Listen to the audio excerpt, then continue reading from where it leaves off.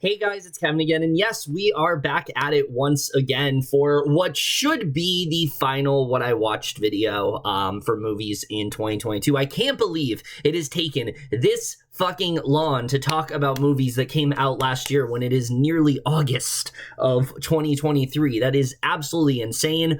But I'm just glad that we are getting to a point where we can finally just put this behind us and move on talking about stuff that actually came out this year and things like that. We are nearly getting there, but there's still one more What I Watched video to do. And there's a couple, other videos I'm going to do before I do the best and worst list that I already alluded to. I'll talk about it again at the end of the video, but I will say this one probably won't be as long as the last ones I put out. And listen, I've said this about like every single one that I'm like, oh, I don't want it to be super long. And then it's like 2 hours longer than the last one. The last one I just put out was almost 10 hours long. That's fucking insane. Like it's crazy to me. Like I never would have expected that video to be as long as it was. But I do think this one probably will be on the shorter side because we're only talking about 2 months here. We're not talking about 3 months. I do have quite a lot to say about a majority of these films, but then there's some that I don't really have as much to say. So we'll really just see how it goes. But either way, we're going to start off talking about November. There's a lot of movies to talk about, some of which I can't believe I'm talking about in August. We'll get to in like mid-July, and we'll get to that in a little bit. But either way, very excited, and we're gonna go ahead and start off talking about all the films in November. Okay, the first one we're going to talk about, unfortunately, we start off right off the bat with a movie that I just really don't have much to say about, The Independent. Very interesting film right off the bat. This was dumped onto Peacock. I believe it was right in the beginning of November, so it came out towards election day and things like that, and I didn't hear a peep about it. It was dropped without a moment's notice. I didn't hear anybody talking about this movie, and because of that, it actually ended up leaving the service because, now we do this neat little thing where this nifty little thing where we just completely just erase films from our streaming service like they were never there, pretend they never existed. Oh, that's such a great practice to do. It works so well. It's not like by doing that we are basically completely discounting these artists and not giving any time for these films to grow legs and things like that. But that's a whole different discussion that eventually I will talk more about at greater length in another video. But the point is, not many people talked about this film, and it's pretty understandable why. This movie really is not anything all that great. The premise is, I feel like, the most basic type of premise you could have for a movie like this. It really is just about this woman. She is this reporter of sorts who she just hasn't really been as regarded. She's waiting for that big story, and she thinks she finally has it, where she ends up meeting up with this guy she's looked up to for a long time, Nick, who is this old school columnist of sorts, and she decides to team up with him and basically, try to uncover this bigger conspiracy involving this, John Cena, who's going to be president. That's not his name in the movie. His name is Nate Sterling, but it's impossible to watch this and not think of a reality where John Cena is president. That's absolutely insane. Or maybe not, considering, one of the presidential candidates that we've had. But anyway, John Cena in this movie is playing the president, and it's this conspiracy that's gonna bring him down and things like that. And we've just seen this premise so many times before. There isn't really a lot about this movie that it does all that differently. There are things that do elevate it. I think the performances are really good here, specifically Jodie Turner-Smith. I mean, I've been a big fan of hers ever since seeing Queen and Slim. I feel like she just has such charisma. She's somebody who is just really dynamic in any role that she takes, and she does do a good job of giving layers to the character of Eli. You do root for her mainly because of Smith's performance, and I think she does do a good job here for the most part. And Brian Cox is really good here too. I like the interactions between them. I think they do work really well together. And then Ann Dowd. Ann Dowd is good here too. For what she has, I think she does do a really good job. She's the other political candidate of sorts she's running against John Cena, and I thought that she, definitely had some good moments here. But overall, I mean, this film is just painfully generic. generic. The story is so incredibly cookie cutter. They really don't do a good job in diving into the effect that this could really have on politics. We don't really get a chance to see either of these candidates. John Cena, who's so heavily involved in this movie, barely in this film, so you don't even really feel his presence in the movie. You don't really feel like he is playing as active a role as he should. And I will say, I don't think he's bad in this movie. I think he actually does do a pretty good job here. Cena has shown before he can be a really good dramatic actor, and so it's kind of disappointing that his talents were almost completely wasted here. I just felt like they didn't really do enough with him as a character, so I was kind of let down by what they did there. And then as much as I like Ann Dowd, again, not really much to her either. We don't really get to see enough of her ideologies, and a lot of this film is just leading up to what we inevitably know is going to go down, where this conspiracy happens and it's exposed, and what do we do there? Like, I just didn't think they did a great job with that. Amy Rice's directing just feels very generic. This just has all the makings of like a streaming movie. Like, nothing about this film really sticks out. Nothing about it really feels all that distinctive. And it's unfortunate because I do think there is some potential here, but I think they really just need to find like a little bit more of a story in order for this to really stick out, because it just kind of feels like a first draft. It feels like a movie where they just wanted to make a political thriller, like a political drama, but they didn't really know what angle they wanted to take. So they just came up with like a very basic story and they didn't really know what to do with it. That's how the screenplay feels to me. It just feels very like watered down, very cookie cutter in that way. It doesn't really feel like it goes in depth with any of the themes it's trying to tackle. So yeah, I really wasn't a big fan of this at all. I think there are, like I said, some moments with like some good performances and things like that. There are some good scenes here and there, but just overall, I found this to be honestly really boring. I wasn't really into the story that was going on. The ending also was so laughable, the way the movie ends. It's like, really? That's what we're gonna do? So yeah, I really don't have too much to say about this one. It's very easy to see why nobody's really talking about it. C- for The Independent. I wish I had more to get into here, but it really is just a very throwaway film that was dumped on Peacock for a reason. In fact, it's not even on there anymore. Now, if you want to watch the movie, you got to either rent or buy it. So, woo, I guess. Enjoy watching this movie that nobody's really seen before. It's really not worth your time at all. Armageddon Time, the latest old-time director recounting his childhood, which is like seems to be the trend for like directors that have worked a long time recently. Look, there's a lot that I really do admire about this film right off the bat. I think there's some really strong performances here. Jeremy Strong in particular is so good in this movie. He plays the kind of father that is just so incredibly terrifying, and the kind that just absolutely is just so chilling with the way that he acts, but he also brings a lot of humanity to this role. There is a person underneath this very ferocious person, and I think there is a genuine vulnerability within someone who is so ferocious, and I think he does a really good job with that. I really did enjoy his performance in the film. Anthony Hopkins is great here. He's not in the movie as much as you would think, but he really is kind of the heart of this entire movie.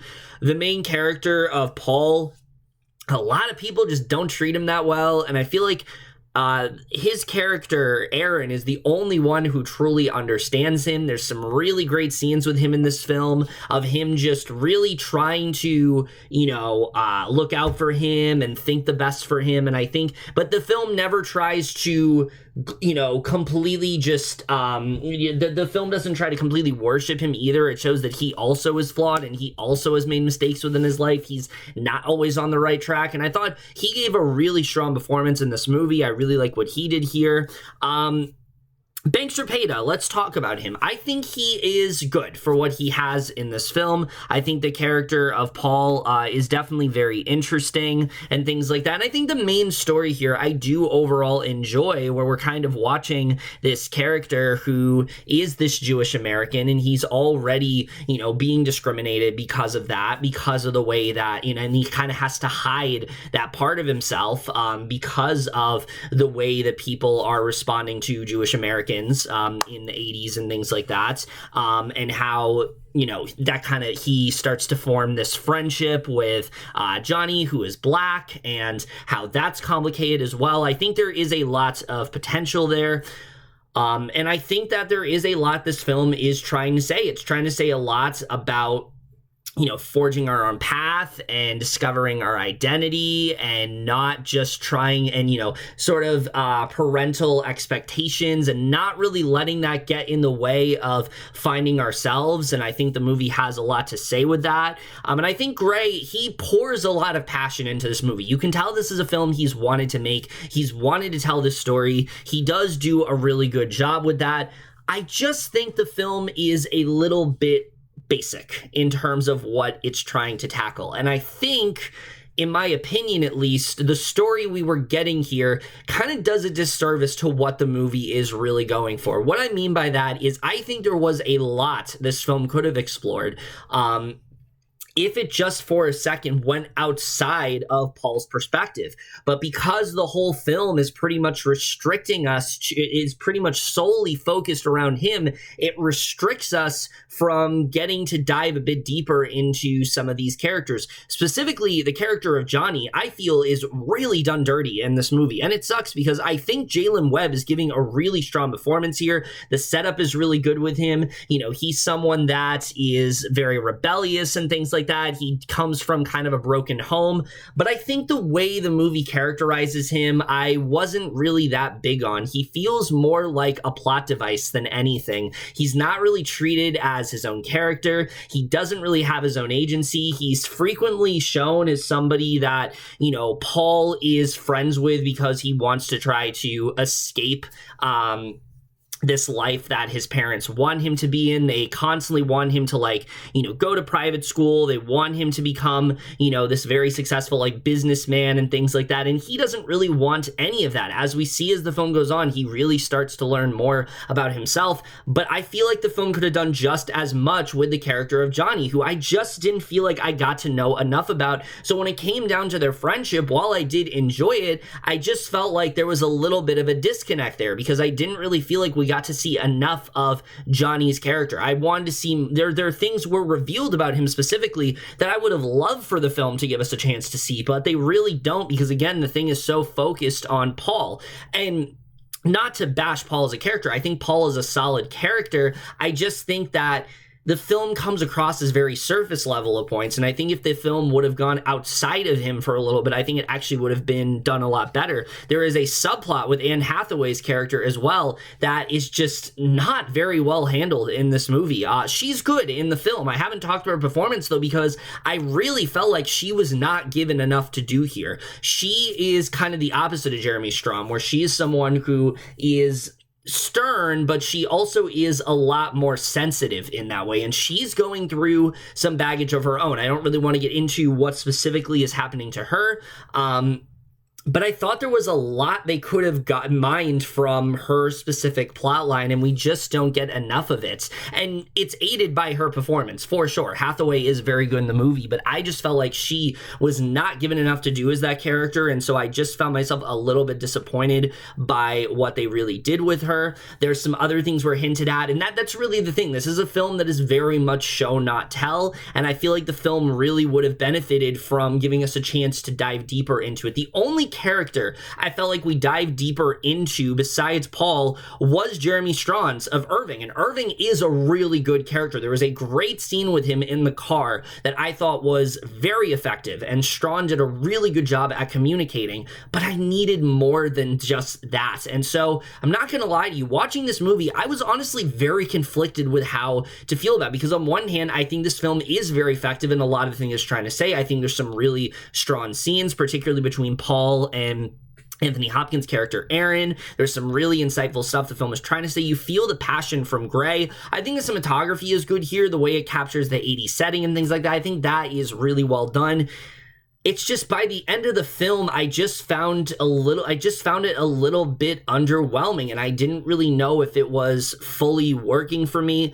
I think the way the movie ends is very effective, but I just think there was more that the film could have dived deeper into. Paul's school as well. they do a good job at showing just how fish out of water he is here, how much he isn't vibing with the very strict religious, very conservative views that so many of the staff uphold at this, Catholic school and things like that. I think they do a good job with that in this movie. I just wanted a little bit more, and I think that's really what was lacking here.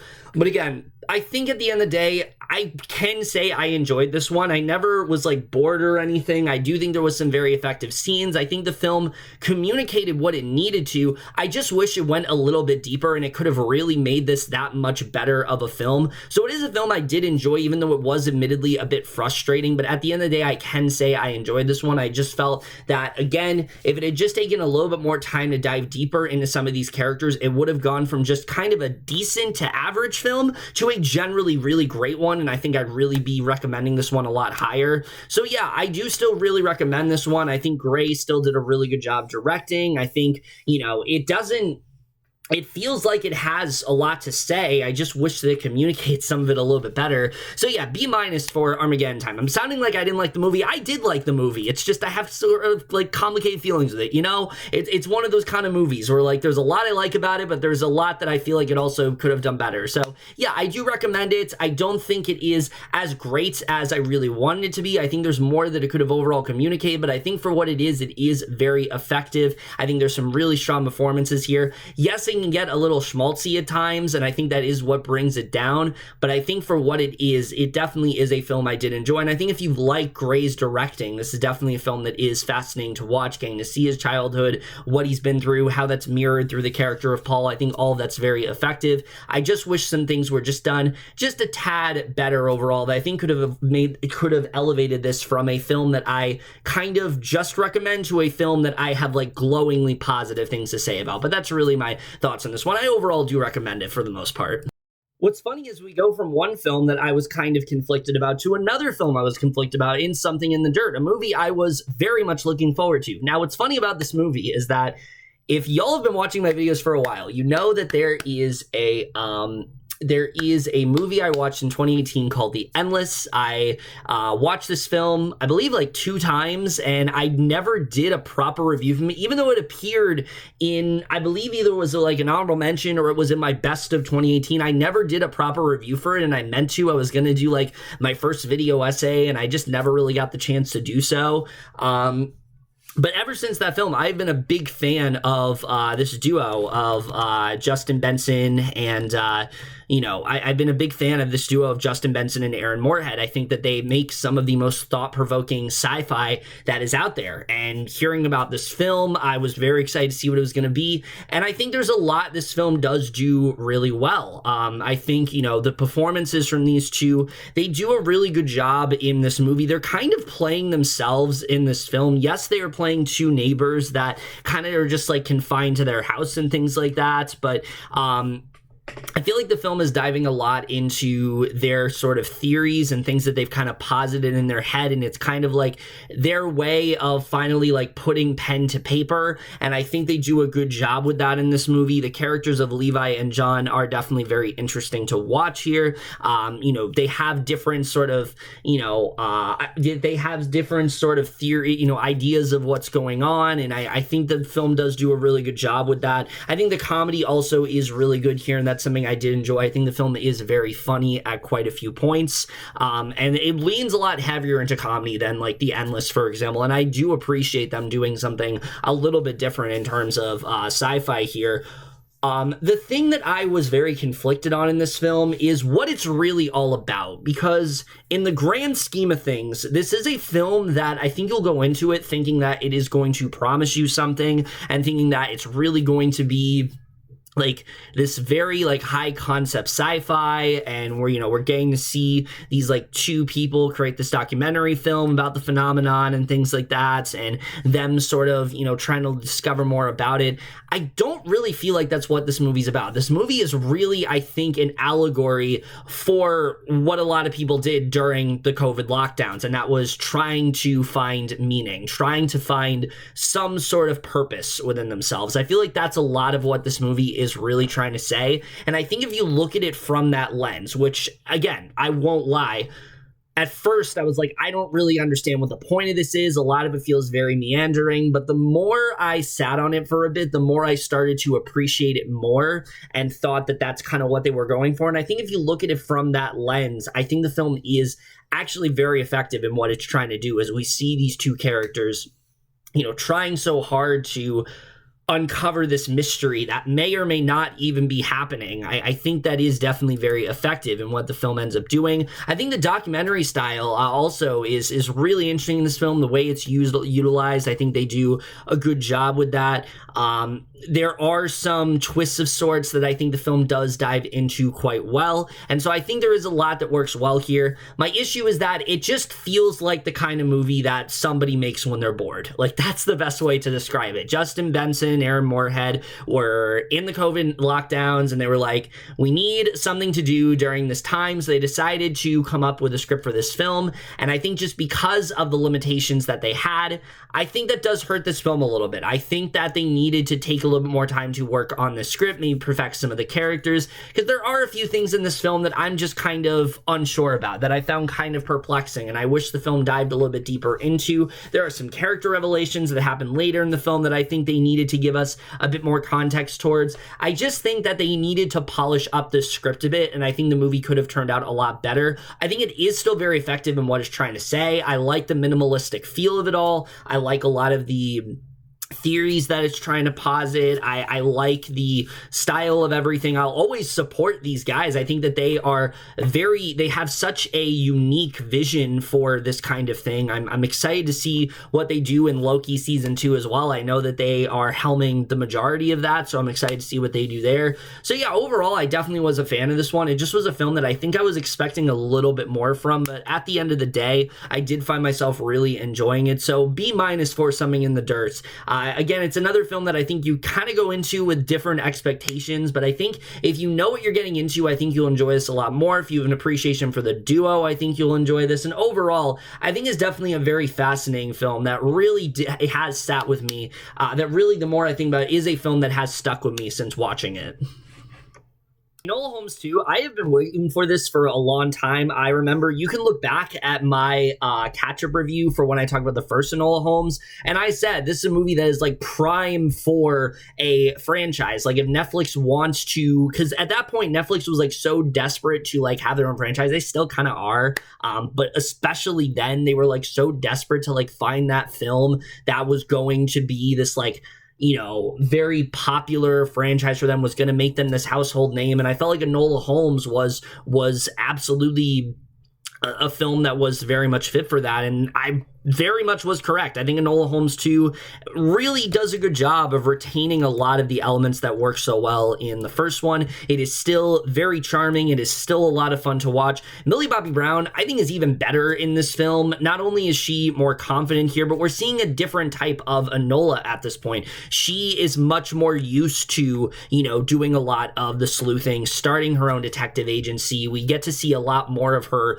doing that. We get to see her a lot more invested within this case. And I think she gives a really strong performance here. She's always been so, she's always been the kind of actress that you really just can't take your eyes off of, because she's so incredibly dynamic in how she performs, but also I think is just so irresistible and to watch in this film. She just has such a charm to her that I think works so well, and you just can't help but feel attached to her in this movie. I think she does a really good job, but I think what actually is something they do better in this one is her relationship with Sherlock, because Henry Cavill was really not in the first movie all that much. He was good for what he had, but it was a lot more focused on Mycroft and Enola. This one, very much Enola and Sherlock's relationship is front and center, and the way they handled it, I thought actually worked really well. First of all, I mean, you really get to see just how well-renowned Sherlock is. He's, such a famous private investigator. He knows so much about what he's doing, and the film really does a good job with that. But I also really like the relation that these two have, where Sherlock, he's trying to be this mentor to Enola of sorts. He's always trying to look out for her, but you can see that Enola is, just as worthy of earning that title. And there's a lot of great back, conversations between these two where he has to realize that he needs to take a step back and kind of let her do her thing, and how these two kind of do need each other. I thought it was generally very sweet and endearing. I really like the relationship that we got to see of these two, with him, again, really being a lot more of a front and center character in this movie, and I think it actually benefits the film a lot. I thought that he was just really great in this film. I really enjoyed the relationship between the two of them. Helena Bonham Carter also has a little bit more to do this time around as Eudora, and I think that, she was really good in the first movie, but I think here she has even more to do, and I enjoyed what they ended up doing here. And I like that we also get to see a Sherlock that isn't quite as on top of things at points. He, a lot of the time, is struggling to solve this case, and he kind of needs Enola to help him do that, and I really like getting to see that in this film. Like I said, I really like the back and forth between the two of them. But again, the character of Tewksbury is just so good in this movie. I love the relation between him and Enola. They do dive a lot deeper into it in this film, and I don't know if it's because they knew it worked so well in that first movie, or if it just is a natural evolving of, or if it's just a natural evolution. I think it really is a natural evolution, because I think these two really are just the heart and soul of this franchise, and I think they work so well together. I enjoy their overall bond in this film, but it also is a little bit more complicated because Tewksbury is this lord now of sorts, and with Enola, there's a bit more of a complication between these two, and I enjoy what we got to see between the two of them. I thought it was interesting the direction they went with their overall relationship. So I think a lot of that does work really well. I think the directing by Harry Bradbeer is still very strong. He really does have a very specific style for these films, and I think it works really well here. The problem with this movie, and I think what does bring it down, is the screenplay. The mystery we have going on this time around, it just doesn't grab you quite as much as the first one. It's not that the mystery isn't interesting here, because it is, but it just feels a little bit more disposable. We're telling this story about this missing girl of sorts, and it's connected to these factory workers that has this deadly typhus epidemic and things like that. So it just feels a little bit more complicated. It just feels a little bit more overwrought this time around, to the point where it just comes across as a bit disposable. You're not quite as into the mystery. You're much more interested in the individual character relationships, and I think that's what really elevated this film for me, is that I cared about Enola, I cared about Sherlock, I cared about Tuke. I wanted to see them solve this mystery, and I think they do a good job with that. It was just the mystery itself I didn't find to be quite as interesting. I think I will say the third act of this movie is actually really good. There's a really good twist reveal of sorts that I thought really tied everything together quite nicely. It heightened the intensity very well. I thought they did a really good job with all of that. I liked where they ended up going. But again, it really was the individual plot lines that I enjoyed more in this movie. Again, seeing the furthering of Tewksbury and Enola's relationship and the complications there, seeing Sherlock and Enola kind of working side by side in this movie, I enjoyed seeing more. I enjoyed what they were doing with Enola's personal growth in this film. I thought a lot of that ended up working very well in this film. There are some good action scenes in this movie, nothing really on the level of the train sequence in the first movie. I think that was the set piece that really sticks out to me, but there are some fun action sequences here. It just at points feels a little bit more disposable. I wish that the mystery was a little more interesting. The movie also, I think, is a little bit too long this time around. The first movie, yes, was over 2 hours, but it kind of needed to be. This one, I feel very much could be 20 minutes shorter, and I think that definitely would have benefited the film. I also didn't get quite as attached to the new characters in this movie. I found a lot of them to be just kind of okay, and there was nobody that really stuck out all that much to me. Until the end of the movie, then there definitely is somebody that sticks out to me. I thought David Thewlis, I will say, was good for what he had, but he's really the only performance I could say really stuck out for me in terms of new characters. So the only other issue I have with this film is that though I did really enjoy the third act, and I thought the mystery got a little bit more interesting there, it started to feel a little bit rushed. We get this reveal of sorts, and then something happens, and it's just kind of resolved very quickly. And the way the movie ended, it just kind of felt like they were racing to the finish line of it, whereas I feel in the first one, they did a much better job of taking their time with the mystery. And again, I hate to compare, I just think that it just felt like they didn't naturally get us to this point in the film as as well paced as they could have. I think that it just felt a little bit too rushed and a little too flimsy in that way, and I think that would have definitely elevated the film a little bit more if they would have just gotten us to that in a more natural, organic manner. So yeah, I still had a lot of fun with this one. I think it retains a lot of what worked in the first movie. It really is just that central mystery that just didn't quite grab me as much this time around, and that is what brought this down a little bit for me. But the things that work really do work here, and I do think that if this is a franchise that Netflix wants to like kind of pick back up with every so often, I think I would very much be down for that. I think Millie Bobby Brown is definitely utilized very well here. I think this is the kind of franchise that she could really thrive in, and I think that there is a lot that you can get out of these films. So yeah, overall, I was definitely a fan of this one.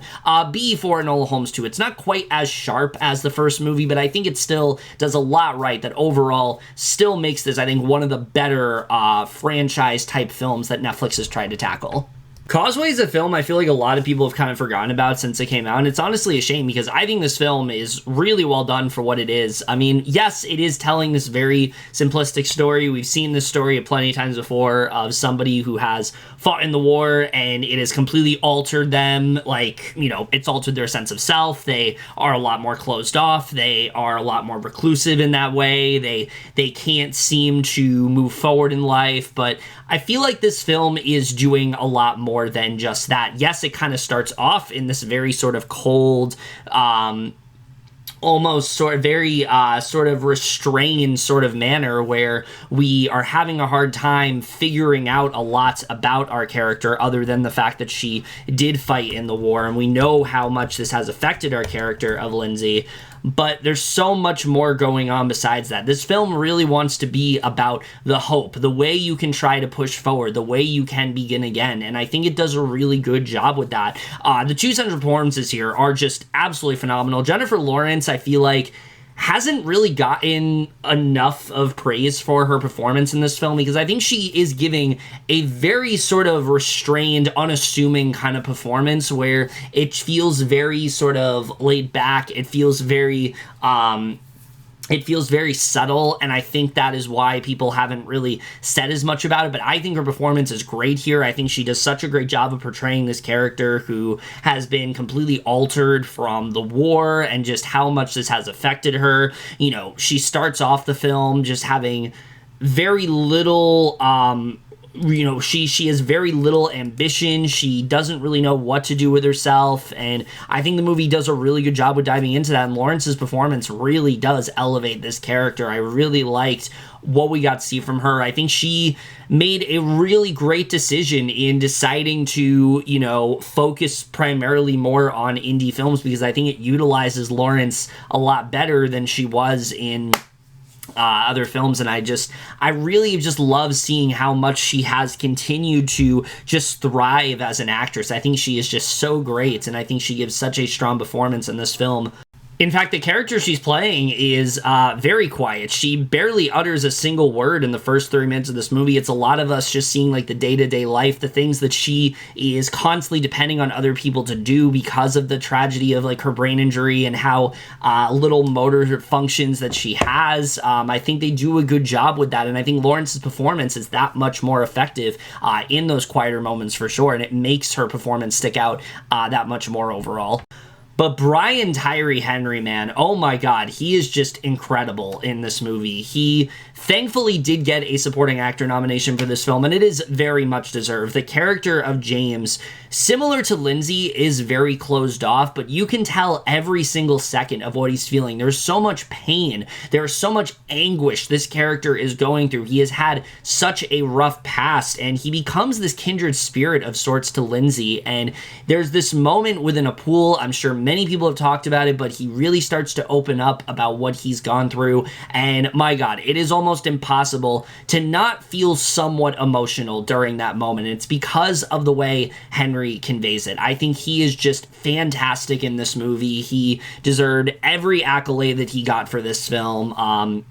just probably maybe the best work of his entire career. I was just really blown away by what he does here. I think the chemistry between these two is infectious. They work so well off each other. So much of this movie is just these two getting each other to open up, getting each other to enjoy things in life, trying to find out more about each other. And you can see how much they really do need each other, because they both are very similar in the way that they have been affected by the war, but have also gone in completely separate directions in their life. They've handled it in very different ways, and I think this movie does a really good job in sort of diving into all of that. I think the directing here also is very strong in this film. Again, yes, it is very restrained, but that's exactly what this movie is trying to do. It's not trying to be something that's like really bombastic, this very like pronounced film. This film is trying to be a lot more it's trying to be a lot more laid back, and I think it works as such. And I think Lila Neher Burr's directing is really strong in the way that she communicates all that here. I really enjoyed what she ended up doing here.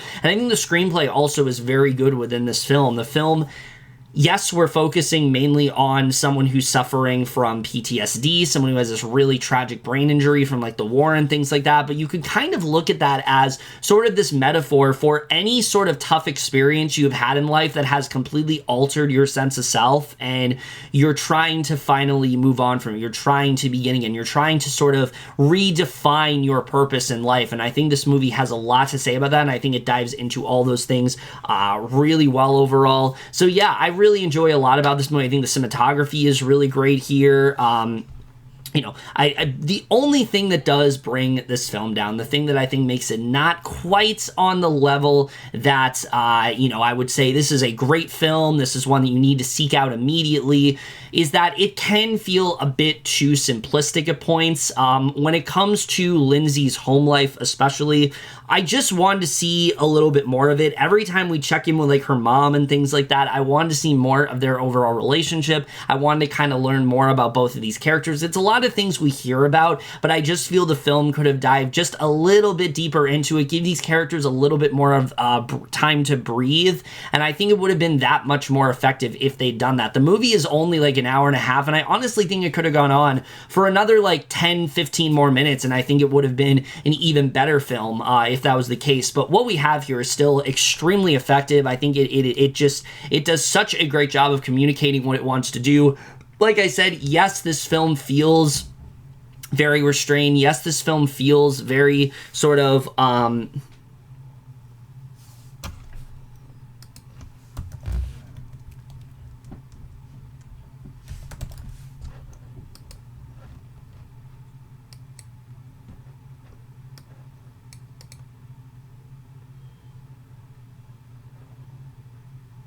yes, it feels very like subdued in that way, but I think that's what really makes it work. It's not trying to be something, it's not trying to be something bigger. It's trying to be something that is a lot more low-key, and I think it really does succeed at that. I thought this was a very effective film for the most part, so B for Causeway. Definitely, there are some things that could have been a little bit better about it, but I think for what it is an extremely effective drama that I really wish a lot more people were talking about.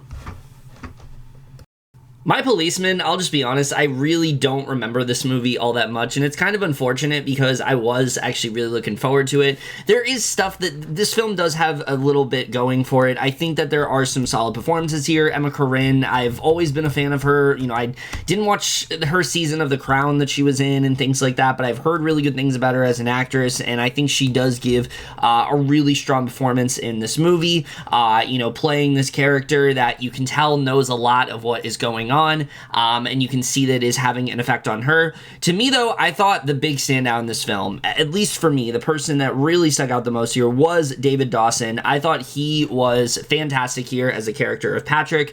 You can see how much this secret has been lingering and how much it's affecting him, and I thought that he did the best job at conveying what this movie needed him to convey. And I thought that he did do a really good job here. I think he has some really strong scenes in the film. And you do find yourself really attached to his character. You want him to be able to have this relationship. You want him to be able to, accomplish the things that he wants to, but, you know that it's not really working out and things like that because of, what we find out in the future. Unfortunately, and, I think visually the film is really good as well. I think there's some, has a really good cinematography to it. There's a lot of, it has some really strong shots. I think there's definitely a very specific visual style that I think works really well here.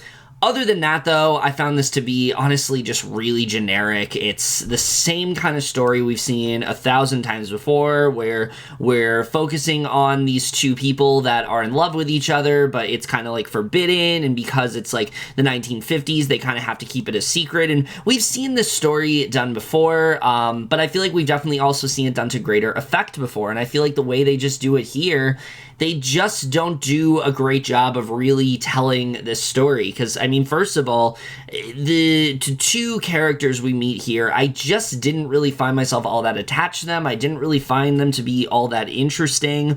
This whole story of Tom forming this relationship with this character Patrick, who's like a school teacher and things like that, it just didn't really interest me all that much. And when the romance is supposed to be like the make or break thing of this movie, that really does sink the entire film. But I also feel like the biggest issue for me with this film is that it just doesn't feel like they are really diving heavily into the sentimentality of this, into, the anguish that these characters are going through. The fact that they want to be able to pursue this relationship, but it is straight up illegal in the 1950s Britain. You cannot, be romantically involved with someone of the same sex in the 1950s. I think that there is a lot you can do with that. You can show just how hard it is for these two to really make it work. And I think that you could do something really poignant with that, but the film just doesn't really take the time to do that. It feels like we are being presented like a Wikipedia and, Wikipedia sort of,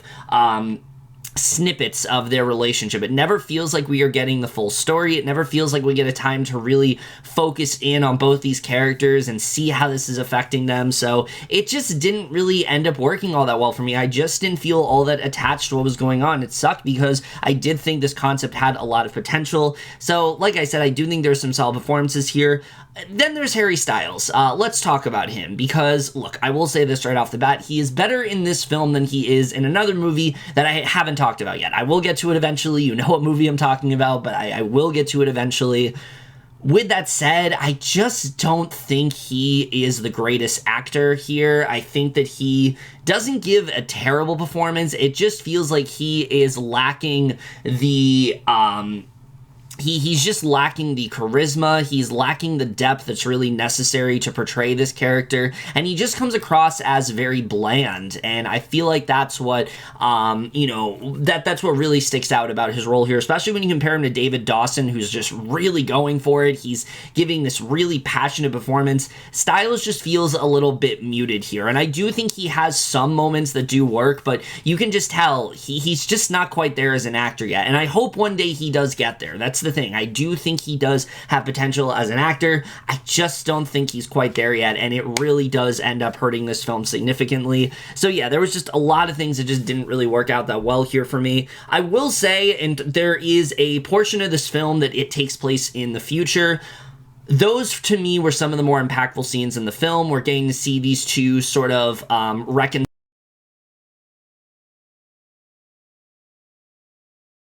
Sweet. I thought it was a really touching ending, and I thought it was honestly really satisfying, and I honestly found myself really attached to, I found myself really affected by the way they decided to end the film. Unfortunately, the rest of the movie, I just didn't really care all that much about. I found a lot of this to just be very boring, very sluggish, you know, this is a concept that they really could have done a lot with, but I just don't think they really took the time to really dive into anything. I found the directing to be pretty bland. So, yeah, overall, this is just an extremely forgettable film to me. I do think there are some solid performances here, but for the most part, I just really didn't get much of anything from this one. So, C- for My Policeman. I had a lot of hope for this one, but it just really ended up being just very boring and just very dull by the end. Weird, the Al Yankovic story is easily one of the most genius films I think that came out last year. Just the whole idea of basically, using Weird Al as this way to sort of satirize music biopics and just how tropey and all the different tropes that happens and how melodramatic they are is such a brilliant idea, considering that Weird Al's whole thing is about parody. The fact that this whole thing is a parody, I think, works really well. But what works even better about it is that this is not the kind of parody that's like super meta. There's not a lot of winks and nods to the camera. No, they are playing it straight for the most part, and I think it makes it that much better overall. That's what really succeeds as a parody. I feel like parody, a lot of people say it's a genre that's kind of dead, and I feel like this film really proves that you can definitely still do it well. I mean, from the opening scene of this movie, you know exactly what they are going for. You know exactly what they are trying to reference, and they just hit the nail on the head perfectly. Everything from the disapproving father who's just really hard on his son, who, wants him to take on some, like, really boring job, but he wants to, like, pursue music, and he doesn't understand that. That's in this film. The best friend that supports that supports Al all the way through, but eventually he ends up betraying him. That's in this film. The conniving love interest that starts off as someone that's, like, really positive, but ends up really just, like, bringing out his worst possible impulses and like absolutely destroying him. That is in this film. I mean, every single trope you could think of. A song that catapulted him to success, and everyone's talking about how like game changing it's gonna be. That's in this film. Every single trope you could possibly think of that's in a music biopic, that is in this movie. And they just did such a great job at just finding ways to really just go all out with this. I mean, from the beginning, this is a complete farce. Nothing that they are saying in this movie is what actually happened. The film has a lot of logic that it wants you to buy into, and I think in a lesser film, it would have been a little too ridiculous, to the point where it's like, I can't really buy into this, I know what actually happened, but because of the fact that they are playing it so straight, it actually works really well. The movie generally wants you to believe, for example, that Eat It was the original song, and Beat It is the parody, and Beat It was stolen by and Eat It was stolen by Michael Jackson. And the movie really does commit to that idea. And as ridiculous as it sounds, I think it works really well, and I think they do a really great job with that here. So yeah, I mean, this is just such a refreshing and delightful change of pace. Everything about it. Again, you have to go into this film knowing that every event is completely fictionalized and it's not meant to be taken seriously. And if you go into it with that attitude, I mean, this is just such a blast of a film. So yeah, I mean, the comedy is just so sharp here. There's so many moments that just have me absolutely dying of laughter. It's like a mile a minute. Like, it's one of those kind of films where it's like something really funny happens and then something else, happens, and then you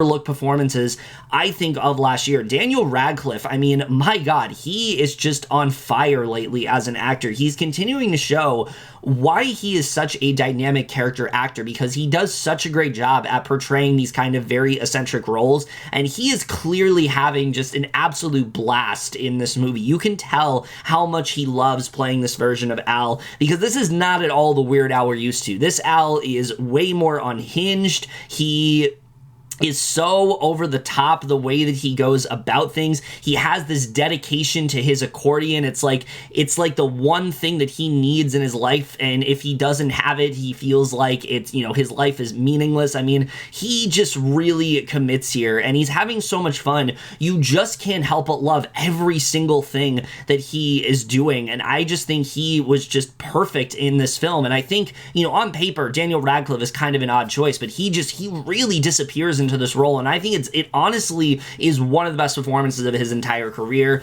It sucks that I don't think he received the accolades that he needed for this film. I was really thinking he would get like a Golden Globe nomination and things like that. Unfortunately, that never ended up happening, but I think that he is just incredible in this movie. I think that he just gives such a strong performance here, and it really just shows just how far Radcliffe has really come as an actor. I think he is just incredible here. But Evan Rachel Wood also should not be overlooked in this film. She is phenomenal in this movie because she perfectly embodies like the seductive nature of Madonna, but also doing this very hyper, you know, over just again this very sort of hyper stylized take on this love interest that is so incredibly conniving. I mean, the second she walks in, you know exactly how it's gonna go, and you know, Wood just does such a great job of doing that. Her take here is just so great, and I feel like she's an actress that we usually are used to seeing her in like much more dramatic roles, and here I think she really gets to dip her toe into showing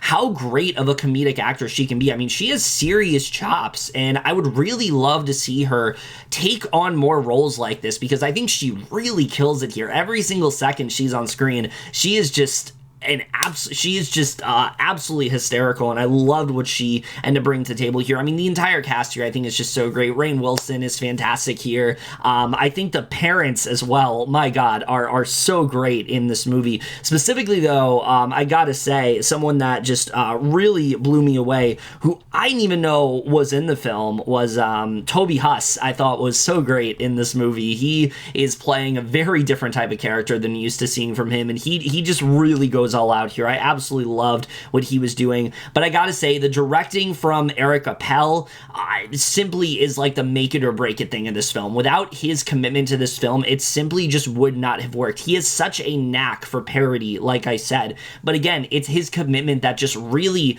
impresses me here. There's never a point in this film where he pulls back and he doesn't, you know, he kind of like takes the film in a more serious direction. No, the entire film is silly. The entire film is ridiculous. Even the serious moments are supposed to be so fucking stupid, and he just commits to every single second of it. No, this is not a subtle film, like in any way. It's obvious what it's doing, but why should it be? I mean, this is not a film that is trying to take itself seriously. There's a couple of scenes here and there, I guess you could look at that way, but everything he does here is just absolutely brilliant, and it really just comes together so well. I mean, there's so many things that work so well here. Like I said, every single trope you could think of is in this movie, and it's done to such a brilliant degree. And while, yes, the movie isn't really doing anything new with these tropes, and I've seen people complain about that like, oh, it's still kind of doing the same thing. It's very much mocking them in a way that I think other films simply haven't. And there's rarely a moment, like I said, that just didn't work for me in terms of comedy. I think it's just legitimately very impressive with how much they were able to come up with, especially because this is, I don't know if you guys know, this is based on a Funny or Die sketch. That's how this whole thing started out, and the fact that they were able to make an almost 2-hour movie centered around, you know, centered around this like 5-minute sketch is generally very impressive. It never feels like the film is stretching itself too thin or that they are, you know, spending too much time on something. They did a really good job, I think, in finding enough material to just really play around with this idea of a Weird Al biopic, but taking it like as seriously as possible and really just kind of like completely just lampooning on you know, music biopics. I think they did such an incredible job with that. The other thing I gotta say is the production design to this film is fantastic. The 80s set design, I mean, they really do commit to it to the point where they make you feel like this actually happened. And I think that's what's so impressive about this movie, is that even though you know that everything you're seeing in this film is complete and utter bullshit, and none of it actually happened. They do such a great job in making you feel like it could have, and that's something else that I think was just really well done here. Again, there's so many moments that work so well here for me. I also don't think they could have paid tribute to Yankovic better than they did here. Even though, again, this film is a complete farce, you know, the fact that he was also behind it, you can really feel his influence throughout the film. You can feel what he came up with. It very much feels like something he would have made. And, you know, the fact that I believe he co-wrote this film, don't quote me on that, but I believe that he did, and you definitely do feel his influence in the movie. I think they do a really good job at just showing how eccentric he is. So again, there's so much to really love about this one. The score also is so great. The way Daniel Radcliffe recreates these songs, I mean, it's that much better, I think, because of it, and I really love what they ended up doing with that here. And even though he's not the one singing, you very much believe that he is, and the movie does a really good job with that as well here. So yeah, overall, I mean, there's so much to love about this movie. The ending as well, my God, it is one of the most shocking and most off-kilter endings of last year. It really just like takes you, it's one of those endings that you're just really taken aback by, but the fact that they actually went there, I mean, hats off to them. I could not believe the way they ended up wrapping up this movie. I never would have expected it to go to the place that it did, but it ended up working so well here. So yeah, I was just a really big fan of this one. The only other thing I will say is that it really sucks that this movie was only available for streaming on the Roku channel, because I feel like there's just so few people that have that service, and I guarantee if this had like a much bigger release, it would have done amazingly. It would have been dominating the conversation a lot, because I remember when this movie came out, there just weren't a lot of people talking about it. They talked about it at TIFF, like at film, when it, you know, premiered there, but other than that, I didn't really hear a lot of people talk about it, and I think it really is due to just how underseen this movie is. And I think if they had given it, you know, a much wider release, I think this really could have done some serious business, and I think a lot more people would have been talking about this film. Still, it doesn't take away from just how much enjoyment I really got from this. I think the only issue I have with this movie is that because of the fact that they are trying to cover so much ground, there are some things that just feel a little bit rushed. I would have liked to see them spend a bit more time on things. There are things that happen a little bit too quickly. But even at that, though, I think that is intentional, what they were trying to do. So is it even really that much of a criticism? I don't really think so. Overall, I mean, this is just one of the most refreshingly fun times I have with any film last year. I think it is so just unapologetically stupid, so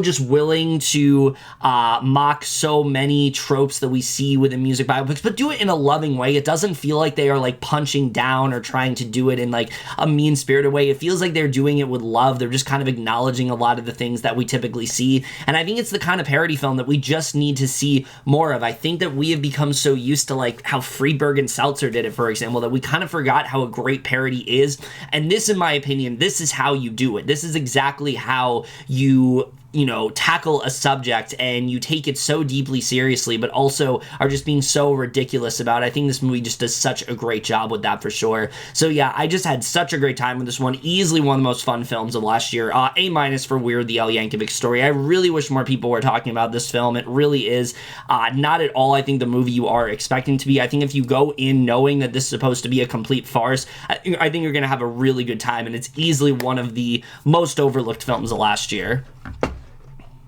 Dear Zoe, I think, had a lot of potential. I really do like the idea of this film where we're focusing on this character who, her sister, you know, passed away all these years ago, and she has not really been able to, you know, get over it. She's still very much blaming herself from what happened and things like that. And, you know, you can see her, she's really struggling to grieve. She doesn't really know how to handle this, and she really seems to be the only one in her family that is affected by what's going on. And when the film focuses on her grief, I think the movie does actually work very well. Sadie Sink is fantastic in this movie and honestly gives a better performance here than the movie deserves. I think she just does such a great job at portraying such raw emotions from the character of Tess. You understand why she is feeling this way, and I think that she does a really great job of conveying all of that, and I really enjoyed her performance in this film. And like I said, I think when the film focuses on her grief, I think the movie is very well done. The other performance I definitely want to highlight is Theo Rossi in this movie, plays her father Nick, and I thought he gave a really strong performance here for sure. The two of them have kind of like this estranged relationship, but you really kind of see them you really get to care more about each other and get to know each other more, and I thought that those were some of the best scenes in the entire film. I really enjoyed the interactions between the two of them. Unfortunately, the rest of this film I really did not like all that much, and I'll get into it right now. Look, there is a lot that this film is trying to tackle, but it just has that kind of feel, and I hate to say this because, again, I do think there are good elements of this movie, but it has the look and feel of a Lifetime movie, and there really isn't a way around it when it comes to this film. The script is so incredibly cheesy, the way they end up going about it. There's so many different plot lines that are also going on here that I just did not care about whatsoever. Like, there's this whole subplot involving Tessa's father and this whole underbelly of like gang leaders and things like that he's a part of, and anytime that came up, I'm like, this does not belong in this movie. Like, I get what they're trying to do, I really do, but it just did not work for me whatsoever. It really fell flat. There were so many just cringy moments when it came to those characters, and I just was not into anything that they were really doing there, so that didn't really end up working for me. Then there's this subplot with Tess entering this relationship with this character Jimmy, and look, I think that they could have definitely done something here where she is, finding this relationship, and it's a way for her to kind of cope with what's going on. It's a way for her to kind of move on, and they form this genuine bond and things like that. But there are two issues I have with this character. One, he is incredibly generic. I mean, this is really just like, he's a guy, he's tough, her father doesn't like him, he doesn't want them to engage in any sort of, romantic activities and things like that, and he's always keeping a watch on him. So you have that whole sort of cliche going on. Two, I mean, they really cast the wrong actor here, and I hate to say this, these two have zero chemistry whatsoever. You never really feel any sort of, connection towards them, so I really just didn't care. But the other issue with this movie is that the actor they chose for this role looks so much older than Sink. I mean, there is a moment in this film where her father is like freaking out at him,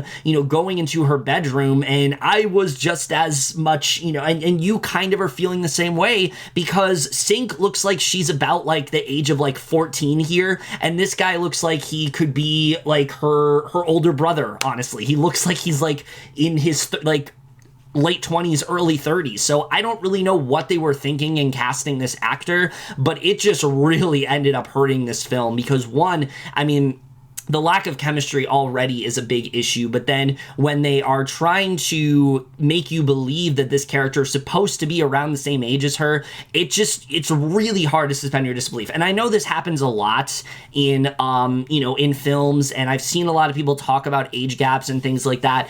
To me, this is like the kind of age gap that we need to talk about, because I just don't understand what they were really thinking in casting this actor, who you can tell is like so blatantly older than Sink. I think they could have definitely made this work, but they need to do a lot different here. I don't know what exactly they needed to do differently, but that plot line just did not work for me here at all. The other big issue with this film is that aside from the two performances I mentioned, every other actor in this movie, well, Vivian Lila Blair is good. I've always enjoyed her and stuff, and I think she does give a good performance here, but every other actor in this film is just really bad, honestly. Either they are completely flat and wooden, and I just didn't feel like anything from them, or they're just really overacting, especially when it comes to Jessica Capshaw. Her character, she is going through this grief a lot differently than Tess, and I understand that, but just the way she went about it was honestly laughable. I found her to be just really inauthentic, the way that she was going about this performance, especially when she is in a scene with Sink. You can just tell, like, the difference in performance, the subtlety that Sink is giving, the authentic sort of performance she's giving, and then you compare that to Capshaw, who is just really overdoing it here. I just really had a hard time really buying into her performance, and it's a very important part of the film, and it really just ends up kind of falling apart. And I think the other really big issue with this film is that, though, like I said, I think the grief is well handled, we actually don't know what actually happened to Zoe until like way later into the film. The film keeps you at an arm's length for the majority of the movie. So while you feel bad for Tess because you care about her, you also don't really understand what she's really upset about. You don't understand specifically why she is blaming herself for what happened. And when you actually see the incident played out, then it starts to make a bit more sense. Then it starts to come together. Unfortunately, it comes into the movie just a little bit too late. And by then, you're just kind of like, okay, this is effective, but I would have liked it if we got this earlier in the film, because I do think it really did bring it down. So yeah, overall, I was not a fan of this movie. I found this to be just very lame the way they went about it. I think that there was definitely a lot they could have done, but unfortunately this film just feels very overly sentimental. It is frequently over the top. There are a lot of subplots that just don't really work here for me. Sadie Sink and Theo Rossi do give some strong performances. I thought there was some good stuff going on there, but overall I just did not think this film really worked in terms of the screenplay. I think there was a lot of work they needed to redo here, because it really just ends up feeling very convoluted, very forgettable, and by the end you're just kind of like you're just really disappointed in how this turned out. I will say I was expecting a lot worse from this film, considering that it's taken this long to come out. It's not a terrible movie, but it's certainly not one that I think is really worth watching at all. There are way better films out there that explore grief, that explore, taking the blame for things that isn't your fault. There are way better films than that, and I really just don't think this film is anything that special, aside from the things that I mentioned. So yeah, C for Dear Zoe. I really wish I had more to say about this one, but overall, this was just a film that just really did not end up working for me very much at all. My God, The Estates. Look, I understand that there are that comedy is very subjective as a genre. I will say that right off the bat. I'm sure there is an audience for this movie. I am very much not one of them, because my God, I fucking hated this film. And it sucks because I think you have some really talented actors here.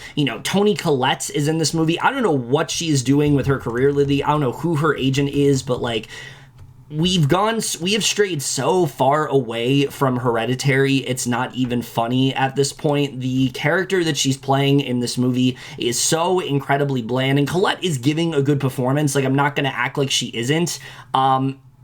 But her character, she's so incredibly lacking, and it doesn't really utilize her as an actress all that well. So, like, while I guess she's giving a good performance, I just don't understand how we got from, like, Hereditary and Knives Out to here. Like, it's such a huge downgrade for Colette as an actress, and I just hope she's able to find a role that utilizes her a lot better, because this is really not it. But the other actors here really just did not end up working for me here. Anna Faris, I usually really like her, but here I just found her very obnoxious. I feel like she's trying to portray this character that's just really just kind of mean and vindictive, and she's trying to bring some charm and likability to her, but it just isn't really there. David Duchovny is just really creepy in this film. The character that he's playing, I just found to be just really intrusive, and I did not think his performance ended up working here. I mean, Kathleen Turner is good for what she has. I didn't dislike Rosemary DeWitt in this film, so I don't think the performances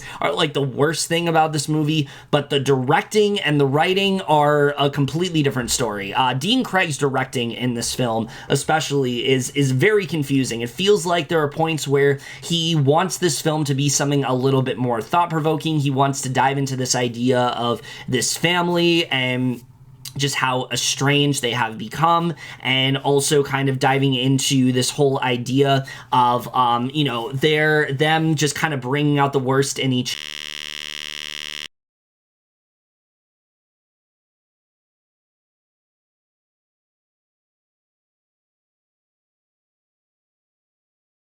just very over-the-top comedy, I think was very much the wrong choice, because it just does not really work here tonally at all. I think that he needed more of a style to this film if he really wanted to stick out, but it just feels like he really settled for like the cheapest version of this film possible. And my God, his script is easily the biggest issue with this film. I haven't even told you what this movie is really about, but I was honestly astonished when I found out what was actually going on here, and because of that, I'm actually not going to tell you too much of what's going on in this movie, because I was just so astonished that this was the plot they decided to go with. And look, I don't think you're going to see this movie, so I'll just tell you right now. Basically, we're focusing on these two sisters. They're like these business partners, and they're trying to keep their business afloat. And they get a note that their wealthy, estranged aunt has terminal cancer. And rather than feel any sort of contempt for her, they decide that they're going to finally find her a romantic partner. This is their whole plan. They want to find a way to get her this romantic partner and things like that, that is going to get her to goad them into giving them her fortune. And just the way they go about it in this movie, it's so incredibly mean-spirited. It's so incredibly disgusting to watch. There isn't a single character in this film that I found even somewhat likable. And here's the thing. I've been saying this a lot lately. You don't have to have likable characters in order for a film to succeed. At least for me, you don't need likable characters, but you need compelling characters. And these characters are neither compelling nor likable. I just found them to be very infuriating. The way they would interact with each other, I really just didn't like it at all. There's a whole subplot involving Anna Faris and her just constantly talking about David Duchovny's character and how she doesn't support their relationship. And they were clearly trying to make it this really funny gag, but it just comes across as just really annoying, and I wasn't a fan of what they were doing there at all. And then the way they decide to go about this whole scheme was pretty much the nail in the coffin for me in this movie. I could not believe where they end up going in this one. I could not believe the way they decided to end this film. This was just a complete misfire on pretty much every level for me. I don't really want to say too much more about this one other than I just think this is a really poorly handled comedy. I do think there was something you could have gotten out of this, but just it feels like everything they did, they just chose completely the wrong idea here. So yeah, D+ for The Estate. It's easily one of the most insufferable comedies I've had to sit through in a while, and definitely one that I hope none of you ever have the misfortune of watching. This was just really bad all around. Soft and Quiet is the kind of film that, you start off and you think you know where it's going to go, and then it goes to a place immediately and you're like, oh, that's the kind of movie I'm watching. And from there, it becomes one of the most riveting, one of the most anxiety-ridden, and just one of the most, I think, horrifying films that I have seen in quite a bit. And I'm going to try to be very careful of what I say with this film because I think the trailer does a good job of kind of presenting what this is really all about. Basically, we're centering on these women. We think that they are just going to a regular sort of just some sort of club. It's very innocent and things like that. And then they slowly pan over and you realize, oh my God, these women are actually neo-Nazis. And the way that they go about it from there, my God, this becomes one of the most disturbing films you will see in a very long time. I could not believe the levels they went to just depict the brutality, but also the complete ambivalence that these women have to everything that they are doing. Every single act that they commit in this movie, they have zero sort of care whatsoever for what effect this is going to have on anyone but themselves. And the movie just does such a great job of really presenting that and really just showing the extent of what they are willing to do. And it does it in such a horrifying manner, but it's not trying to be, gratuitous about it. This film is trying to make this genuine point. And I think what this movie is really trying to get at is kind of the idea that literally anybody could have these sinister ideas and they are just kind of hidden in plain sight. When we first meet these characters, we aren't at all thinking they turn out to be the way that they are. But once we discover, what the movie's trying to say and the way that we, associate neo-Nazis, this film is trying to say, no, pretty much anybody could be like that. And I think that is such an important message. That's something that I just haven't seen other films cover before, and I think this movie just does such a incredible job with that. Like I said, it's so incredibly unhinged in terms of it's so incredibly relentless in terms of how it builds to things. There also is no score throughout this entire movie, and I think that honestly works really well. It makes everything feel that much more immediate, that much more threatening. You never know when the film is going to escalate in terms of tension, and a lot of it is just a lot of it is, done in such a, like I said, disturbing manner, and you're so taken aback by what is happening. But the social commentary also is just so well done in this movie. All the performances here also, I think, are really good in this film. I really found myself very impressed by just the levels that these actors went to make these characters so incredibly grotesque and so incredibly inhumane, but also recognizing that, like, this is stuff that happens every single day. And, it's not something that at all should be seen as an isolated incident. Stuff like this happens constantly. Hell, the film kind of depicts that these women have done things that are even worse than this before. And I think the movie does a really good job of just diving into all of that. So yeah, I mean, this is just such a incredibly disturbing film. I think that the aesthetics also are really good here. The whole thing is pretty much done, I believe, in one take. It never really cuts away. And it makes it, you kind of feel like this fly on the wall, and you're following these women that you don't want anything to do with, but you're kind of forced to do so. And I think the movie does a really good job in doing that. It's almost like you are a part of this, you're kind of being held hostage into watching these women commit these terrible acts and do all these hateful things. But yet you also can't look away because you have no idea where the movie is going to go. You have no idea what's actually going to happen and what they're actually capable of until they actually do it. And my God, I mean, just from the moment these characters enter a convenience store all the way up until the end, this film is just constant intensity, and you just don't know where it's really going to go, and I think they do such a great job at building that. So yeah, overall, I mean, this is just a film that I do think is best to go into knowing as little as possible. I certainly didn't know what I was getting into watching this one. I remember I saw people saying this is one of the most disturbing films of last year. Not enough people are talking about it, and after seeing it, yeah, I mean, I can definitely see why. This is not an easy film to market. This is not an easy film to talk about. But it is one that is very much worth giving a watch. I can understand if it's too much for some people considering the subject matter, but I think it's a very important film as well, because again, it's really just diving into this idea of this hidden evil that is within an individual that you would never really suspect. You would never suspect a school teacher would go to the lengths that she does in this movie, but when you realize, what she's really doing, they just do such a great job in terms of that social commentary.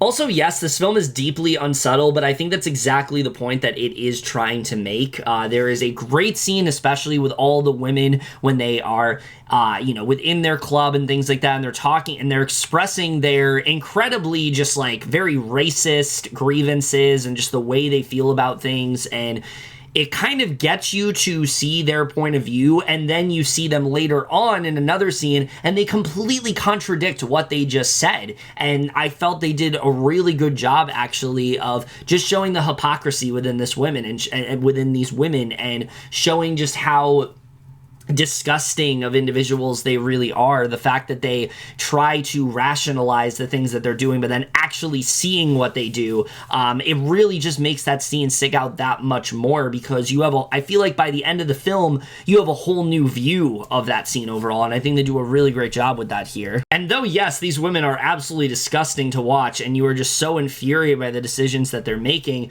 they actually do a good job of presenting these characters. I think the main character, Emily, in particular, is very well developed. There is something, she has a personal reasoning for why she is doing what she's doing. And at first, you are kind of attached to it. But then you start to realize some more details, and you're like, oh, that's what they're trying to do. And it just really, they did a great job of portraying this woman who, by the end of the movie, I think you kind of think is in denial for what she's doing. You kind of view in a completely different way than you did in the beginning. And I think that's just, they did a really good job in that here. Even characters that at first seem like they maybe aren't as bad, and maybe they're just kind of a part of this because they have been forced into it, the film then tries to say, no, they are very much just as bad. And I really applaud the film for doing that. They do not in any way try to excuse what these women are doing. They, again, are trying to make such a strong point and kind of just be this allegory for all of the violence, all of the cruelty that we see within the world. I think it it is so well communicated within this movie, and I think they just do such a incredible job with that all around. So yeah, I was just really impressed by this one. I think the only thing that does hold it back for me is just there are some things that I want to get a little bit more clarity on. There's some characters I wish we got to focus more on, specifically the characters that they are going after in this movie. There isn't really a lot to them, and I kind of wish that they had a little bit more depth, but I also think that the movie is trying to make this point of like, this could be, you know, stuff like this happens all the time, and it makes it feel a lot less, you know, it makes it feel a lot less isolated in that way, and I think that's very much what the movie's trying to say. I just think that I would have been that much more affected, especially by a certain scene, if we just had a little bit more character, to, like I said, the victims in this film and what they end up doing to them. So yeah, overall, I mean, this is just one of the most disturbing films I've seen in a very long time. It is not at all an easy film to watch. There's going to be some people who flat out do not want to watch this movie, and I totally understand why, but I think if you are willing to give this one a shot, it is definitely worth watching. It's certainly a film that has not left my head since I've seen it. So B for Soft and Quiet.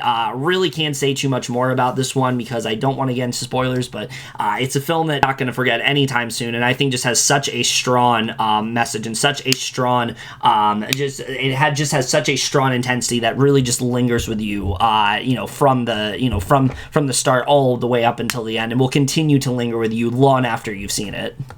My Father's Dragon wasn't quite on the level that I was thinking it was going to be, but I still really did enjoy this a lot. Right off the bat, I think the two central performances are very good here.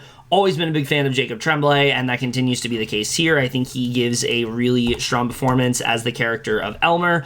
You understand what he is going through in this film. He has recently moved to a new life, and he's really having trouble adjusting to it, and, you know, the only person he really ends up connecting to is this younger dragon, and I thought that, you know, he does a really good job of portraying that, but also Gain Matarazzo, I think, is very good in this film, and I think their bond is really the heart and soul of this entire film. That's really what makes or breaks the movie for me, and I did find their whole friendship to work very well within this movie. I think that they worked very well together here, and as usual, I like the directing here from Nora Twomey. I've only seen one film from her prior, that being Wolfwalkers. Absolutely adored that film.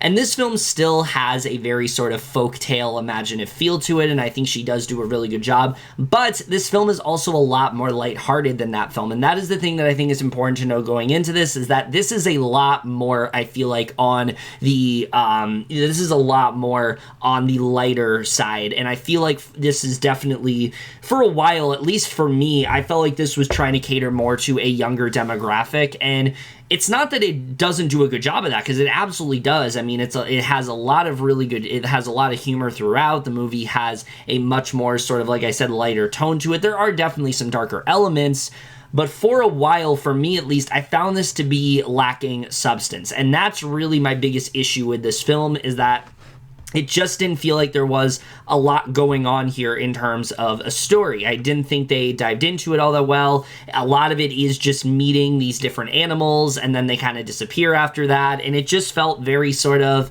episodic, I feel like is the best way to describe it, and it just wasn't really leaving all that much of an impact on me.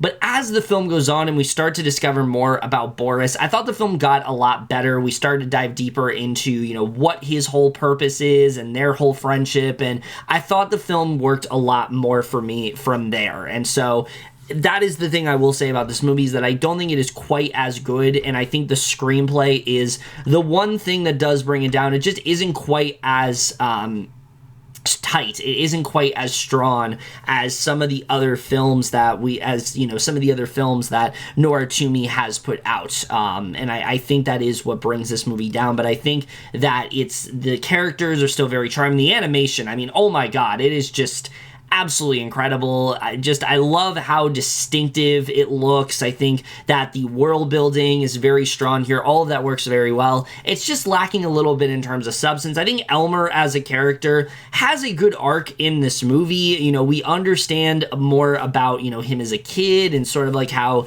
he has sort of lost a lot of what matters to him. Him and his mother kind of have this estranged relationship of sorts because of it, but I didn't feel we dived deep enough into it. It didn't feel like we got to see enough of Elmer trying to adjust to this new life. It kind of feels like we get to it very quickly, and then immediately he's, befriending all these different animals and things like that. And I just wish the film would have taken a bit more time, because it's only like 90 minutes, and I think it honestly would have benefited from being a little bit longer.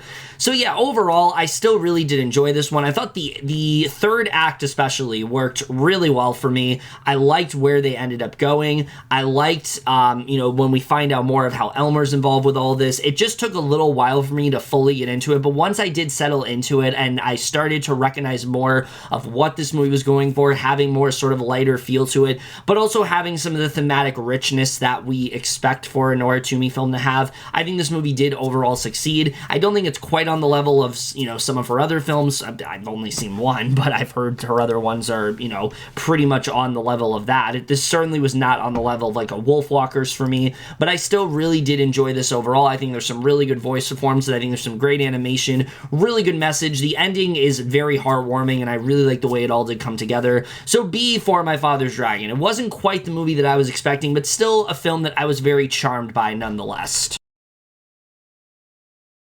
So this is what it's come to. We're talking about a fucking Christmas movie in mid-July. Wow, amazing. Here we are. Look, I intended to, and I will admit this right up front, I intended to do my regular, Christmas movie reviews video, and I was planning to do it. I had the whole thing ready to go, and then it ended up being December 26th, and I was like, well, I don't have a reason to do this. I didn't get a chance to watch every single Christmas movie that I wanted to in time, so I just ended up not doing the video. And so unfortunately, because of that, there are a handful of Christmas films in both this and the December video that I'm talking about, and it feels weird, and because I don't like talking about Christmas movies when it's not Christmas, similar to how I don't like talking about Halloween movies when it's not Halloween, but we're just gonna go ahead and do that here. Listen, I watched a Christmas episode of The Bear.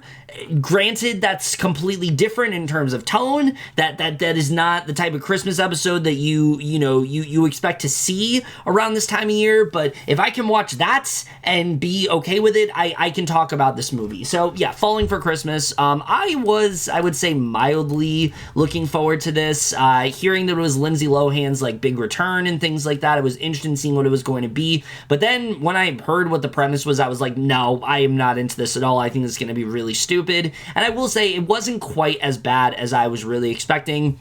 The plot, admittedly, is very generic. We're really just focusing on this woman who is this heiress of sorts, and, she ends up having this, skiing accident, and it makes her pretty much forget everything about herself, and she finds herself in the care of, this handsome cabin owner and his daughter and things, and this guy and his daughter and things like that.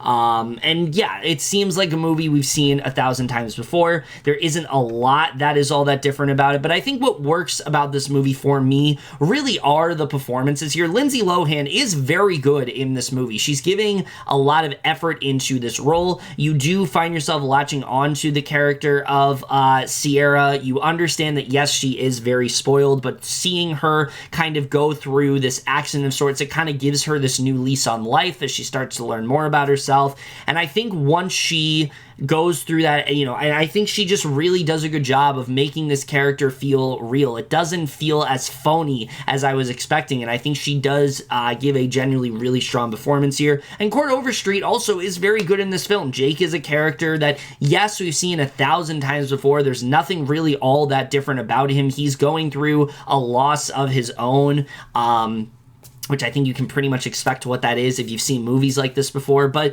it works, and I think he does give a strong performance in this movie. I think the two of them do actually have some pretty decent chemistry, and so I thought that actually ended up working pretty well, and the movie was surprisingly funny, I will say. I thought that there were moments that did make me laugh here. There's a really funny montage of sorts that I really did enjoy, so it definitely had a little bit more going for it than I was expecting. What really brings it down is that it is terribly generic. There's not a lot about this film that is different from other sort of romantic comedies like this that you've seen before. Pretty much every single beat that you are expecting, this film goes in that direction. There was nothing really here that I found all that surprising. There was nothing here that really was like, oh, that's a little different. I like they went in this direction.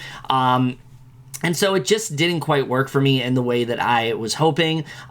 Jake as a character as well, I think they do some okay stuff with him, but I felt like there was a lot of untapped potential with his character. I wanted to see more of what he was going through. I wanted to see more of the effect that Sierra was having on his life, and I just don't think we got to see enough of that in this film. Also, the character of Tad, who Sierra is engaged to in this movie, George Young, I thought, did give a very strong performance here. He does a good job of just playing this very spoiled character, and you definitely are convinced, but I just felt he was not in this movie enough. And so because of that, you just felt no real attachment to him. You honestly kind of forget about him because he's really not here all that much, and I think what they should have done was kind of have him pop in every so often, like, hey, he's still here, he's looking for her, and I think it would have made him feel like he had a bigger presence in this movie, but because of that, it just kind of feels like he's just kind of there. And Jack Wagner as well, nothing really to him at all. He's just kind of like the father, and I didn't really feel like they did much with his character either. So yeah, overall, it's a better movie than I was expecting. I think there are generally some very charming moments. I think the two of them do have some decent chemistry.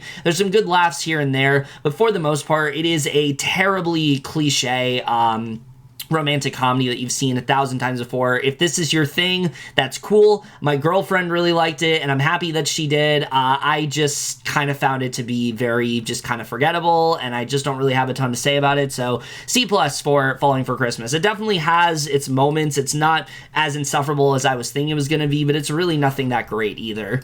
Bar fight also really did not end up working all that well for me. I will say I like the premise of this film a lot, where we are focusing on these two characters that have recently broken up, and now one of them is trying to take over this bar, and they're trying to fit. And it's a very simple premise where they basically are just kind of going back and forth, and in order to figure out who's going to take over, they pretty much decide that they are going to engage in like all these ridiculous activities. I think there's a lot that you can get from that. Unfortunately, I just don't think this film really takes full advantage of that premise. What works in this movie, I will say, are the two central performances. Luka Jones and Melissa Fumero are good in this film. They are definitely putting a lot of effort into it, and I think they did, they did have some really strong moments in this movie. I don't think either of them was like really going through the motions here, and I thought both of their performances worked really well. Rachel Bloom, I thought, had the funniest moments in the entire film. And listen, you guys know I'm a huge Rachel Bloom fan. I love Crazy Ex-Girlfriend when it was on and things like that. So naturally, she's going to make me laugh. There have been things she's done that I have not liked her in. This is not one of those things. I thought that her character was a lot of fun here. I enjoyed her a lot. There was a friend that the character of Alan has as well that I found to be very funny, and I thought that those two, they had some really fun back and forth between the two of them that I really did enjoy in this film. Unfortunately, this film just feels very disposable. After a little bit, you start to realize kind of what this is. It just doesn't really... It just gets kind of tiring and repetitive. There are some funny moments in terms of some of the activities that they have to do. I'm struggling to remember what they were, though, to be honest with you, because it just isn't all that memorable of a film. But I did think there were some moments that did end up working in terms of the comedy. It just is very thin, also. And it just feels very sort of repetitive and doesn't really have a lot to offer. The screenplay also is very, very thin to this movie. I mean, pretty much right from the beginning, we see these two break up, and now they have to, they don't really like each other all that much, but you know exactly where it is going to go.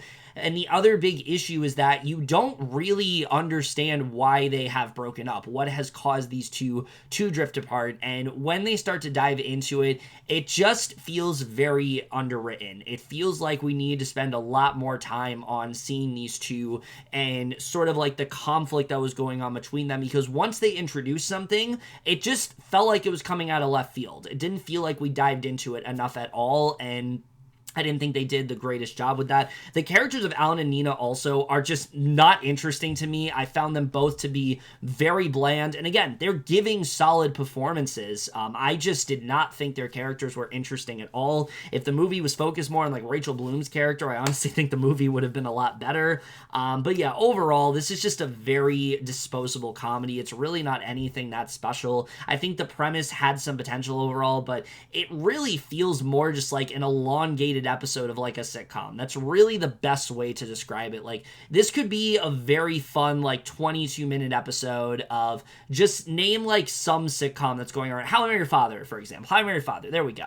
How I Met Your Father has become a comfort show for me. I can't believe I'm saying that because I did not like season 1 at all, but season 2, I didn't really like it at the start at all, but season 2 I think has really found its groove. And if they were to do like a 22-minute episode where we have like, say, Jesse and Sophie, and they're competing in these, drinking games and things like that. I think that could be a lot of fun, but stretching it to an hour and a half, there's not enough substance here to really justify that runtime. There's not enough substance here to really justify this being a film. I think there needed to be more going on here. There needed to be a bit more of a conflict in order for this to really work out, but unfortunately, it just comes across as very thin, very forgettable, and it's just the kind of movie that like you watch and instantaneously you pretty much forget about it, and that's really how I feel about this overall. So C for Bar Fight. It wasn't a complete disaster. I've seen some people say this is like one of the worst movies of the year. I would definitely not go that far. I think it definitely did have some moments overall, but for the most part, it's just the kind of comedy that just really doesn't have very much to offer at all and really just comes across as incredibly generic by the end.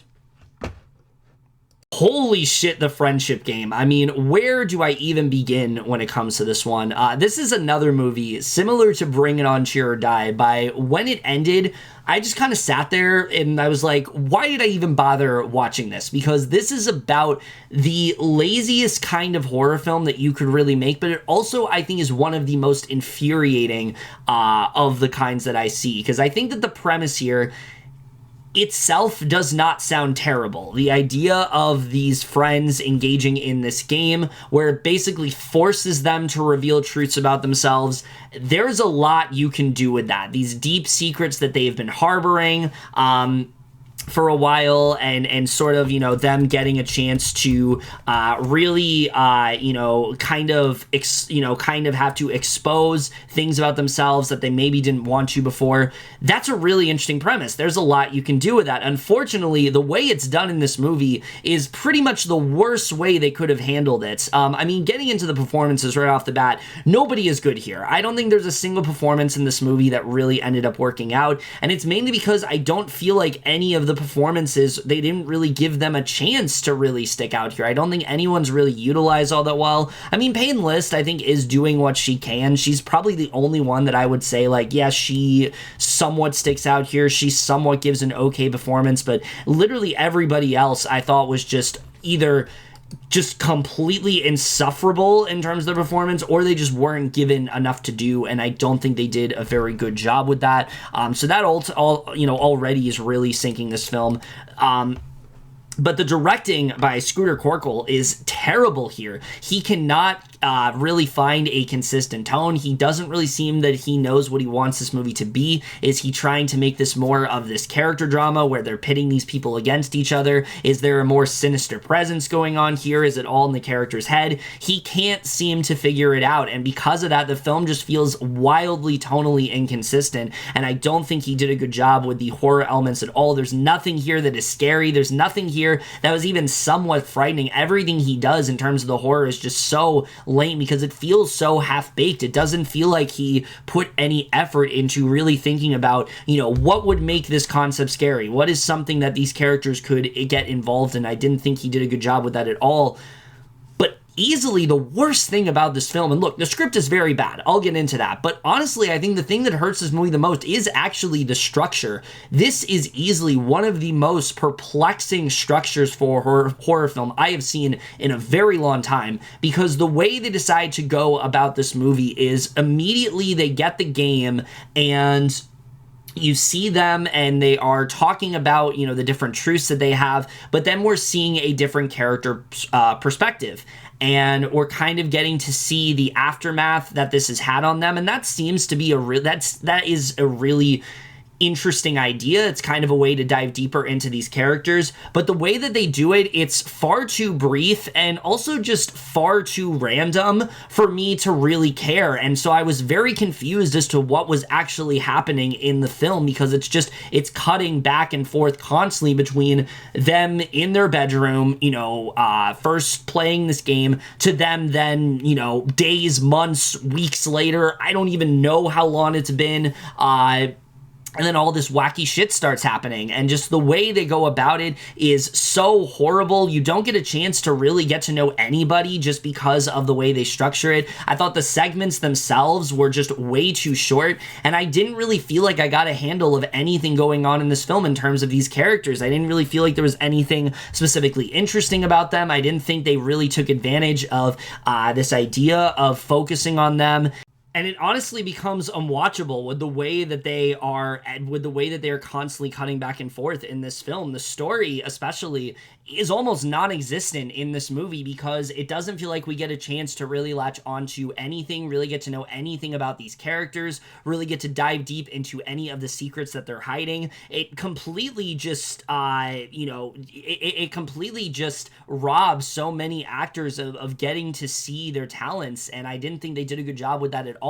And then when the film finally gets to its climax, it's so incredibly predictable the way it goes down. I was honestly baffled by what they decided to do, because I was like, oh my god, this is literally like the most predictable outcome you could have had, and we spent so much time getting to this, because it feels like you don't know what the film is building to, and once it finally builds to something, I was just in complete disbelief that they decided to spend so much time in this movie on all these things that by the end just seem to leave no impact whatsoever. And the way they try to flimsily connect everything is so bad in this film. You honestly are questioning why they decided to go about this film this way. I have no idea why they decided to structure this film this way. I have no idea what the threat these characters are facing is. I don't understand what the point of this game is. There's so many questions I just have left up in the air, and though they have a reveal that does try to tie everything together, by the end, they basically undo it. The ending of this movie is so incredibly anger-inducing. I could not believe they wrapped up the movie in the way that they did,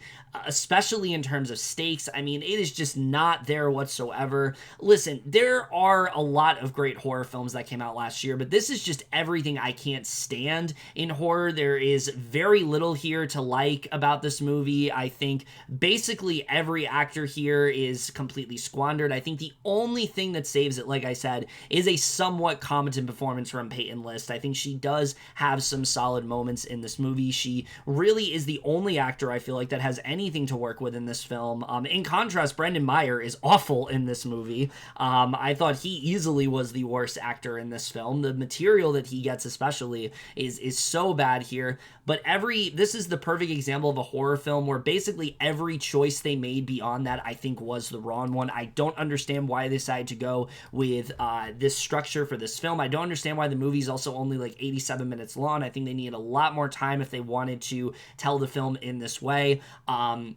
The mythology, the horror, it's just not well explained here at all, so you never really feel the threat of anything. It's just easily one of the laziest and most baffling horror films I have seen in such a long time. It's easily one of the worst films of last year. D- for The Friendship Game. Listen, this is a film where, like, I probably should have known what I was getting into, but I was really hoping that maybe this wouldn't be, like, a complete disaster. Maybe this film would have some merit to it. There's almost nothing to recommend about this one. Stay away from this as much as you possibly can. Even if you have a somewhat of a vesting interest in this film, just avoid it at all costs. It's easily one of the laziest horror films that I've seen in such a long time. It has virtually nothing to offer, and I think in general is just the kind of horror film that we need to avoid entirely. I absolutely hated this one. The Wonder I thought was very effective. Definitely not the movie that I was kind of expecting going into it, but I thought was a very well done film. I mean, as usual, it shouldn't be a surprise. Florence Pugh is fantastic in this movie. She gives a really strong performance as the character of Lib Wright, who is this nurse who really seems to be the only one that is paying attention to what's actually going on within this village in Ireland and things like that. And there's this girl of sorts, that she is constantly. And I think the premise of this film also works really well.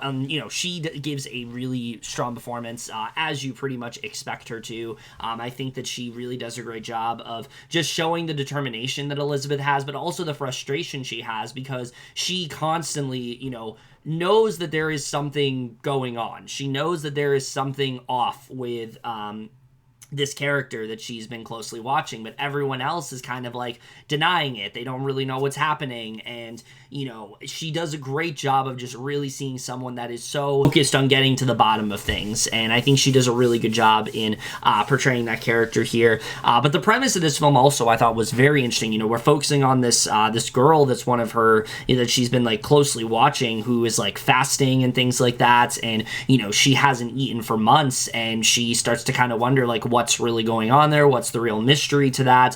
And I thought the way they went about it was a lot different than I thought they were going to. We really get to see these two learn a lot about each other. Nan is someone who has gone through a lot within her life, and I thought that Kyla Lord Cassidy was fantastic here. I've not seen enough praise for her performance in this movie, but I think she gives some really strong work in this film. You really learn more about her character and what's really happened to her, and I thought they dived into all of that very well. And the more that Lib starts to learn about Anna, the more fascinating the story really does become, and you start to recognize more of what is really at play here. I thought they did a really good job when it came to all of that. I thought that the character of like I said, I thought the character of Nan worked really well in this movie. I liked what they ended up doing with her, and the actual twist reveal of what's actually going on made the film that much more interesting, and the third act especially is so unrelenting in terms of tension. Where they end up going with it,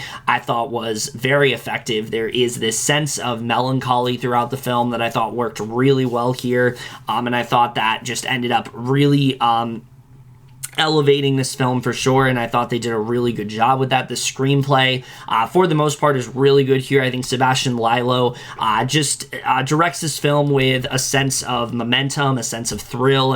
And this film really has a lot of interesting things to say about like belief systems and things like that. Lib herself has kind of gone through a personal tragedy. It's one of the best scenes in the movie is her like fully like opening up about it, and I thought they did a really good job with that and kind of showing how her and Anna are very similar in that way. I think the movie communicated that very nicely. The cinematography in this film also is fantastic. It's so incredibly visceral and beautiful to look at. Just the landscape of Ireland in general. They do such a great job of just transforming you into like that 1800s feel. I really love the cinematography in this movie. I think the score also is very effective here when it's here. That being said, the film is not perfect. There definitely are things that do bring it down. One of them being is that aside from the two central characters, I didn't really find the other characters here to be all that interesting. There is a side plot involving this romance that Lib has with Tom Burke's character, and I like Tom Burke a lot. I think he's a very likable and charismatic actor. But I just didn't really care that much about this relationship. I found it to be one of the least engaging things about the movie, and I just wasn't super into that. The other characters we have here, I just found to be fairly one-note, and I didn't really feel like they dived heavily enough into them, so I thought that kind of brought it down. Also, I do think this movie is a bit too long. It really does drag a bit in the middle, and I was having a hard... I still was into it. I was never, bored, but there were definitely points where I was definitely feeling the runtime. I don't think the movie needed to be, almost 2 hours in the way that it was. I think this is easily a 90-minute movie. It's a very simple premise, and I think there definitely were things that they could have taken out. There also is this very weird narration in the film, and it only appears at certain points, and I just found it to be a little bit pretentious, and it just didn't really fit in this movie. It's definitely effective, what they do with it, it's definitely something that sticks with you, but when I'm really thinking about this film, was it really necessary for them to go about the narration in the way that they did? I really don't think they needed to do that. I don't understand why it was here. There's a really strange choice they make at the end of this movie that I just didn't really quite understand. So I don't think that really ended up working for me either. And then when they reveal who the narrator is, I also was kind of just confused after that. So yeah, I don't really think that choice worked for me. But the things that work about this film are very effective. It's a really good thriller. There's two really good central performances. The actual twist of what's happening, it just makes everything that much more disturbing, but it also ties everything together really nicely. So overall, I thought this was pretty effective in what it was trying to do. I haven't seen a ton of people talk about this one, but I think it definitely is worth checking out for sure. So B for The Wonder. It's not like an amazing film or anything, but I do think in terms of Netflix movies, this is definitely one of the better films they've put out for sure. Oh my god, another Christmas movie I gotta talk about. And this one I actually was really looking forward to, A Christmas Story Christmas. If you don't know, A Christmas Story is easily one of my favorite Christmas films. It is an essential watch pretty much every time around this time of year. So hearing they were doing like a direct sequel to it, I was definitely a little bit skeptical, but at the same time I was excited to see what this really had to offer. And I actually thought this was probably one of the better legacy sequels that I've seen. I mean, right off the bat, I don't feel like this was a sequel that in any way felt forced. I feel like you could tell that everyone that was a part of this really wanted to be there. There was a lot of passion poured into it, specifically from Peter Billingsley. I mean, he is so good in this movie. Any sort of worry that he is phoning it in or he is just kind of like going through the motions, I mean, no, he gets right back into the emotionality of this character, and I think it works really well. I really enjoyed this, you know, a very different type of Ralphie. He's in a very different phase in his life, obviously, but you still buy into the fact that this is the same Ralphie that, you know, what did all the things that he did in the original movie. And I think Billingsley just does a really great job here. He puts a lot of heart and just a lot of effort into this role, and I was very impressed by what he did within this film. I thought he gave a really strong performance here, but the other performance that really sticks out to me is Julie Haggerty. Obviously, yes, you know, the actress that played Meredith Agner unfortunately has retired from acting. Melinda Dillon has retired from acting ever since the original film, but I think that Julie Haggerty does enough here to really make this performance work. I really enjoyed what she ended up offering in this movie, and I thought that she did a really good job. But the actual premise of this movie was not really what I was expecting. It actually becomes something very sweet, very touching, and I don't really want to get into too much of what it's really all about because I think they actually hit it pretty well. But let's just say we are dealing with a very personal tragedy in this movie, and Ralphie, you know, kind of motivates him to return to his childhood home and to kind of, you know, deliver this very memorable Christmas. And while yes, it's a premise we've seen a bunch of times before, there is a level of warmth, there is a level of, you know, nostalgia to this movie that works really well, and it doesn't feel like forced nostalgia. You know, with the situation these characters are in, with what they are dealing with, it makes sense that they would kind of harken back to those glory days, and I thought that they did a really good job with that. I thought this generally felt like a labor of love to the original, and I thought they paid tribute to it quite nicely. But the movie still is very fun. It is very zany. There are a lot of moments that I thought worked really well here. There are these neighbors of sorts that are a really big issue for these characters, and there's a really fun like snowball fight of sorts that goes down. There's some fun things going on with Ralphie's kids in this movie, so I thought they did enough here that really did end up working. But I will say, I think maybe the most effective scene in this entire movie involves the character of Farkas. There's something they do with him that I thought worked really well here. I didn't know if it was really going to work for me, but it ended up being maybe the most effective scene in this entire movie. I really liked what they ended up doing there. I thought it was the perfect way of, you know, taking a character from the original movie and really seeing how that character has grown and evolved, and I thought they did a really good job with that here. Again, while still retaining a lot of the things from the original. There definitely are some forced callbacks here and there, but I felt like there wasn't nearly as much as I've seen in other legacy sequels. This movie is, for the most part, trying to do its own thing, and I think it does work very very well as such. I thought the directing also by Clay Cadis worked very well in this movie. Like I said, there is a sense of heart to this film that I really wasn't expecting, but it feels very palpable. It doesn't feel forced. I think the emotion actually works really well here, and I was very impressed by that. And while, yes, similar to the first film, there are a lot of just ridiculous scenarios going on here, it feels a lot more stripped back. It feels a lot more authentic in that way. And I think the first film also had a sense of authenticity. It never feels like they are going too over the top. It feels like this is a very natural sort of continuation of what would happen, to these characters overall. The screenplay, yes, similar to the original film, feels very situational, but the original film felt like that, and this movie, doesn't really try to do anything too different when it comes to that, and I thought there were some really fun characters here. I enjoyed Ralphie's kids in this movie. There are some dilemmas that they're dealing with that I thought worked really well in this film. So yeah, there was a lot that I really ended up liking about this one. I was surprised by just how much effort they really put into it. The ending generally was like really emotional, and I really liked the way they ended up wrapping everything up. I think the only things that do bring this down for me is the film, still similar to the first film. There are fantasy sequences of Ralphie with him, having these very elaborate, very over-the-top sort of, fantasies similar to the first film. And the problem here is that the first movie, it works because this is a child and it's very, exaggerated, and he's thinking of, the most ridiculous sort of fantasies possible. Whereas here, it just feels a little bit forced. It doesn't really feel like Ralphie at this phase of his life would still think this way. There are some that work here and there, but I just thought some of them were just a little too overly ridiculous, and I didn't really feel like it worked as well as the film wanted to. Also, Ralphie does have a wife in this movie, and Erin Hayes, as good as she is, I just felt like there wasn't really all that much to her character. I think they need to do a little bit more with her, kind of bring her into the fold, and she just, by the end, kind of felt a bit irrelevant. Like, they just didn't really know what to do with her as a character, and I did feel that did bring down the movie a little bit.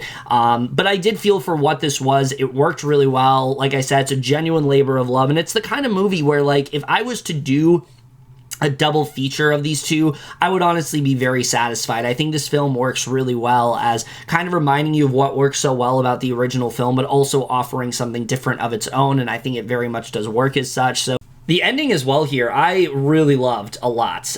There was definitely a way they could have done it where it could have come across as very self-indulgent, but I think the way they ended up going about it really just brought a sense of poignancy to this that I thought honestly was just very effective with the way they wrapped it up.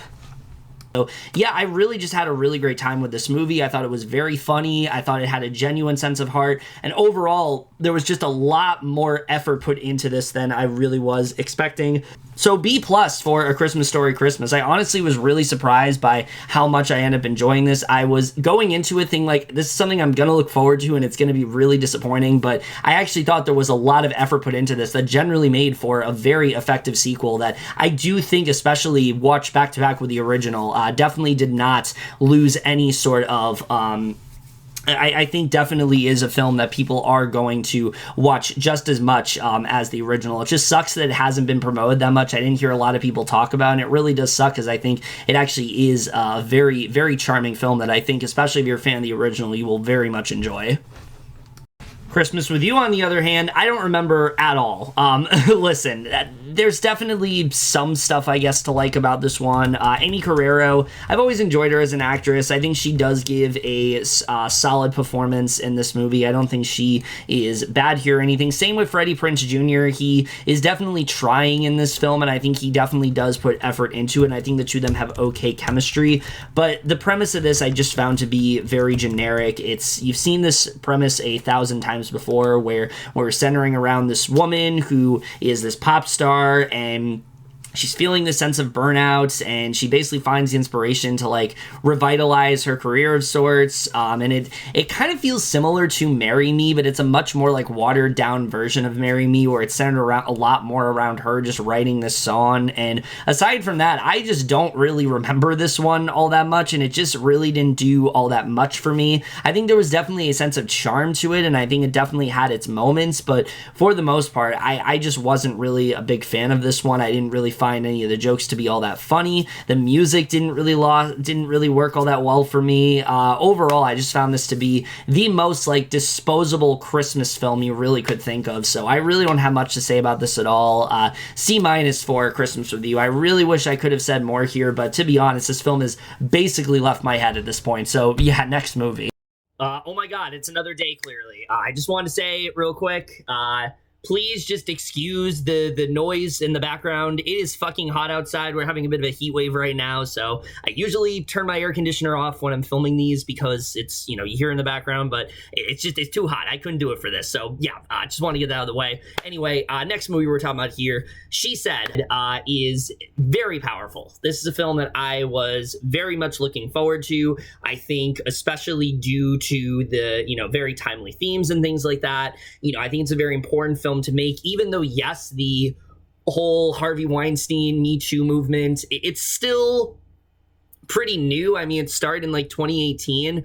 It's been long enough to where I think it's good to have a film that is pretty much surrounding that and kind of just showing the origins of how that all came to be, and also just kind of reminding us of the importance of it. And I think that's what this film does really well. I mean, something I really love about this film right off the bat is that it puts the focus solely on the victims here, and it does it in a really great way. Some of the best scenes of this movie are just hearing the speeches from these women who you can tell for years have been silent. They haven't been able to, tell the full extent of these stories and all the stuff that Harvey Weinstein did with them, whether it was physical, whether it was psychological, all the manipulation, all the harassment, the assaults, all that stuff. It's all in full form here, and I think those are easily the best scenes in the entire movie, are just seeing the when we get these close-ups of these women and them just fully just ironing, just fully opening up about what they went through. I mean, it is so incredibly powerful to watch. It's certainly hard to listen to and hard to stomach to think about, this happening, but it's some of the best moments of the entire movie, and you can just see how much it's like this weight off their shoulders. Like, as much as they don't want to talk about it, you can see how relieved they are once they are, because now they finally have someone to share it with. Even though that trauma, that pain, it's never going to go away, they at least have somebody they can confide in about it. And I think the movie does a really great job with that. And like I said, some of the best moments, I mean, Jennifer L., Samantha Morton, these are two actresses that are not in the movie a lot, but when there are, my God, do they leave an impact. They have easily some of the best scenes of this entire movie. I thought they both really killed it here, and I was very impressed by both of their performances in this film. I think they do a really great job.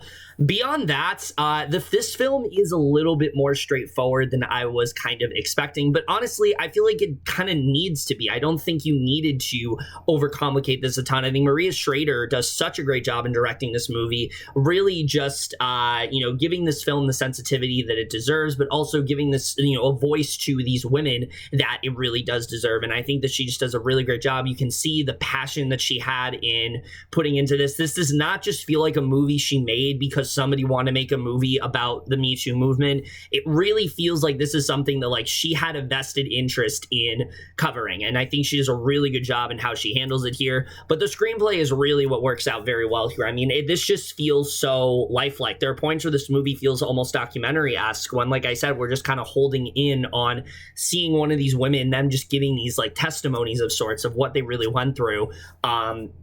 I think it's so well written in that way, the way they do that, but also the way they portray the journalism in this movie and the consequences of what was happening. I mean, every single person who is covering this story, at the New York Times, they presented, a ridiculous amount of backlash. There are death threats and things like that. There are some very harsh and disgusting phone calls they have to receive. And you can see this is affecting them a lot. They know the consequences of what's going to happen, but they have to recognize that what's most important is posting this story. And I think they do a really good job in just showing how much they had to go through, how long it took them to gather all this information, and how it was no easy feat to put this story together, but how important it was to make sure that this story got published no matter what. And I think they do a really great job with that here. I think those are some of the best moments within the movie, and getting to see the different perspectives. Like, you have someone like Andre Braugher who, you can see that he is very deeply affected by what's going on, and he doesn't really know know if this is like the right idea, but you can see how much he cares about the New York Times, or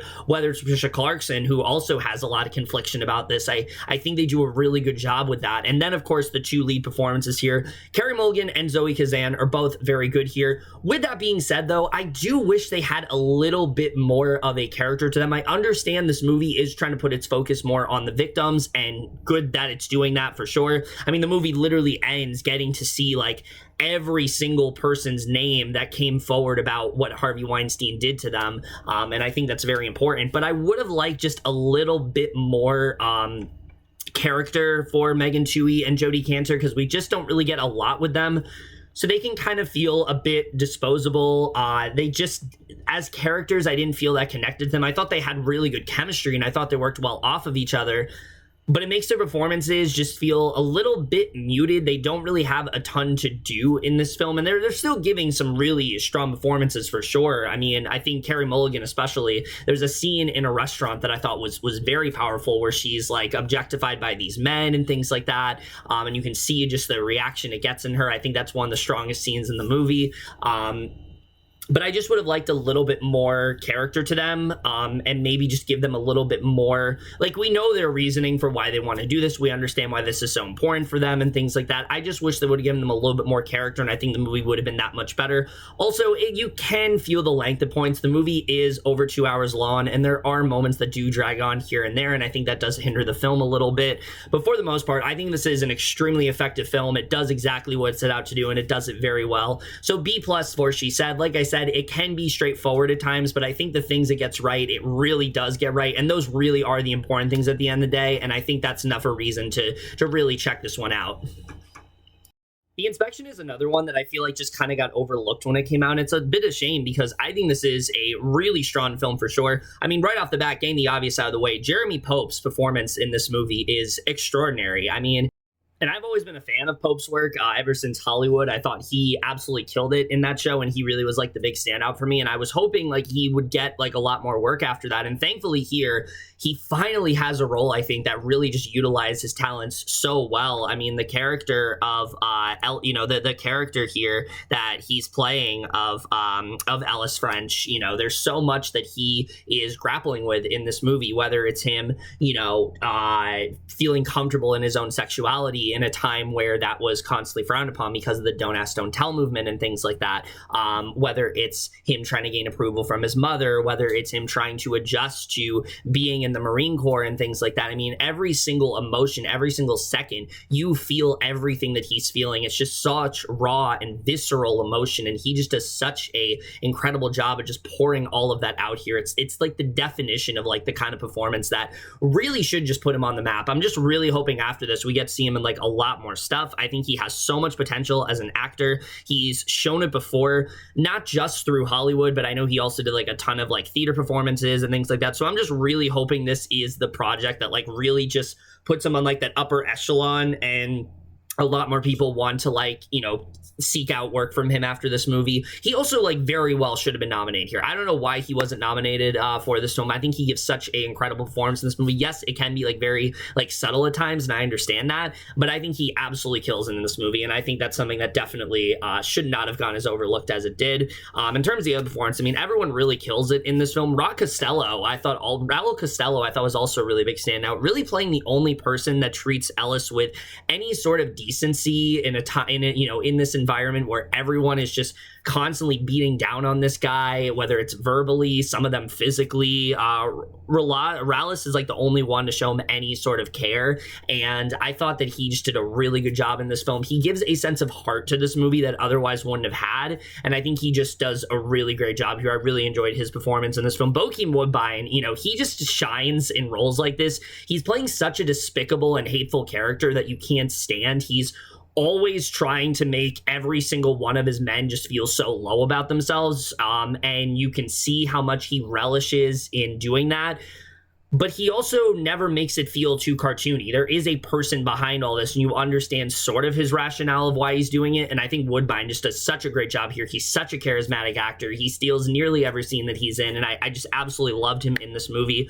But Gabrielle Union, man, oh my God. I mean, she's always given some really great performances, but I don't think I've ever seen her in a role quite like this one before. She's playing the kind of mother that you can tell is a very contentious relationship with Ellis, and they are very much like butting heads throughout a majority of this movie. But she has this one scene towards the end that is so incredibly powerful, and my God, I mean, that alone, similar to Pope, should have gotten her a supporting actress nomination. I think she gave maybe the performance of her career here. I was so impressed by what she did in this movie. I think that she just really killed it here. The directing also by Elegance Bratton is really good in this film. It feels very personal, but also feels very like intimate in that way. Like you are very much going through this with Ellis, and I think that Bratton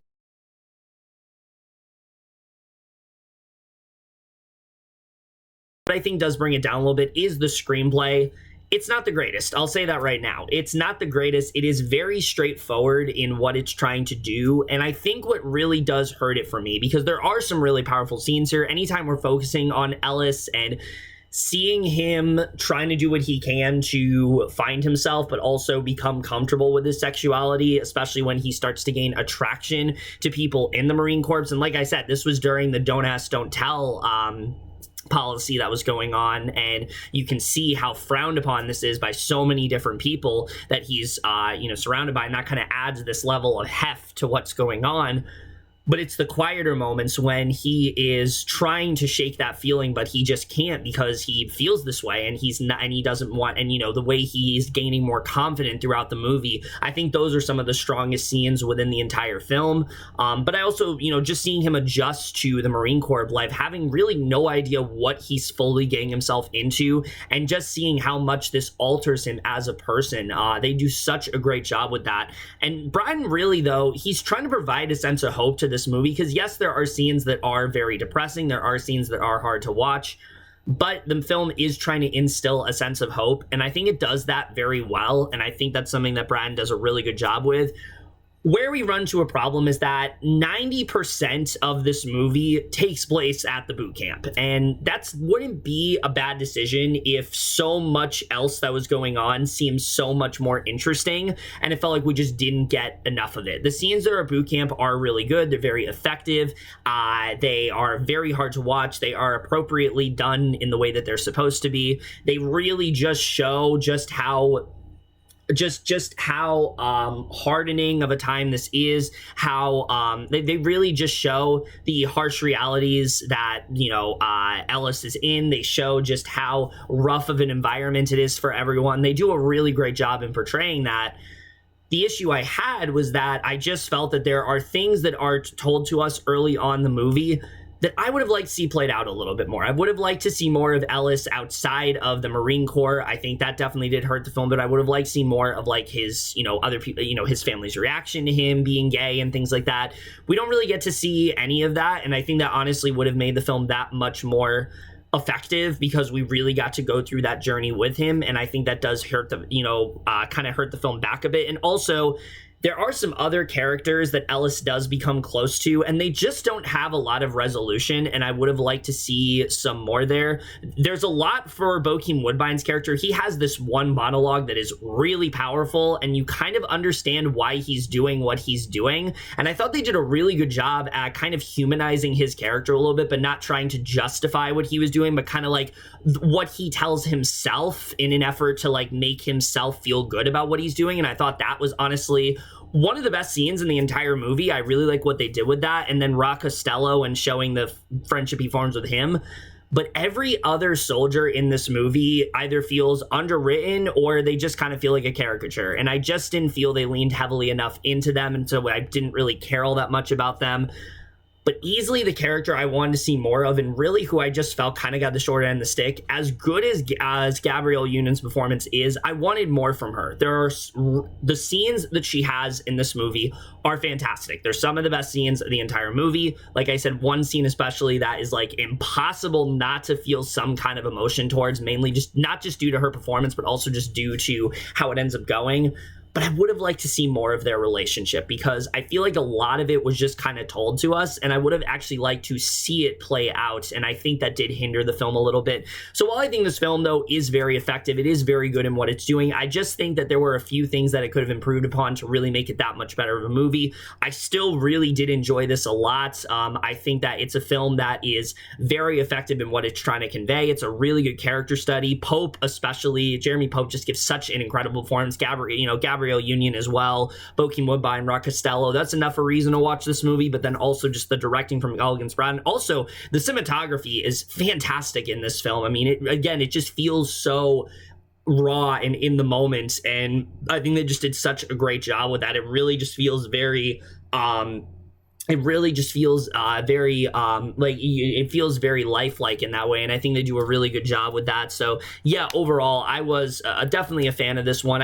Like I said, I do wish it was a little bit longer, and I think that definitely could have made it that much better of a movie, but for what this is, it is still extremely effective, and I am going to give, and The Inspection does get a B. Again, this is a movie I wish a lot more people just end up talking about, but unfortunately it did just kind of go by the wayside, aside from the performances, and I think it definitely is worth giving a watch. So I definitely do recommend checking this one out if you haven't already. EO is the kind of film I feel like a lot of people are going to go into and just kind of see it as like the donkey movie. They've seen posters of it, they've heard little rumblings, and that's kind of all they think this really is. And myself included, I didn't really know what I was fully getting myself into. I actually thought this was like a documentary going into it, and then I realized, oh no, this is actually like a narrative film. And then finally watching it, I mean, this film is so much more than that, and generally I think is one of the most meaningful and impactful films of last year. Without getting into it too much, I mean, there's so much this film is really trying to cover. The obvious one is really about animal cruelty, showing this message of just how uncaring so many humans are, and how little it seems like how little care they have for these animals, and how they seem to put no effort into making sure they are properly cared for, and that they are given the respect that they deserve, and they're not just treated like sideshow attractions. This film really is trying to dive deep into all of that, but that is honestly just a surface level of what this film is really trying to get into. I feel like this film really kind of uses EO as this backdrop for kind of just representing the just very selfish side of humanity. So many of these characters in this film are despicable human beings. They couldn't give two shits about the donkey that we're following. They are treating him like he is just theirs to use. Some of them are straight up abusing him. I mean, it's really hard to watch at points, and there's only really one character that treats him with any kind of decency, and her character, yeah, she's not in the movie all that much, but she kind of represents this glimmer of hope within EO, kind of seeing the true potential in him, seeing what he could really be. I think that part of the film is very effective. It shows that there is a genuine bond there. Not everyone's going to treat him horribly, and it does give you this sense of hope, and I think the movie does do a really good job with that. So I was very impressed by what they were able to do. And here's the thing, like, so many of these characters in this movie, they're not really given much. We don't really know a lot about them. There's really only 3 characters here that I can generally say, like, okay, we got something out of them, and that's the main character. And that's, who I just talked about. There's this character, the Countess, that we meet a little later on, played by an actress who I'm not going to spoil, because I didn't know she was in the movie, and I was like, oh my god, she's here. So I'm not going to spoil that for you, because that was a really fun surprise for me. And a couple other actors here and there. And though, yes, we don't get a lot of time with some of these characters, like I said, we get a time with EO's, like, original owner, and then there's 2 other characters that I was surprised we actually spent a surprising amount of time with. We dive a little bit deeper into some of their money struggles and why they're doing what they're doing, and though they don't do this for every single character, I thought it worked for the characters that they did, the ones that play a significant role in the film. But I think all of them, aside from, you know, the girl that is the only one that has any real empathy for EO and actually sees the potential that EO has and how, you know, his talents are constantly being abused for profit in that way. You know, I think this movie has a lot to say about how we, as humans, we constantly treat others, you know, in a selfish, when we do things selfishly, you know, we only do it until it's for our own use. When it doesn't have a use for it anymore, we don't know what to do with it. And so that's just how we have always kind of acted. And I feel like that's what a lot of the characters in this movie are like. They are unaware of their ignorance. This is how they feel they should treat animals. And I think the movie's trying to say a lot about that, you know, maybe something as simple as the way we talk to an animal and things like that. You know, maybe it's just something we are blindly aware of. And I think this movie's really trying to dive deep in all of that, but also, again, show the amount of sympathy and the amount of care we should have for these animals. And someone like EO, who does have dreams of his own and wants to pursue, you know, and does have, you know, desires and things like that. I think this movie does a really good job of diving deep into all of that. Though the movie is very short, I think it does dive into all those themes very well. The only issue I really did end up having with it, I think cinematography-wise, I mean, this movie is just absolutely incredible. There's so many shots that are just so striking to watch. Every location we go in, it has, like, a different sort of feel to it, and that's something I really did appreciate. The movie also, like, is very simplistic in terms of its screenplay, and honestly, I think that's to its benefit. I think if the movie tried to get any more complex than it was, I don't think the movie would succeed as well. So I think it works that it is so simplistic in that way, and I think that really does elevate this film. The score as well is just phenomenal here. It is sometimes so bombastic and orchestral, but it really does work for what they're trying to do. I'd say really my only issue with the movie is that it is a little bit too short. I think there are some things I want to spend a little bit more time on. There are some locations that EO's in that I think we could have seen a little bit more of, and like I said, some characters don't really get a lot to do, but I feel like that's the point of the film. They're kind of trying to group all these characters together. They really only spend times on the significant ones, and considering the way this movie ends, which, without saying too much, the ending of this movie is easily one of the most shocking and I think just, depressing endings of last year for sure. It's the kind of ending that really just makes you feel like shit, but it really also hammers its message home so incredibly well. I think because of where they end up going with it made sense to focus on the two characters to the degree that they did. So yeah, overall, I mean, this film just absolutely blew me away. It's the kind of movie that you really want to go into not knowing much at all, so I'm trying to really give you as little descriptions as I really can. Like I said, I think that this is a movie that people are going to go into expecting one thing, and they're going to come out of it having a much bigger impact on them than they really did expect. And I think that's what are so special about the movies, is that, you can have a film that you go into thinking, okay, I know exactly what I'm getting, and then you get something completely different. And I think that's the perfect way to describe a film like EO. This film is just so fantastic. I really can't recommend this one enough. I was so blown away by the directions it ended up going, the amount of depth it gave to EO. It makes you look at animals in a whole new light, and then if you aren't if you are informed of all the cruelty that animals are constantly going through, I think this film only is going to make you feel even stronger about that. So I really think this is a movie that everyone's going to get something out of. It really is something special, and it's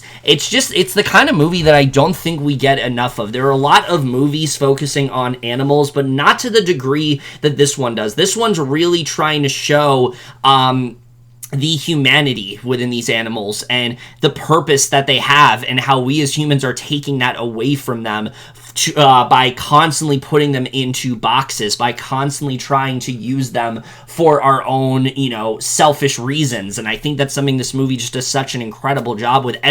Almost every single location EO stumbles upon, it's somebody trying to gain something for their own benefit. They couldn't care less about EO and what happens to him, but they use him as a means to their own goals. And I think that's something the movie just does an incredible job with. So yeah, I really just can't recommend this one enough. It's easily one of my favorite movies of last year. A for EO. I mean, this film, like I said, it really is not at all what you're expecting. I think this is the kind of film that you really are going to get something special out of, and I really can't recommend this one enough. I don't know if everyone is going to love it, but it certainly had a really big impact on me, and I generally was just very blown away by how this one turned out.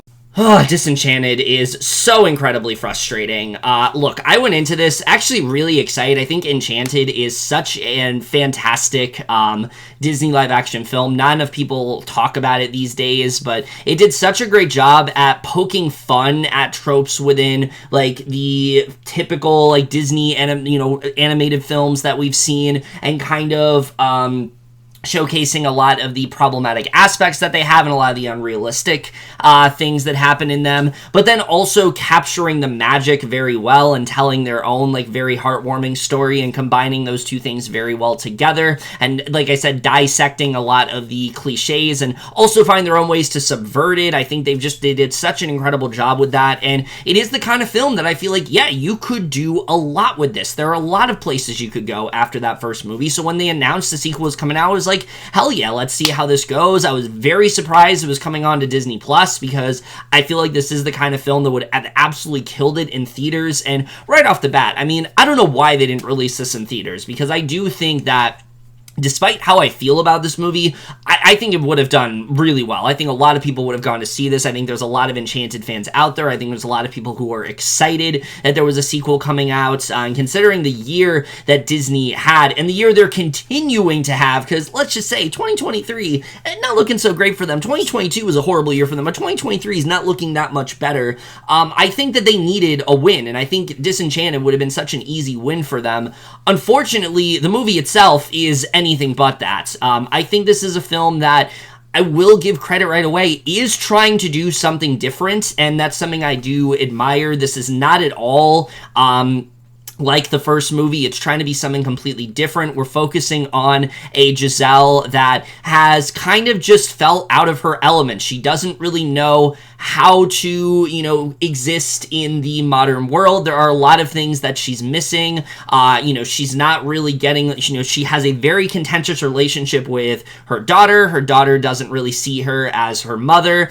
Her and Robert are moving to a whole new area, so she really just feels like she's out of her element. And the idea that she wishes for this fairy tale life and basically turns the entire town into her own version of Andalasia, I think is a really fun idea, and there's a lot you can mine from that. Unfortunately, I just don't think this film takes full advantage of it, and I think that's what really does bring it down. Look, I'll get the positives out of the way right off the bat, because I honestly do have a lot to say about this one. This one might end up being as long as the blonde segment I did in what I watched in the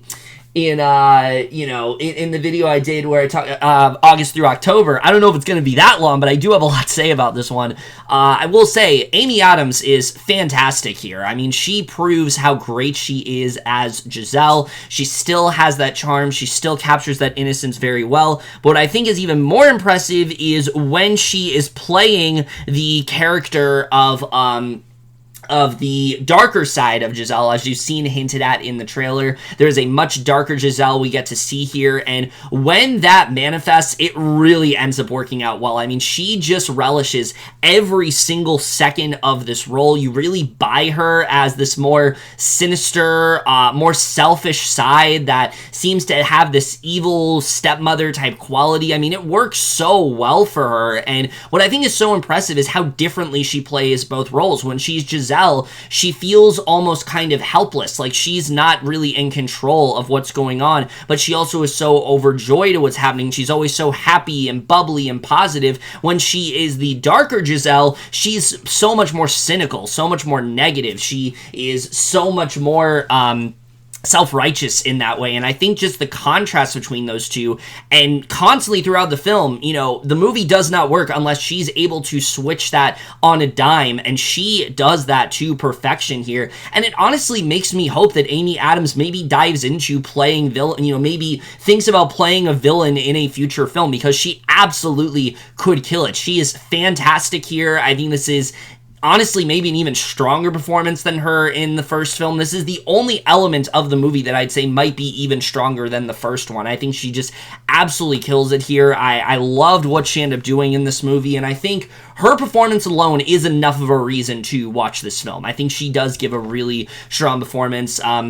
You know, Patrick Dempsey is still really good for what he has, but we'll get into Robert a little bit later and what he has to do in the movie, or lack thereof. But the other person I do want to highlight, who I just don't think is getting enough credit, is Gabriella Battaccino. She plays the older version of Morgan, replacing the other actress from the original film. I'm not sure what happened to her, but we have her, and I think she steps into this role very well. I think Morgan is the kind of character that it kind of mirrors Giselle in that way, but she also is kind of like the antithesis to Giselle, where this is not the Morgan that we saw in the original film. All of her, like, childlike innocence has pretty much been stripped away. She is deeply cynical. She doesn't understand a lot of the positive and wondrous ideas of Andalasia. She, in fact, she kind of detests it. She doesn't really want much of anything to do with it. But then seeing her in the fairy tale world and her having to take on this more Disney princess type personality, I think she just does such a great job with that. And I think she honestly has a really bright future ahead of her. I haven't really seen her in much of anything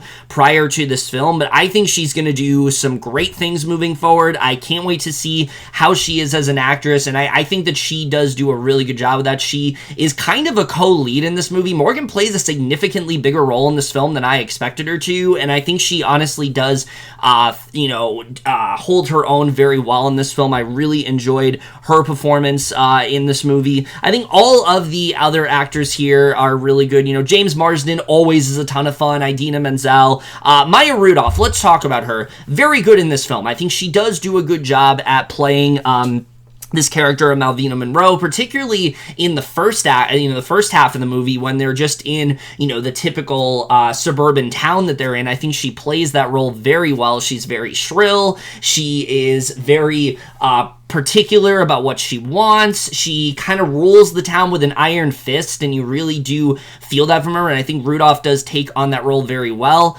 Unfortunately, she does not have a ton to do in this movie, and I'm going to get into that right now. I mean, from a directing perspective, I just think Adam Shankman, I've always kind of not been the biggest fan of him as a director. I think that he, a lot of the time, it feels very like style over substance to me, and I just don't think he's able to blend things in the way that he should, and this is yet another example of that. I think that this movie just has a real issue with tonal balance. Yes, there is comedy in there, and some of it does land, but the film also is trying to be a lot darker than the first one, and it just doesn't quite work as well as it should. There's a lot of humor that just feels very out of place. There are moments that are supposed to be very serious, and then there's humor that kind of kills it, so it just doesn't feel quite as balanced as it really should. So that's a really big issue with this movie.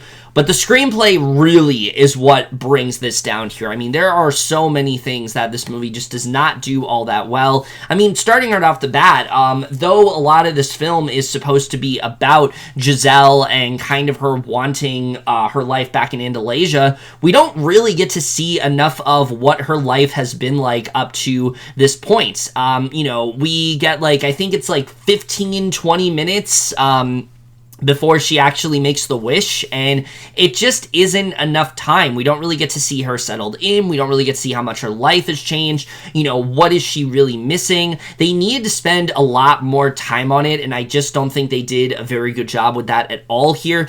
And then once the fairy tale land actually appears, it just feels like they didn't really know what to do with it beyond that. Beyond the fact that everyone is decked out in, fairy tale outfits, and they're in, similar settings. They just didn't do enough with this particular concept. The film kind of wants to dive headfirst into the negatives of what's going on, showing immediately that this was a mistake, and I feel like there's so much more you could have done with this idea, and they just didn't really take enough advantage of that. So I think that really does hurt the film. And there's a ton of stuff this movie is trying to do beyond just the main plot of this movie that I think just wasn't given enough time.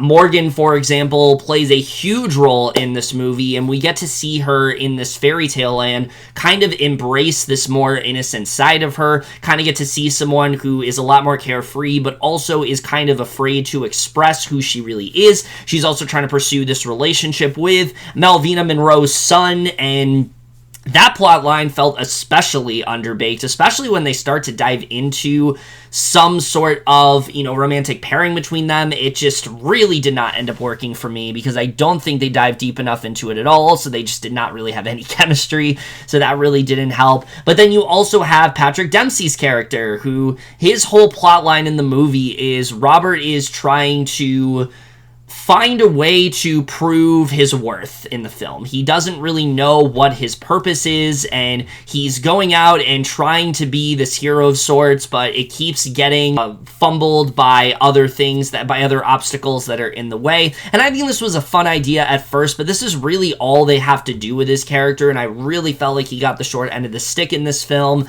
and I felt like they really could have done a lot more with him in this movie overall, and I was very underwhelmed by what they did with him. Even the idea of Giselle, wanting, becoming evil, it just feels like another idea. It feels like the movie, it just didn't have a consistent through line. What is the real conflict here? What are we really dealing with? Is it this idea of Giselle and her starting to, recognize the negatives of what happened and the consequences of her wish? Is it, her relationship with Morgan, which, let me just say right now, again, like a lot of things this movie, very underdeveloped. And it just isn't really enough. It's such a vital part of the film, and it just feels so it just feels so half-assed in that way. It feels so underwritten that I just don't really care all that much. And again, I like both actresses. I think they're both really good, but and they definitely do sell it pretty well, but they can really only do so much. And I just felt like, in terms of the film itself, they just didn't do enough with them, and I thought that plotline was just very underwritten in this movie, so I don't think that really ended up working all that well. And then Malvina Monroe, as a villain here, really just doesn't have much of anything to do. You think she's going to start off as this villainous presence of sorts, but the film just really doesn't do enough with her. She honestly kind of feels like an afterthought, like they just needed somebody in there to kind of fill the shoes of Susan Sarandon's character. But the thing with her in the first movie, and I rewatched the first movie before this, so I have a pretty, I have a pretty fresh idea of what worked in that first film and what didn't work here, is that first movie, she had a motivation, she had a purpose. She wanted to overthrow Giselle. She wanted to, make sure that she had the prince all to herself. She was this very controlling, domineering mother, and she wanted to come on top in that way, and then kind of subverting this trope of, her being the one to kidnap Giselle. Giselle actually is the one to save the day in the end. There's nothing like that in this movie. It feels like they didn't know what to do with Malvina after a certain point, and just kind of settled on her being the antagonist, and it just really doesn't end up working here. And again, this is no diss to Maya Rudolph, who does give some very good work in the film. It's not really her fault that she was given such a nothing character, but that really is what she ends up being, so I don't think they did a very good job with that. So yeah, there's so many things here that just feel so incredibly underwritten. The world building as well, it's so complicated. This idea of this wand that contains any wish that you'd want, but then it's always going to have some sort of consequence to it. They really just kind of zoom through it so quickly, and I don't think they did a very good job with that either. And then, of course, there's two characters you notice I haven't really mentioned much, and that's James Marsden's and Idina Menzel, who were... James Marsden especially was such a huge standout in the first movie. He was so iconic in that role. He had so much to do as Prince Edward, and in this film, he really is given the short end of the stick. every time you feel like he's going to have a significant role in the film, the movie gives him a reason to be put on the back burner. There's one scene especially that really infuriates me. You think he's finally gonna get in on the action, and they just like, oh, well, I have to go do this, and then you don't see him for the rest of the movie. That's literally, you don't see him until literally the end of the film after that. So I was just really disappointed, and especially like, this is a character that was so beloved in the first movie. Everybody was raving about how good James Marsden was, and the fact that this is what you give him was just so disappointing to me. I can't believe that they would misuse his character in the way that they did, so I was just very underwhelmed by what they did with him in this movie, so I didn't think that really ended up working all that well either. And then Idina Menzel has a little bit more to do here, like, and they definitely utilize her singing talents in the movie, but it feels like that's really the only reason she's here, is that they just wanted to kind of make up for the lack of the lack of musical numbers that Menzel had in the first movie, because other than that, I mean, she really doesn't do all that much here, so I don't think that really worked either. So again, the writing is just, it's very clunky in this film. They really don't know what to do with a lot of these ideas, and so it just feels very underwritten in that movie, and it just really underwhelms in that way, and it sucks because I think there's so much you can do with this concept, and the movie just doesn't dive headfirst into it. In fact, the only real side effect, the only real issues of like, because I thought this was going to be like really dark and twisted, like she makes this wish and there's all these terrible things that happen. But really the only terrible thing that happens is her turning evil. Other than that, the movie doesn't really dive headfirst into other sort of consequences that happen. So I don't think that. So I just think overall they just didn't really know what to do with this beyond such a surface level idea. And that really sucks because I think it had so much potential. The cinematography is especially a huge step down here. I understand that this movie is, a direct to Disney Plus film, but my God, I mean, this has the look of a TV movie at points. So many things look so incredibly unfinished. Now, yes, the 2D animation within Andalasia, it's still great. It's very colorful, but we get so little of it. There's really only probably 10, 15 minutes of it in this movie. We get barely any screen time with it, and that was definitely some of the best moments in the original movie. But for every great shot we have of the 2D land of Andalasia, there is this horrible CGI Pip that we have in the movie, who, yes, Pip is talking, but the animation they've given him is so horrendously bad. There is a point in the movie where he turns into something else, and once that happened, I mean, I was just checked out at that point. I could not believe they went in that direction. I could not believe how horrific he ended up looking, and I don't know if this is because of, Disney overworking VFX artists and things like that, but it's just really bad. There is this other character of this talking scroll who they are really trying to make like the big highlight of this movie. They use this character a lot, and he is so incredibly annoying in this movie. I could not believe how terrible, but not to mention he's so ugly to look at. It looks horrible. It literally looks like just a talking paper, and it's horrifyingly bad. I could not believe how horrible so much of the CGI looked in this film. The locations and things like that, like the set design, yeah, a lot of it looks good, but it looks more like a Disney Channel movie than it does a theatrical film, and I think that's what really does bring this down here. So yeah, that part doesn't really work. And then the musical numbers. I've seen some people kind of dogging them. I'm not gonna lie, I actually thought they were one of the more consistent elements of the film. There are a few that aren't that great, but there are some that I've listened to a lot. Fairy Tale Life especially, I think, is a fantastic number. It kind of has this Rodgers and Hammerstein sort of feel that I really loved a lot. There's this really fun villain rivalry between Giselle and Mirab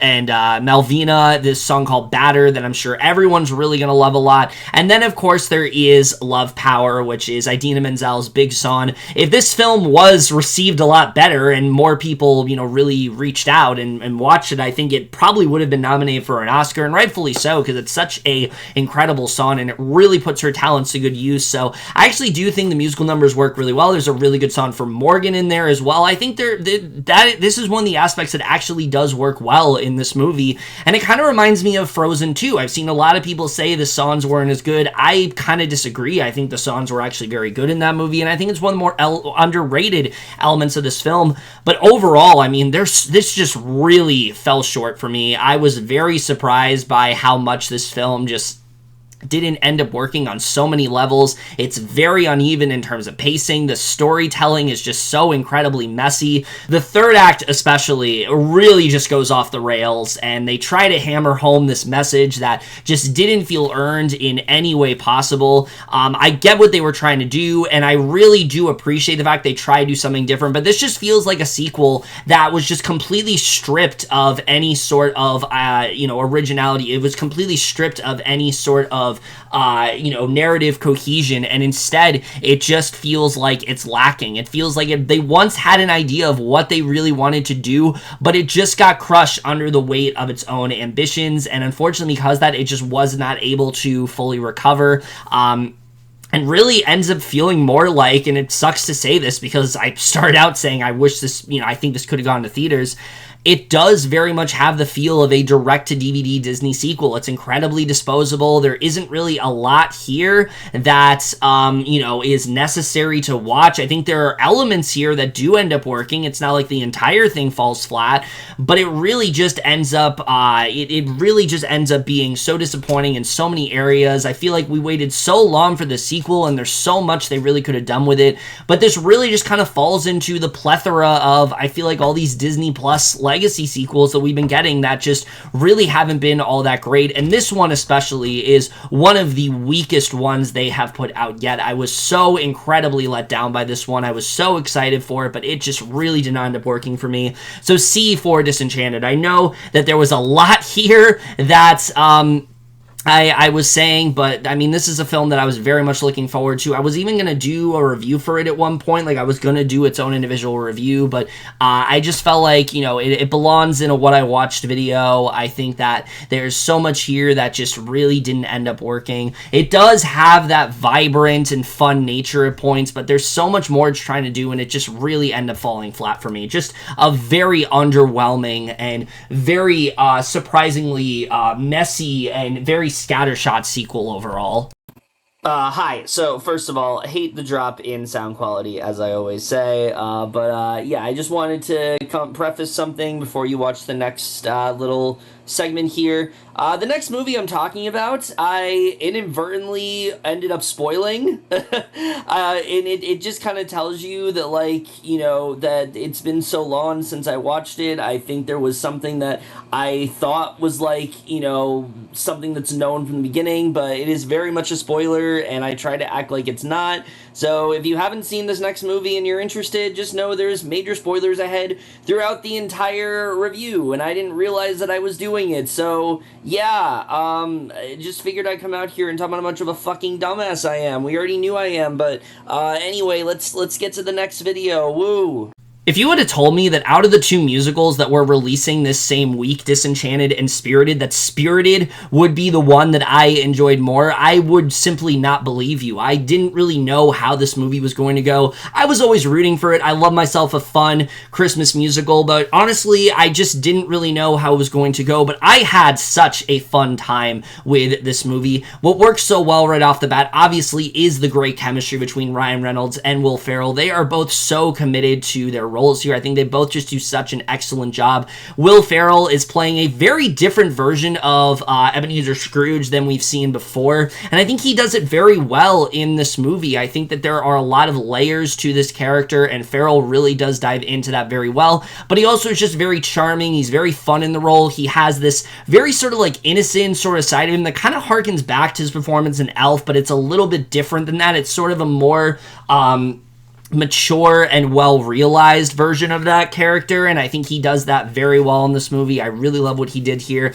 And then Ryan Reynolds kind of just being this very douchey, very selfish guy, but I think representing that very well, who goes through a very strong character arc of his own. I thought that he was just a lot of fun in this movie, and so much of what works in this film is just seeing the back and forth between these two. You really just find yourself latching on to the both of them, and I think that they both just did such an incredible job job in this movie. They bring so much fun and energy to the film, and I think that they did a really good job here. But also Sean Anders' directing, I think, is really good in this film. There's a lot of things that he is trying to juggle here. Sometimes the movie is trying to be this satire of sorts of Christmas musicals, and I think he does that very well. But then there are times where the movie tries to get a lot more serious, and it tries to dive deeper into these characters, and I think he's able to blend everything together in a way to where it doesn't feel like a complete mess. It doesn't feel like a hodgepodge of ideas, and I think he is able to combine everything and really give this film its own sort of style. This is a very different take on the story of A Christmas Carol, not really in the way you've seen before, and I think Anders did enough to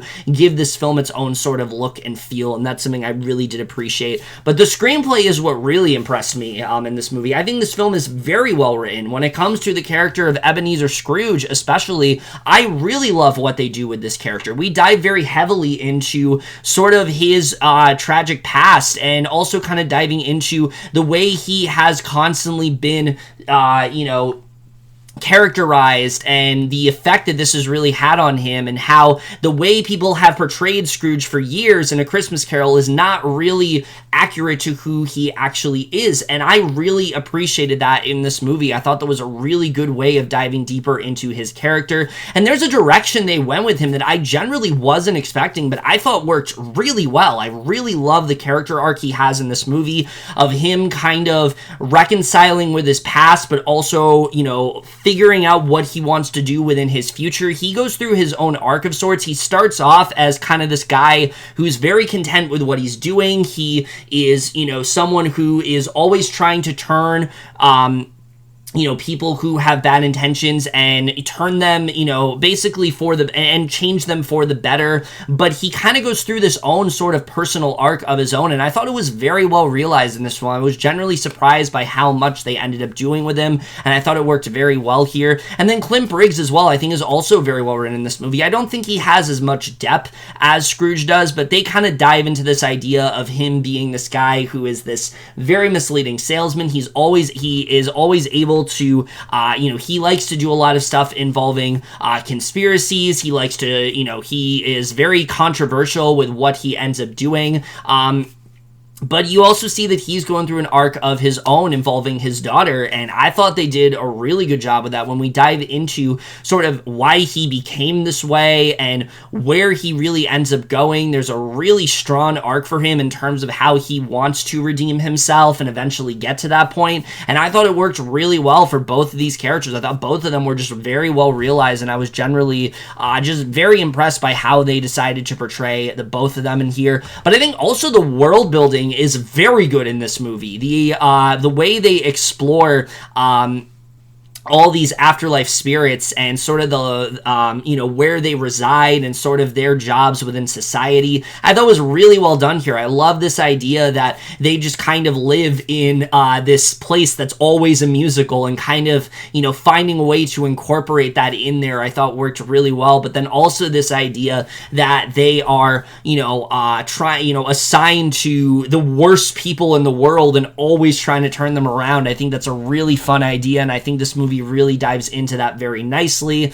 and I think that is another aspect of the movie that does work really well. The movie also is very funny. There are a lot of moments here that worked really well for me. There are moments where the movie is very tongue-in-cheek about what it is, and I thought that it was going to get to a point where it's like, all right, we get it. But it never really got there for me. I thought they actually had this very sort of irreverent sense of humor, and I very much did enjoy that when it came to the writing in this movie, especially, like I said, when they go to the past and we get to see the actual Ebenezer Scrooge and the way that we interpret him to be. There's some really fun ideas they do with that, and I thought it worked really well in this film. So yeah, I thought the comedy was very consistent here. The screenplay in general, I think, is really good to this film. The cinematography, yes, it definitely can look like a streaming movie at points, but I feel like there's a lot of effort that was put into this. It feels very extravagant. It feels very fun, and I think that they did a really good job when it came to the cinematography in this film. Like I said, I think especially the look of where the afterlife spirits reside, I think is just a really fun idea, and I think that they fleshed that out very well. I think there's a lot of really great shots in this movie.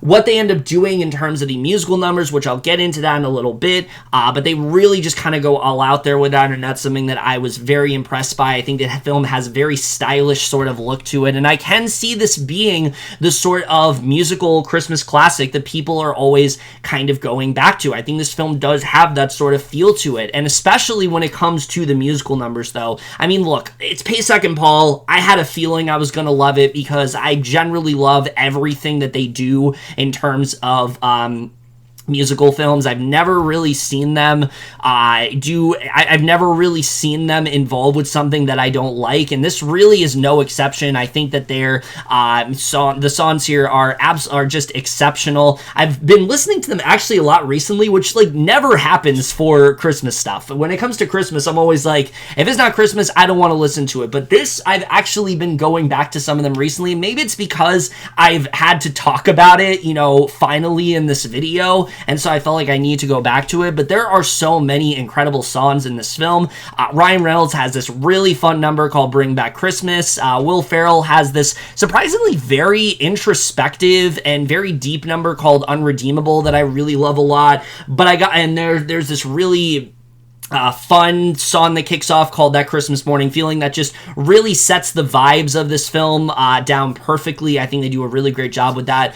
But easily I think the best of them all, and really the one song that everyone's going to remember from this movie, and one that I think, could very well be like a Christmas classic of sorts, is this. It involves these two characters in the 1800s Christmas Carol setting that I alluded to earlier, and my God, I mean, they really just go all out here. It is so incredibly fun to watch. It's the kind of toe-tapping musical number that you just really want to take away when it comes to musical films like this. It's bound to get stuck in your head. You're never really going to forget about it. So much great choreography as well. I mean, the musical numbers are just fantastic in this movie. They really don't stop delivering, and I think that if you take them away in this movie, the movie simply just wouldn't be as good. I think that it adds to the charm, it adds to the fun, it gives a little bit more depth to these characters I think they otherwise wouldn't have had, and I just really love what they ended up doing with the musical numbers in this film. I think it is easily one of the biggest highlights for sure, and it's honestly really great to see a Christmas musical that I generally really do love. If you remember a couple years ago, there was a movie called Jingle Jangle where I loved the musical numbers and I thought that they were just a lot of fun to watch, and I still do go back to those from time to time, but the story itself really wasn't that great. This is one of those cases where both the story and music are equally as great and really do complement each other very nicely, so I was very happy to see that here. The editing, the movie is over 2 hours long, and I do think there are some points where it does drag on just a tad, but I think for the most part the movie really does fly by, and it has a very uplifting ending with a message that I really wasn't expecting, and I really loved where they ended up going with it. This is not in any way, at least for me, a predictable movie. I wasn't expecting for them to go down the path that they did, and I thought it really added a lot of nuance and a lot of ideas to the movie that I just didn't really think they were, a lot of thematic depth to these characters that I just really wasn't expecting, and I thought they did a really good job with that. That being said, the movie is not perfect. I do think there are some things that do bring it down. One of them being there are just quite a few characters here that I just felt didn't really have enough to do. Octavia Spencer, for example, she is playing this girl that basically decides she works for Clint Briggs, and she's just kind of fed up with all of his misinformation and everything that he's selling to people, and so she just decides that she's out, she quits immediately, and she goes down this path where she kind of becomes this love interest for Scrooge. And it's not that I didn't like her character, I just felt like we need to see a little bit more of her. She has this really good musical number called The View from deep with The View from Here. I thought it was a really good way of kind of introducing us to her and kind of seeing how she wants to go down her own path, and I just felt we needed a little bit more with her in this movie. There is a point, especially with these two, that I just didn't really buy into. There's a moment that happens between the two of them, and I'm not to say that Farrell and Spencer don't have chemistry, because they do, and I think they do have some really good scenes together. I just felt like they need to flesh out their relationship a little bit more, and I think it would have made the film that much better. And also, the afterlife spirits that we have here, there really isn't a lot to them aside from Patrick Page. He kind of plays this mentor of sorts to Scrooge, who is always kind of trying to get him to continue to do things in the traditional manner and not really stray away from the way things have always been. He doesn't really feel like Clint is worth saving, whereas Scrooge kind of sees the potential in him. I feel like the movie does a good job in diving into all of that. But aside from him, I felt like the other characters, there just wasn't enough to them. I just wanted to see more of what they were really going through, and I think it would have made the film that much better overall. So I think that definitely did bring it down just a little bit for me. But really, other than that, I mean, this is just such a fun and just positive Christmas film to watch. I can honestly see myself going back to this for years to come. I think this is such a knockout hit in terms of musical numbers, such fun performances, just really everything you could really hope for in a Christmas musical. I think this film does do very well. And like I said, it's just the kind that I've kind of been hoping for a while, and I think this film really does fill that itch quite nicely, scratch that itch quite nicely. So yeah, I was a really big fan of this one. B+ for Spirited. It's not perfect. There are a couple things that do bring it down here and there, but I think for what this is, it is a ton of fun and certainly a much better movie than I think I certainly was expecting it to be in. A film that I generally do think I'm going to go back to for a long time. When it comes to Christmas musicals, I really couldn't ask for anything more than what we got here. This is just such a fun and positive film with a really great message that I just really can't recommend enough. Slumberland was not the movie that I really was expecting to be. I thought this was going to be another kind of just throwaway family film on Netflix that really just didn't do much of anything for me, but I honestly got a lot more out of this movie than I was expecting. The character of Nemo in particular, I think is really well done. You know, she has these dreams of Slumberland as a way to sort of reconnect with her father, and the grief that she is dealing with in this film, I think, is actually very well fleshed out. It doesn't feel like this sort of underutilized idea. They really do dive heavily into it, and I thought that honestly did work very well when it came to this movie. But also, Jason Momoa in this movie is just so good here. The character of Flip, he's this con artist of sorts, and you really don't know what his motive is throughout the film, but he is just having the one hell of a time in this movie. You can tell how much fun he is having in this film, and he just really relishes every single second of it. I really liked him in this movie, and I thought that he just worked really well here, especially when it came to his chemistry with Marlo Barkley. I thought they really did complement each other very nicely in this film, and I thought that worked really well. Chris O'Dowd also is very good in this movie. He's trying to fill the role as Nemo's father, and you can see that he's really kind of struggling, but I thought that he did a really good job here. I liked what he ended up doing in this movie. I really like what he ended up contributing here. I thought that he had some very good moments in this film. And so, yeah, I think there was a lot to really like here. The cinematography also is very well done. There are a lot of really interesting sort of worlds they go through. It's a very creative film in that way, and I thought that they really did some great things with the cinematography here. And the directing by Francis Lawrence, it worked a lot better than I thought it was going to. I haven't been too impressed by some of his other films. Obviously, Hunger Games, notwithstanding, he has directed those movies for the most part very well. But some of his other movies I have not been the most impressed by, but I thought he actually did a good job of combining everything together. There is this really fun sense of humor that comes from Jason Momoa, but then there also is a lot of heart and emotion to this movie, and a generally very heart-wrenching third act. I was surprised by how affected that it ended up being for me, but I thought it worked really well here, and I thought that his directing was very strong. I already talked about the screenplay and how I think they do a good job with that. Where this movie does fall flat for me is that I do do think it is a little bit too long, and I think that there are some things the movie spends some time on that it just didn't really need to. There's some worlds they go to that I just wasn't super invested in. I won't lie, it did take a little bit for me to fully settle into it, but I think the more this went on, the more I really did like it.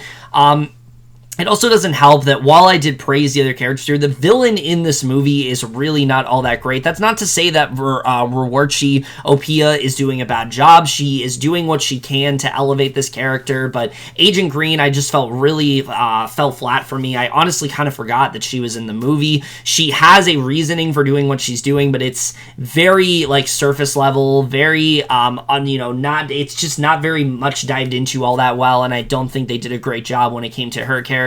So that's really where the film did end up falling flat for me. But overall, I thought this had a lot more going for it than I was expecting it to. I thought that it had a generally, like I said, very heartwarming ending, some really strong performances, and I do think it's a film that is very much worth watching. I got a lot more fun out of it than I really was expecting. So B- for Slumberland. It's not anything spectacular, but for a movie that I went into expecting for it to be just kind of generic and throwaway, it honestly ended up being a lot more than it honestly did end up having a little bit more going for it than that. That's something I did very much appreciate here.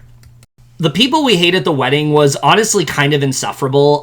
Look, right off the bat, there are some really strong performances here. All the performances, I think, are good here. Allison Janney is always a lot of fun. She kind of represents the heart and soul of this entire movie. She really is the mother trying to keep her kids together, and I thought she did a really good job in this film. I thought that, she has a very strong arc of her own, and I thought that she did do a really good job at diving headfirst into all of that, and I thought that her performance was very strong here. Kristen Bell and Ben Platt are about as good as you expect them to be. They're not spectacular or anything, but I think that they do give some strong performances here. But Cynthia Adi Robinson, I thought, might have been the standout of the entire movie for me. I thought that she gave a very strong performance as the character of Eloise. I haven't really seen her in much of anything prior to this film, but I thought that she just had such a genuine presence to her, and I thought that she did a really good job of elevating this character, and I just really like what she ended up doing here. Unfortunately, the movie surrounding all of these talented actors is really bad. There's a lot that just did not work here for me. The directing by Claire Scanlon right off the bat, I think, is completely the wrong direction for this movie. The movie has this very sort of mean-spirited sort of feel to it, but yet it's also trying to have a genuine sense of heart, and it just feels like they don't really know what they want this movie to be. Scanlon is, kind of waffling between these two tones throughout the movie, and it just didn't really come together in the way that it needed to, and I think that her directing was just really not that great. But this screenplay is really not good in this film at all, and really the biggest issue I have with this movie is really just concerning the plot of this film. I don't have an issue with the idea of this character of Donna and her trying to, get her kids to finally come back together after they've kind of been separated for a bit and kind of had their own things going on. But when the characters that they're playing are so generally terrible people, I really just had a hard time investing into any of them.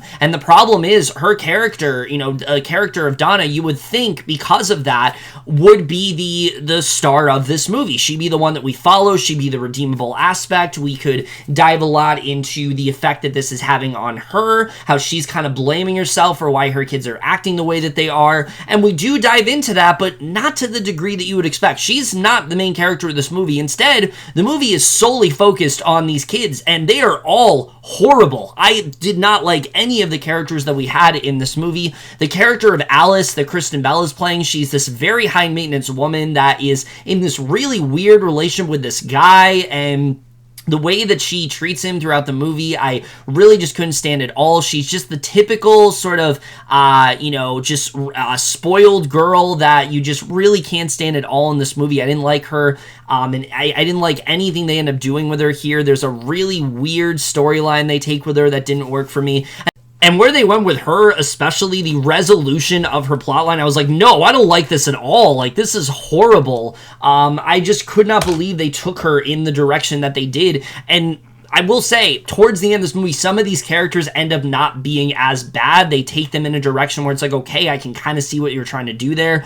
I cannot say that for Kristen Bell's character. Her character is like easily the worst in this movie. I could not stand her in this film. I usually like Kristen Bell a lot. I think she's a very likable actress, but here she is just playing the most demeaning, the most just obnoxious, and just not obnoxious, but the most like deceitful character that you really could think of, and I just really couldn't stand her in this movie whatsoever. And then Paul as well is just as annoying. He has this partner that he seems to just have very little regard over and doesn't really treat in the way that he should, and the direction they went with him was generally baffling to me. Like, I don't even know why they had a love interest for him in this movie if they were going to do what they did, because they completely forget about it after it happens. It's like this really big event for Paul, and they just kind of brush it aside after it happens, and I just really could not stand him in this movie. And I like Ben Platt as an actor, but my god, his character was horrible in this movie, and I really couldn't stand him at all here. And for the majority of the film, I thought the character of Eloise actually was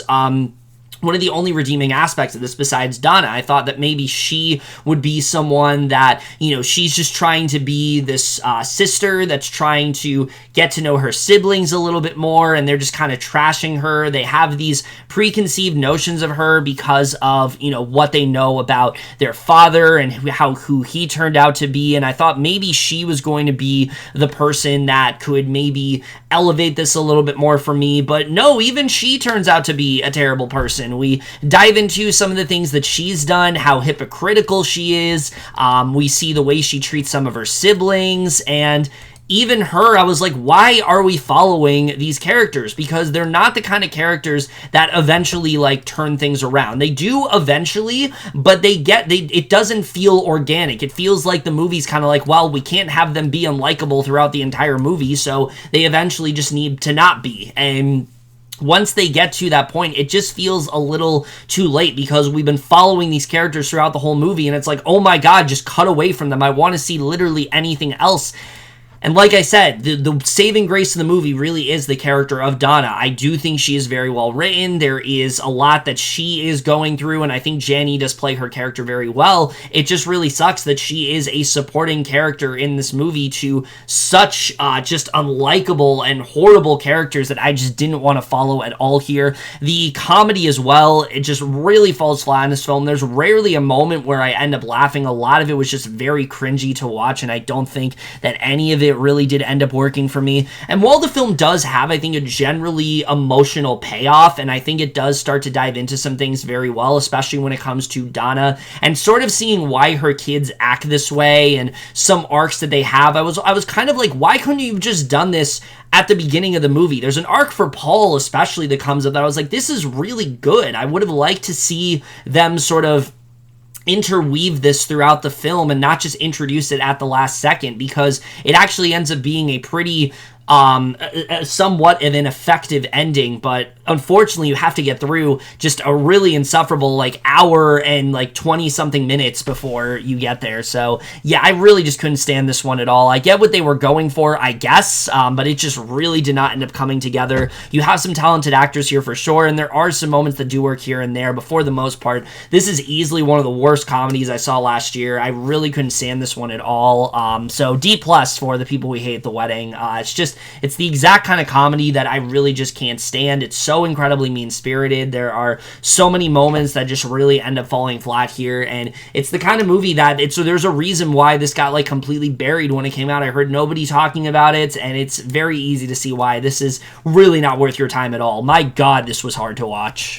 Blood Relatives is another Shudder film that I just feel like a lot of people haven't really gotten to see, and this was a different sort of film than I was expecting. You know, it starts off and you think you know the direction that it's going to, but this is way more of this sort of road trip movie and sort of this sort of comedic take on vampire films than I've really ever seen before. I mean, right from the beginning, you know, we focus on this idea that we have this character Francis, who is this very old sort of vampire, but he still looks pretty young, but you can tell that he is like very behind on the times, and he is very secluded. He likes to keep to himself, and because of that, you know, he doesn't really have a lot going, he doesn't really have a lot of knowledge of the world and things like that. And so when you enter Jane, who basically claims that she's his daughter, and the two of them end up teaming up, I thought there was a really fun sort of dynamic here. Noah Segan and Victoria Morales are both very good in this movie. I think they work very well together,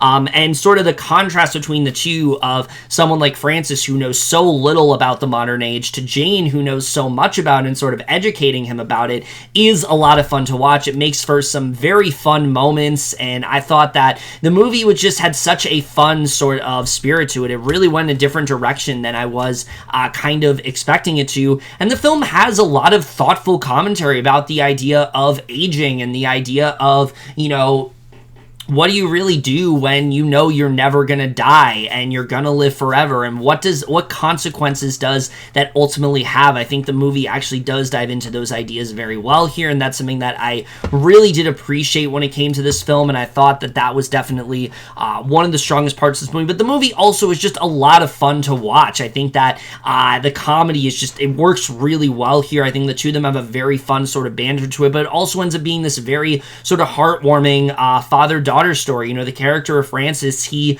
really hasn't done a lot within his life. Like I said, he very much kind of keeps to himself aside from feeding on people, and Jane kind of gives him something to kind of finally hope for, some sort of purpose, and you see the effect that this really has on this character, but also how reluctant he is to really give in, and I thought there was a really good arc for him in this movie. I thought it worked really well here. I think really my only issues with this film is, one, I do think it is a little bit too short. There are a lot of things that we do introduce, especially in the third act of this movie, and it just felt a little bit clunky. I felt like they could have fleshed out a lot of these concepts more than they ended up doing, and I thought that did bring down the film a little bit. There's also a character that's introduced later on that I just needed a little bit more from, where they ended up going with him. I get what they were trying to do. In fact, they do some stuff with him, but I just felt that they need to do more with this character overall, and I thought that did bring the movie down. But for the most part, this was just so much fun to watch. I think it was a very fresh and unique take on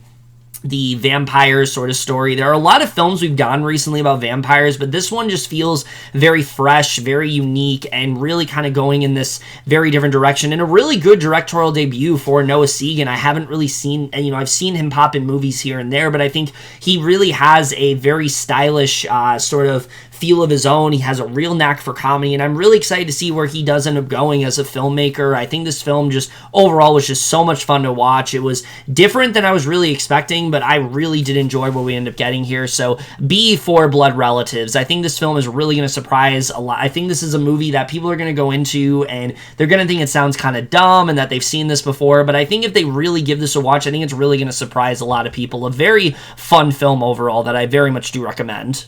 Strange World was very disappointing overall, and it really sucks because I think this film really did have a lot going for it initially. I think the concept of, seeing these characters kind of end up in this really, sort of, very, very trippy sort of planet and then not really knowing what's going on, sort of this, kind of being this journey to the center of the earth kind of concept. I think there's a lot that you can really do with that, and just the idea that they're in this land with all these strange creatures and kind of ending up in uncharted territory and not really knowing what to do. I think there's a lot that you can really do with that. The problem is the movie itself is just so incredibly generic, and that's what really did surprise me here, because I felt like this was such a fun and creative concept, and on the animation side, I mean, yeah, it is out of this world. They really do a good job in terms of the world building, the different planets that these characters end up, encountering, all the different creatures and things like that. All of that is really well done in this movie, but that's per the course for Disney films. It's really not too surprising for me to say a Disney animated movie has stunning animation, but that very much is the case here. I think there are some really interesting ideas here and there that the movie does eventually try to dive into surrounding our planet and things like that. Unfortunately, though, the movie itself is just very generic here. When it comes to the voice acting in this film, I really couldn't tell you who's the big standout. I think all of them did a good job for what they had, but there's nobody here where it's like, oh my god, they are really great in this movie. They really stick out. Like, Jake Gyllenhaal's good for what he has. Dennis Quaid. Jabuki Young-White was probably the standout for me. I think Ethan's the character I gravitated towards the most. I think he was the most interesting of the characters that are here. But even him, it wasn't like that incredible of a performance overall, but the characters themselves I just didn't really find myself latching into all that much. I think there was a pretty solid setup with this idea of the character of Searcher Clade and how he accompanied his father Searcher for a long time, and then eventually there was like a rift between them, and now he's kind of ventured away from it entirely.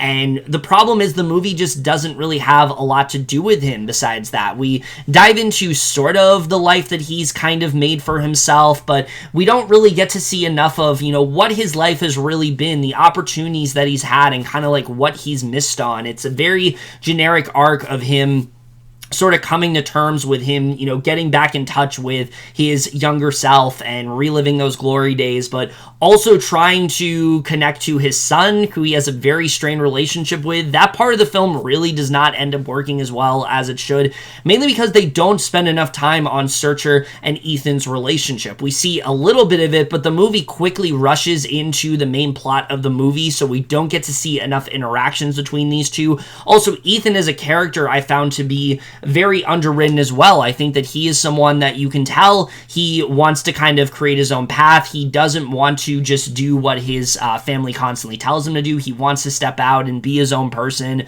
and I think that does work very well. I also like that this character is unapologetically gay, because in a lot of Disney films recently, they've had those characters that it's like, oh, a blink and you miss it type role. That's not the case with Ethan. He does have a significant arc in this movie. There's a guy that he has a crush on that he's trying to pursue, and I thought that part of the film ended up working very well, and sort of Ethan, finding out more about himself. I generally think he should have been the main character. He's the one with the most depth to him. He's easily the most interesting of the three. Jagger is basically just like the older, father who has sort of this very sort of older, this much more like dated views of the world and things like that, and he's the complete opposite of Searcher, where he's like very larger than life, and he has never really lost his edge in that way.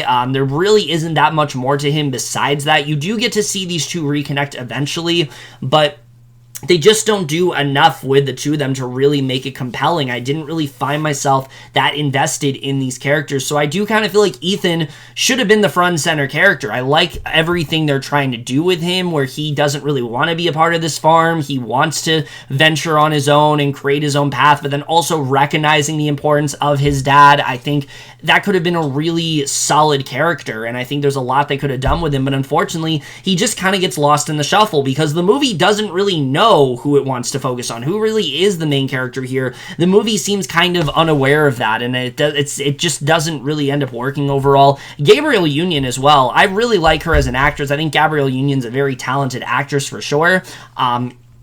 Gabrielle Union as well, I think, is normally a very talented actress and has a lot to do, but here, she really gets the short end of the stick. She really is just kind of like the concerned mother or wife, and there just really isn't all that much more to her. And then Lucy Liu, throwing her in the mix could have been interesting, because this is a character that Searcher does know. They have a connection of sorts, but again, they don't really do all that much with her beyond a surface level. So there's so much that I wish they would have dived deeper into here, and they just really don't. And then in terms of the mission overall, it really is just, oh my god, there's some, weird thing going on the planet, and we need to save it because it's like our main source of energy, and there are these, surreal life forms that are taking over. It just isn't really all that compelling. It feels very generic, and it just feels very much like a first draft. I feel like there's so much more they could have done in terms of the script. The actual threat of the movie, we don't even find out about until the third act, and once we do, it was like,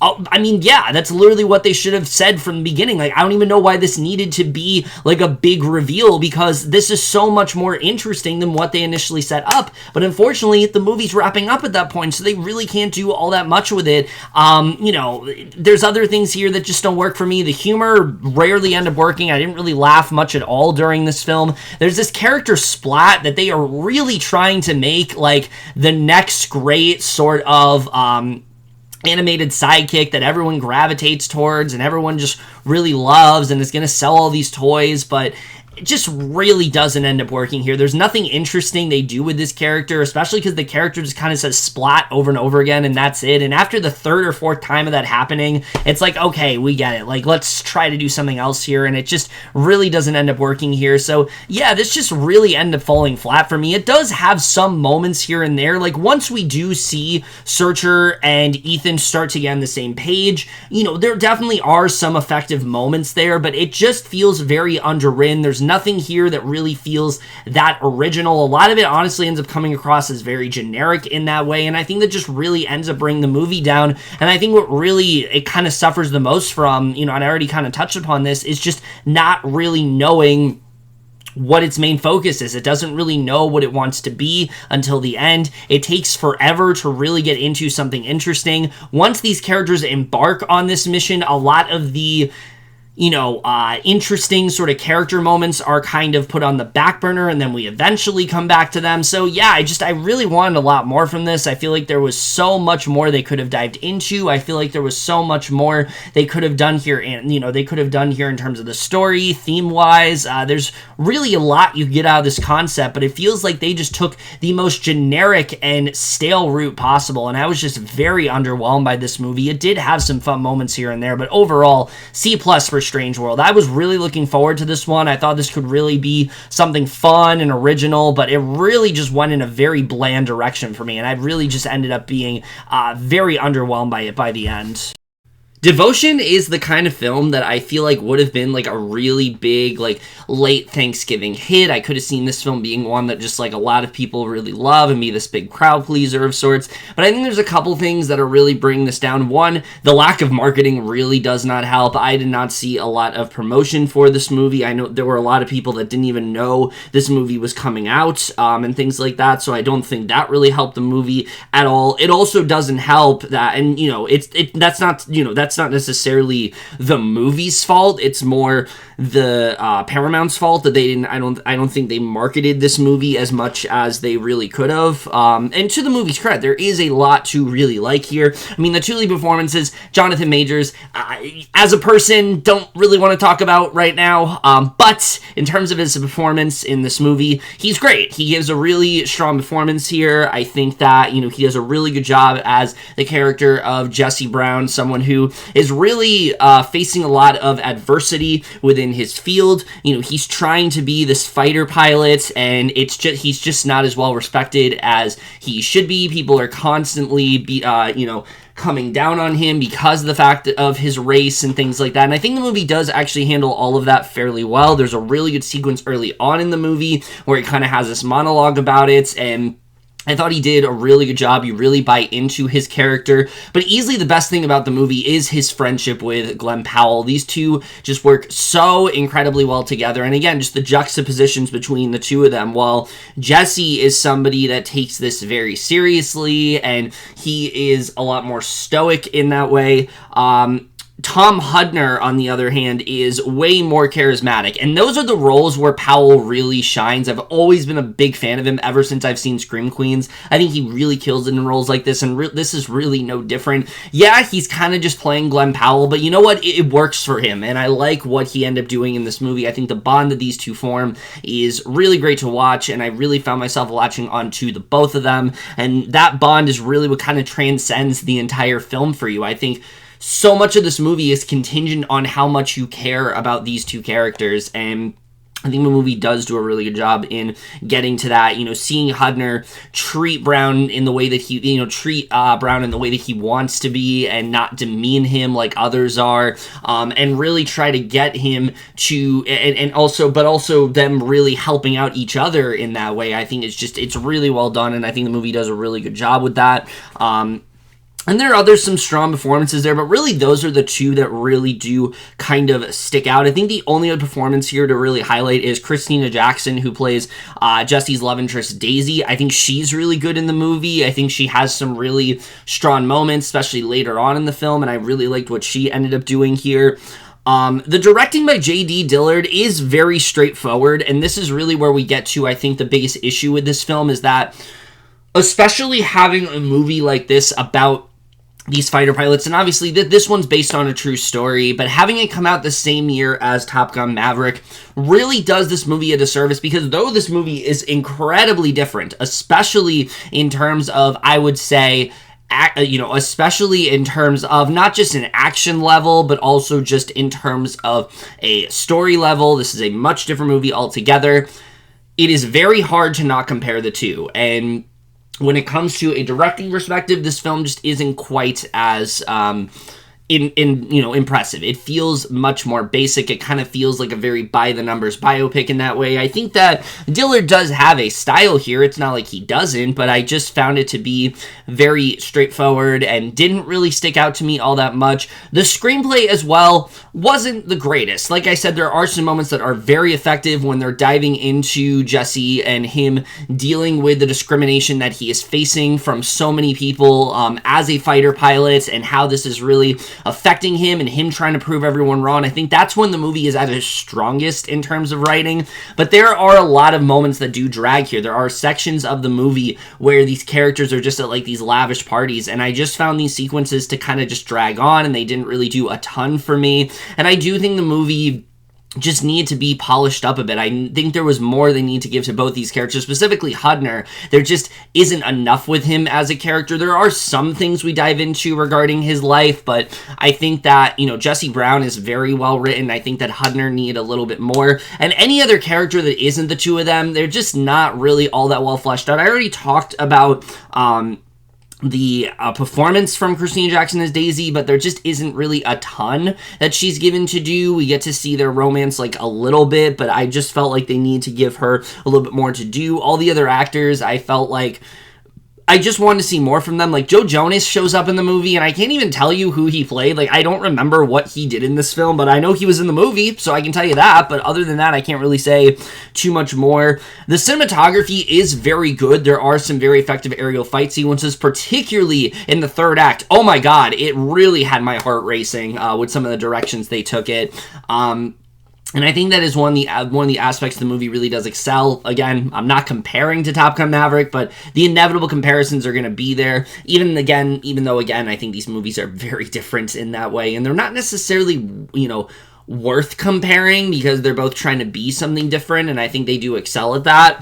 But I did think the cinematography was really strong. I think there were some very strong sequences. I thought the score was pretty basic for the most part, but I do think the movie, unfortunately, is just a tad too long, and I think that's something else that does hinder the film, particularly the second half. It really does start to drag a bit, and I was kind of losing interest. But I will say, the way the movie ended, I really was not expecting. I went into this not really knowing the story all that much, and I was honestly very affected by the way the movie did wrap up. I thought it had a very strong ending. I thought it's the kind of ending that you do find yourself really remembering. It was very, emotional in that way, and I thought they did a really good job with that. So yeah, I do think there is a lot to like about Devotion. It just really comes down to the fact that this does feel very by the numbers. This does feel like a movie that we've seen 1,000 times before, seeing these two people who are friends and them kind of changing each other's lives for the better, who are, from completely different walks of life. We've seen this concept done, and this movie doesn't do a whole lot that's different with it,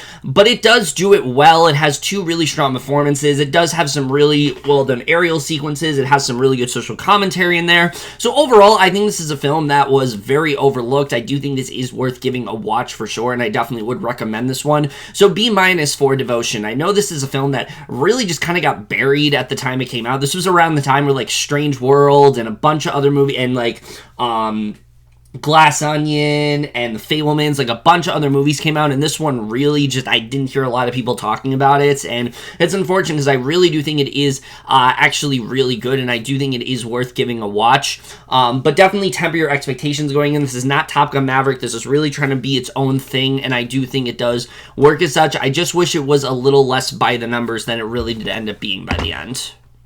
Nanny is like easily one of the most overlooked films of last year. I remember this premiered at Sundance, as like I said with a lot of movies, and I really wanted to see it, and I heard a lot of praise about it. But this is one in particular that I feel like it came out and everyone was saying this is going to be a really special film and that it goes in some really audacious directions, but then it came out and I heard literally nobody talking about it, and it's really unfortunate because I think this movie is really something special. I mean, right off the bat, the performance here by Anna Diop is phenomenal. She gives such a strong and effective performance here, playing this woman of Aisha, who it seems like has, you know, her shit together. She is this unknown she is this undocumented immigrant of sorts, and you know, she's kind of just trying to navigate life in New York. She is, you know, she has this son that is in the care of somebody else because you know, she's had to fled, and she's hoping that she can eventually get enough money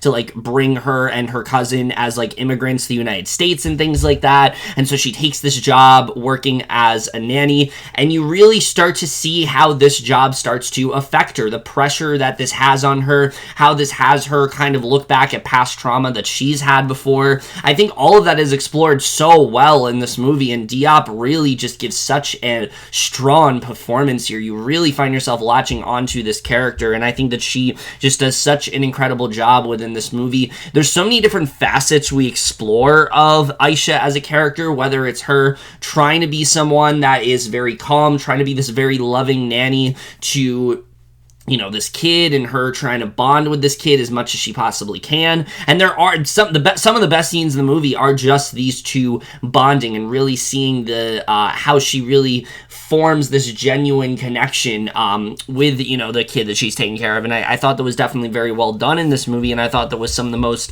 effective moments. But the movie also has a lot of social commentary about just the way just the way, you know, people are treated who are undocumented by this much more like privileged, you know, upper class couple, this very wealthy white couple and things like that. I thought those scenes were also very strong in this film. When it came to Michelle Monaghan's character and the way that she treated Aisha, I mean, you can just tell that Amy has a lot of resentment towards her. There are a lot of microaggressions that she's throwing at her, the way that she's treating her and things like that. You can really see the issues that are going on there, and I think the movie doesn't hold back in any way. They dive into those ideas very well, and we even get to see some of the issues that she's having within her relationship with Morgan Spector's character, and I thought that was also very interesting to see. It's not fully fleshed out, but I thought they did enough there to where you really found yourself latching onto, you know, their relationship, and also seeing the way that they are treating Aisha and the effect this is really having on her. And I think that they did a really good job when it came to all of that. But then there is this horror sort of undertone that the movie does have, and the more the film goes on, the more it really starts to reel its head, and that really is due to Nick Yadu's Jusu's directing, who I've never seen anything from her before, but I really like her style to this movie. It's very subtle. It's definitely a horror film, but it's a very like subtle one in that way. It kind of takes a while to really get to that point, and once it does, I mean, it is honestly very terrifying to watch. There's this genuine sense of there's this very unsettling sort of atmosphere to it, and I thought that she crafted all of that very well in this movie, but also telling this very personal story, especially once certain details are revealed about Aisha's life. One reveal in particular that I really did not see going in the direction I did, and I really like what they ended up doing with that, so I thought all of that worked really well. I gotta say, in terms of performances, you know, I already talked about how good Michelle Monaghan and Anna Diop are, but I also was a really big fan of But I also found myself being a really big fan of Leslie Uggams in this movie. I thought that she gave a really strong performance here, and I really liked what she ended up doing in this one. I think all the performances are very good here. There's really only two issues that do bring this movie down. One of them is that, though, like I said, I like the scenes between her and this kid, I didn't feel there were enough of it. We focus a lot on her connection, her relationship, very contentious.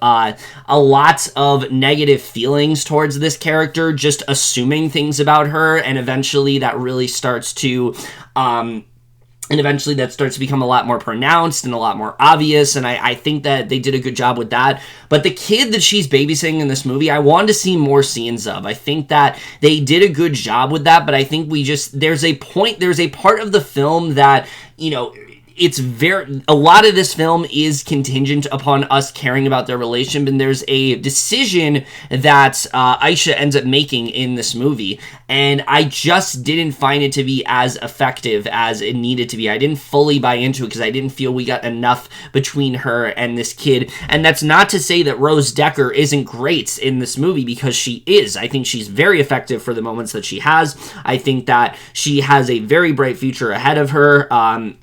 You know, there are a lot of, like, undertones with her and things like that, but I just want a little bit more when it came to that character, and I thought the movie could have done a better job with that. The only other issue I have is this subplot that we have in this movie with Sinqua Wallace's character. It's not so much that I didn't enjoy him in the movie, but the scenes between them, one, are a little too brief for my liking, and by the end of the film, I just didn't really understand the point of him. We dive a little bit deeper into some of what he's going through, and he's kind of going through a similar situation to Aisha, and that could have been really good, but I just felt this character was really kind of given the short end of the stick, and we didn't get to flesh out their relationship enough, and especially where they go by the end of the movie, I just didn't fully buy into it. I didn't feel like as characters they were at that point, so I just felt that they needed to do either some more work with him or honestly cut him out altogether, because by the end, I just found his character to just not really serve all that strong of a purpose, and I think they could have done a better job with it. But like I said, I think this film is very effective for what it is. I think it has some really interesting ideas,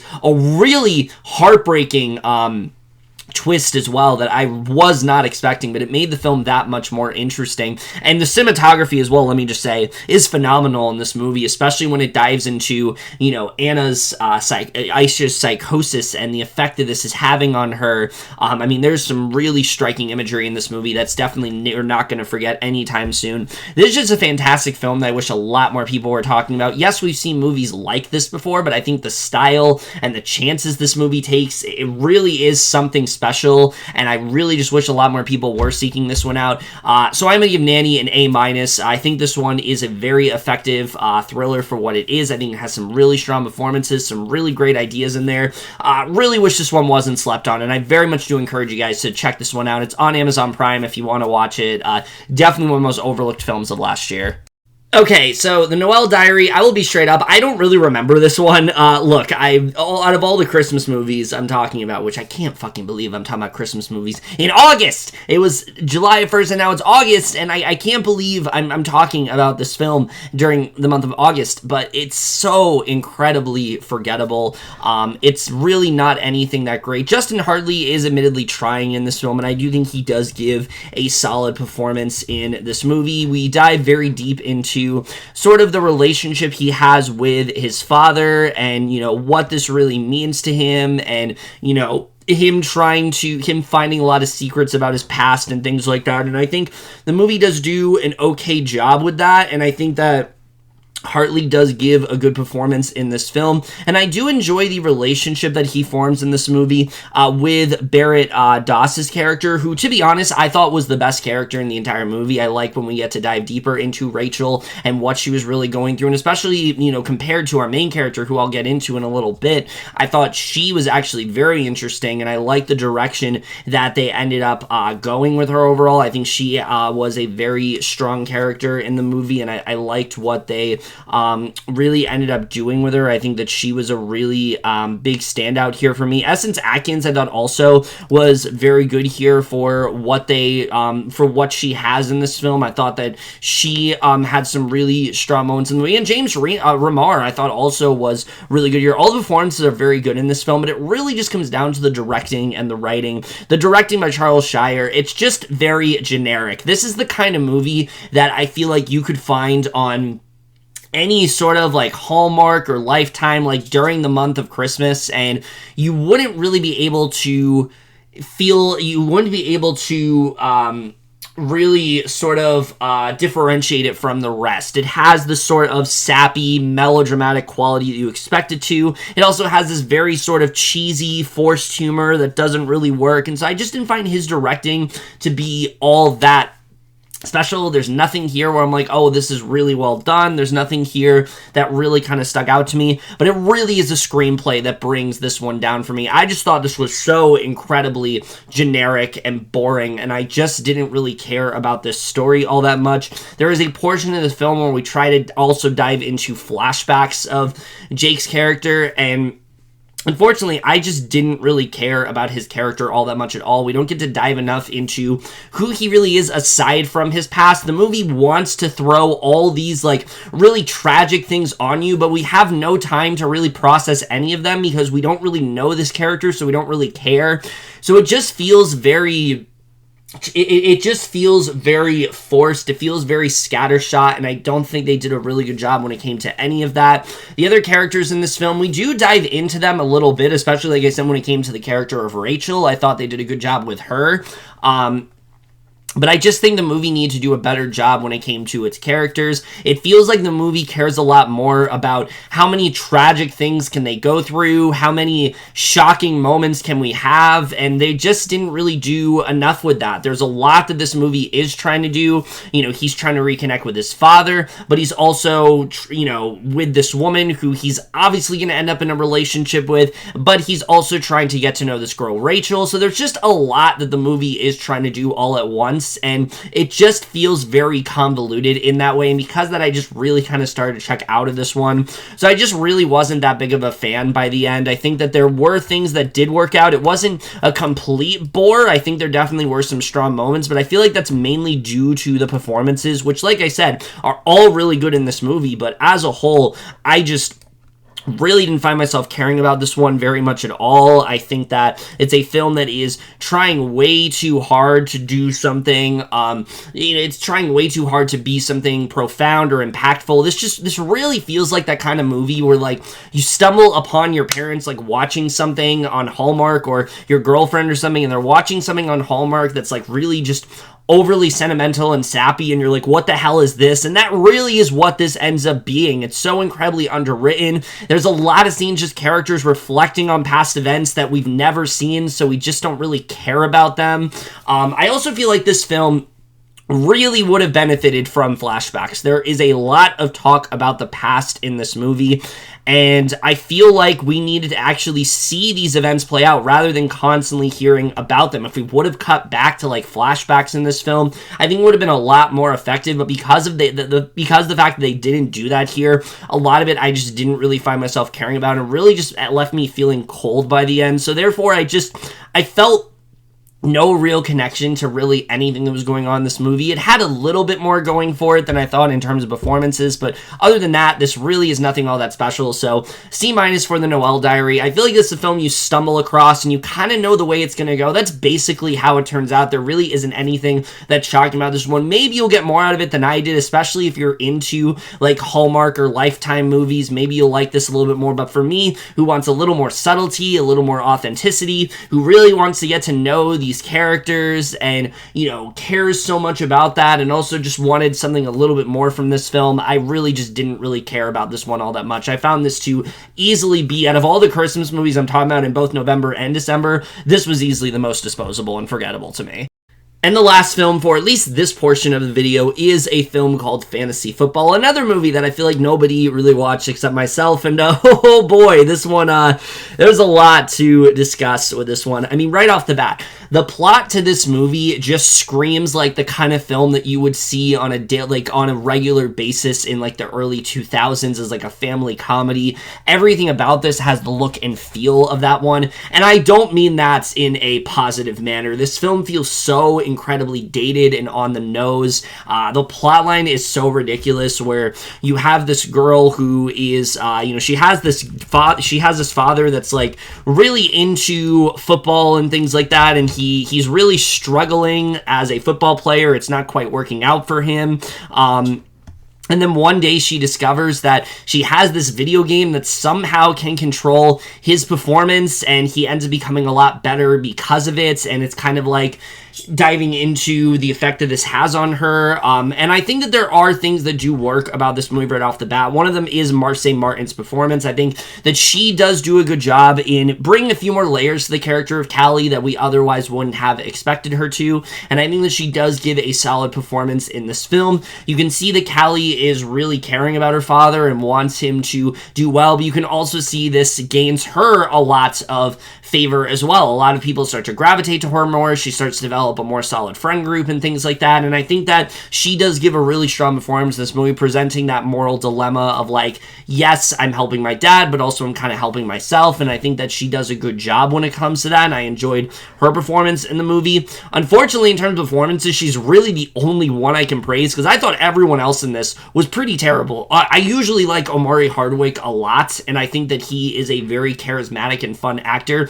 but he is just really overdoing it in this movie. The character of Bobby, he is trying to play as this guy that is just really hot-headed and always focused on like football and things like that, and seems to have so little connection with his daughter. And as the film goes on, you can see how that really starts to strengthen his relationship and things like that. But I just didn't find this character to be all that believable. I think that Hardwick is trying in the role, but I just thought he was just kind of overdoing it here, and it was just a little too over the top for my liking. I wasn't really a big fan of his performance. And then Kelly Rowland, unfortunately, I thought also was pretty terrible here as Keisha. You don't buy into how she feels about anything that's going on in the movie. You don't really buy into her being Callie's mom. You don't buy into the worry she has for the character of Bobby, so I just didn't really like her very much at all here, and I thought that, honestly, she had some moments here and there, but also she's not given enough to do in the movie for me to really,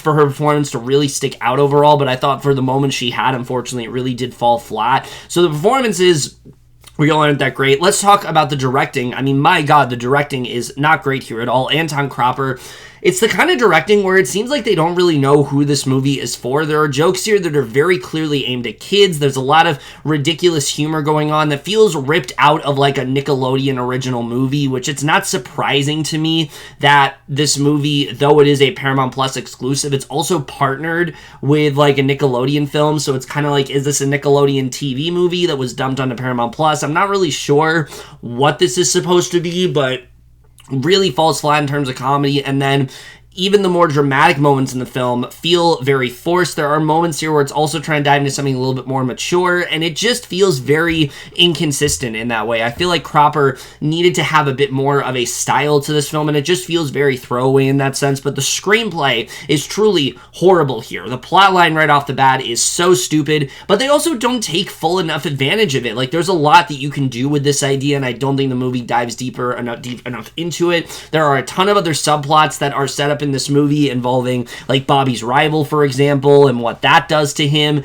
We get a whole section of the movie involving this video game and how other people want to be in control of it. And I just don't think they dived into it enough, and especially towards the end of the film when it starts to get a lot more serious and they start to try to dive into what's going on, it just really ended up falling flat. So I really just thought the screenplay did not work out here for me either. The cinematography, though, is horrifically bad in this movie. It's so incredibly cheap and just really hard to look at points. There's a lot of visual humor in this movie, and nearly all of it fell flat to me. I didn't think think they did a good job with that at all here. So yeah, overall, I just found this to be such a disposable and kind of horrendous comedy. There were many moments here that just really had me cringing, really just had me wanting to shut this off immediately. I think the only thing that keeps it from being completely unwatchable is Marseille Martin's performance. And when the movie as the movie does go on, I thought Hardwick did get a little bit better. I thought the relationship between him and Callie definitely was like the heart and soul of the movie. There are some generally sweet moments between them, but that really is so few and far between. This is such a dumb concept. The comedy doesn't work. A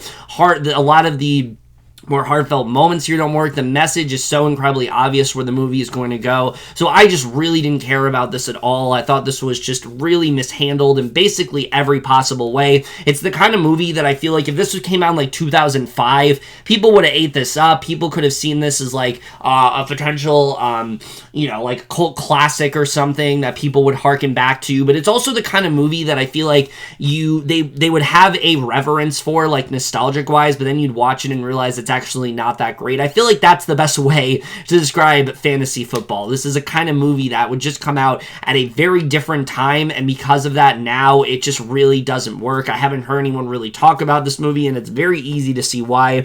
I really just couldn't stand this at all. I thought this was so incredibly stupid and throwaway. So D+ for fantasy football. I think there are some elements here that were a little bit better than what I was expecting, but for the most part, it was very hard to sit through and easily one of the most insufferable watches of last year for me. Okay, so with that said, guys, we are now finally going to talk about all the movies coming out in December. I can't believe we actually made it through all these what I watched. We're finally at the last month of 2022, and we can put this shit behind us. But before we do that, we do still have a month to talk about, so we're going to start off with the first movie here, which is yet another fucking Christmas movie. Oh my god, I literally can't stop. It's just like insane to talk about Christmas movies in August, but we're gonna keep this going. Violent Night. I was very excited for this one. I thought it seemed like a very fun and very different kind of Christmas movie. It kind of reminded me of like Christmas movies we used to get. It's very rare, I feel like, that Christmas movies are released like in theaters, let alone in such a major capacity like this. So I really was just hoping this could be, just something really just off the walls and crazy. And while it's not as insane as I thought it was going to be, I still really love this film. I still really liked this film quite a bit. Right off the bat, something that works so well here is the casting of David Harbour as Santa Claus. I think on paper, it's like, that's an interesting choice. I don't really know how he's going to do, but I think he really commits to this role. Not only does he do a really good job of bringing the type of personality we expect to Santa Claus, but he also puts his own spin on it. This is not just like, a scenario where, Santa's just a little bit more edgier than usual. No, this is a much more like hard-hitting Santa who's like way past his prime. He doesn't really want to do this anymore. He's very much getting to the point where, he doesn't really know what his purpose is anymore because people aren't treating him the same way and things like that. And Harbour really just commits to this role so well here. Not only is he such a badass in terms of the action sequences, but it just really feels like he brings a different type of interpretation to this Santa Claus, someone who is a lot more bitter, a lot more angrier in that way, and I think he just did a really good job with that, and I really did love his portrayal in this film, and I think he really just kind of makes this film as special as it is. There are definitely other things that work, but I think his portrayal of Santa Claus is just fantastic here. I really love what he did in the film, and John Leguizamo is kind of like the perfect antithesis to that, where he is a guy who has grown so disillusioned with Christmas to the point where he just wants nothing to do with it altogether. He wants to do what he can to ruin everyone else's Christmas alongside his, and he also is so much fun in this role. Leguizamo always really sinks his teeth into these kind of roles, and I think he really is just kind of in top form here, and I really love what he ended up doing. He's very, deliciously evil, and he relishes every single second of it, and I really enjoyed his performance in this film. And then all the other actors here are still really good, whether it's someone like an Alex Hassel as this character Jason, who he's trying to be this really good father to his daughter, but between contention he has with his ex-wife and also other stuff that is going on, I think that, you know, he does a good job of bringing a sense of heart to the film. But I gotta say, Leah Brady as Trudy, who plays his daughter, is really the other big standout for me. I thought she gave such a strong performance here, really adding this sense of warmth to the film. She's the only one throughout the movie that has any sense of hope. She's the only one who has any sense of care towards these characters, and I think that she just does a really good job here. It doesn't feel cheesy. It feels very genuine, and I like the performance that she ends up bringing, and I thought that she was a really huge standout for me. But I gotta say, aside from her, you know, I think the whole ensemble is really good, but someone I do specifically have to highlight that I thought was so funny in this movie is Cam Gigandet as this character Morgan. There is this very large family we're focusing on throughout the movie. It's very expansive. They're very rich, and they've all kind of gone down very interesting sort of career paths, and they all have different personalities. And I think Gigandet was the one that stuck out the most to me. I thought he had so many funny moments here as the character of Morgan. He's kind of an idiot, and you know, we've seen that role done before, but again, he just really commits to this role, and I really enjoyed what he ended up doing here. And then bringing it all together really is Eddie Patterson, who plays Alva, I thought was so good in this movie. She's like the matriarch here. There's a lot of stuff that's going on with her character that we find out about much later on, and I thought that she was just great in this movie. I really love what she brought to the table here. So I think all the performances are really good in this film, but the directing by Tommy Wirkola, I think also is something that is very important when it comes to this movie, because he very easily could have made this very generic. He could have easily made this very just kind of typical, where it's trying to be very hard-edged and it's trying to be very violent, but he really does a good job of bringing his own sort of style to this film. This is very much an action movie, and it very much does commit to that. The film has a very heightened sense, and I think Wirkola really did a good job of diving into all of that. I really like the style he presents throughout this film, but I also like the risks he takes in this movie. This is not just like a typical action comedy. There is a lot of ideas he pours onto the table, and I thought that his directing was just very strong here. I don't think I've seen Hansel and Gretel Witch Hunters, but that movie is definitely one that I like for completely different reasons and not necessarily good ones compared to this one. So I just think that his style is really strong here. But I gotta say, the writing is the other thing that really sticks out about this movie to me, specifically when it comes to Santa Claus's past and sort of what he's been through. It's not what you think. I mean, I was honestly shocked with the decisions they take. They do a really good job of explaining like why Santa Claus is in such top shape when it comes to these action sequences, why he's able to hold his own so well, why he really seems to have no sort of, why he seems to have no sort of qualms whatsoever with just absolutely just beating the shit out of these people and eviscerating them. And the movie dives into that really well. There's a really good backstory given to his character that I truly was not expecting, but I really like what this movie is trying to do. I like what it's trying to bring to the table. I think they do a really good job with that. And then, the other character things are well developed here. John Leguizamo, there is a reasoning for why he feels the way he does. And yes, it is generic, but I think the movie does a good enough job with that. I'd say really the only issue in terms of writing are the other characters here. Like I said, there is this family we're focusing on, and a large part of this movie is this like sum of money that was taken that happened in the past, and I think that there are a lot of individual storylines going on that I just wanted to see a bit more of. There are some characters that I felt just had a bit of untapped potential, and I think that they could have done a little bit more with them, and I think it would have made the film that much stronger overall, and I also think that it did take a little while to fully get going for me. There are some ideas that the film had, and it was hard to suspend my disbelief, but then once they dived deeper into what was going on, I think think they did a good job with that. I like this movie. It has a sense of heart, but it also knows not to take itself too seriously, and I think the comedy really does land in that way. I'd say really my only other issue with this movie is the other villains we're focusing on here. When it's John Leguizamo, it's really good, but he's not the only villain we're facing in this movie, and the other villains here really just aren't that great. They don't really do a good job, I think, of diving in, they don't really do a good job of bringing the same sort of humanity and the same sort of depth to them. They're kind of just like typical sort of henchmen, and I just didn't really care about them at all. And there's a portion of this movie where a lot of it is centered on them and the way they're interrogating this family, and it didn't quite work out for me in the way that I think the film was really hoping for. And I think they just could have done more in terms of these characters, but cinematography wise, I mean, this film really goes all out. The action sequences, they're bloody, they're brutal, they're really just as crazy as you're expecting them to be, and I think they do a really great job with that. And then, I think the score as well by Dominic Lewis is also really good here. It's well paced. There's a lot to really like about this one. The ending as well, I thought, was generally very effective. It went in a direction I wasn't expecting it to, but I really like the story that this film ended up telling, the arc that it gives to Santa Claus. I don't think is one you're going to be expecting at first. I don't think you're going to, think that they're going to go in the direction that they do.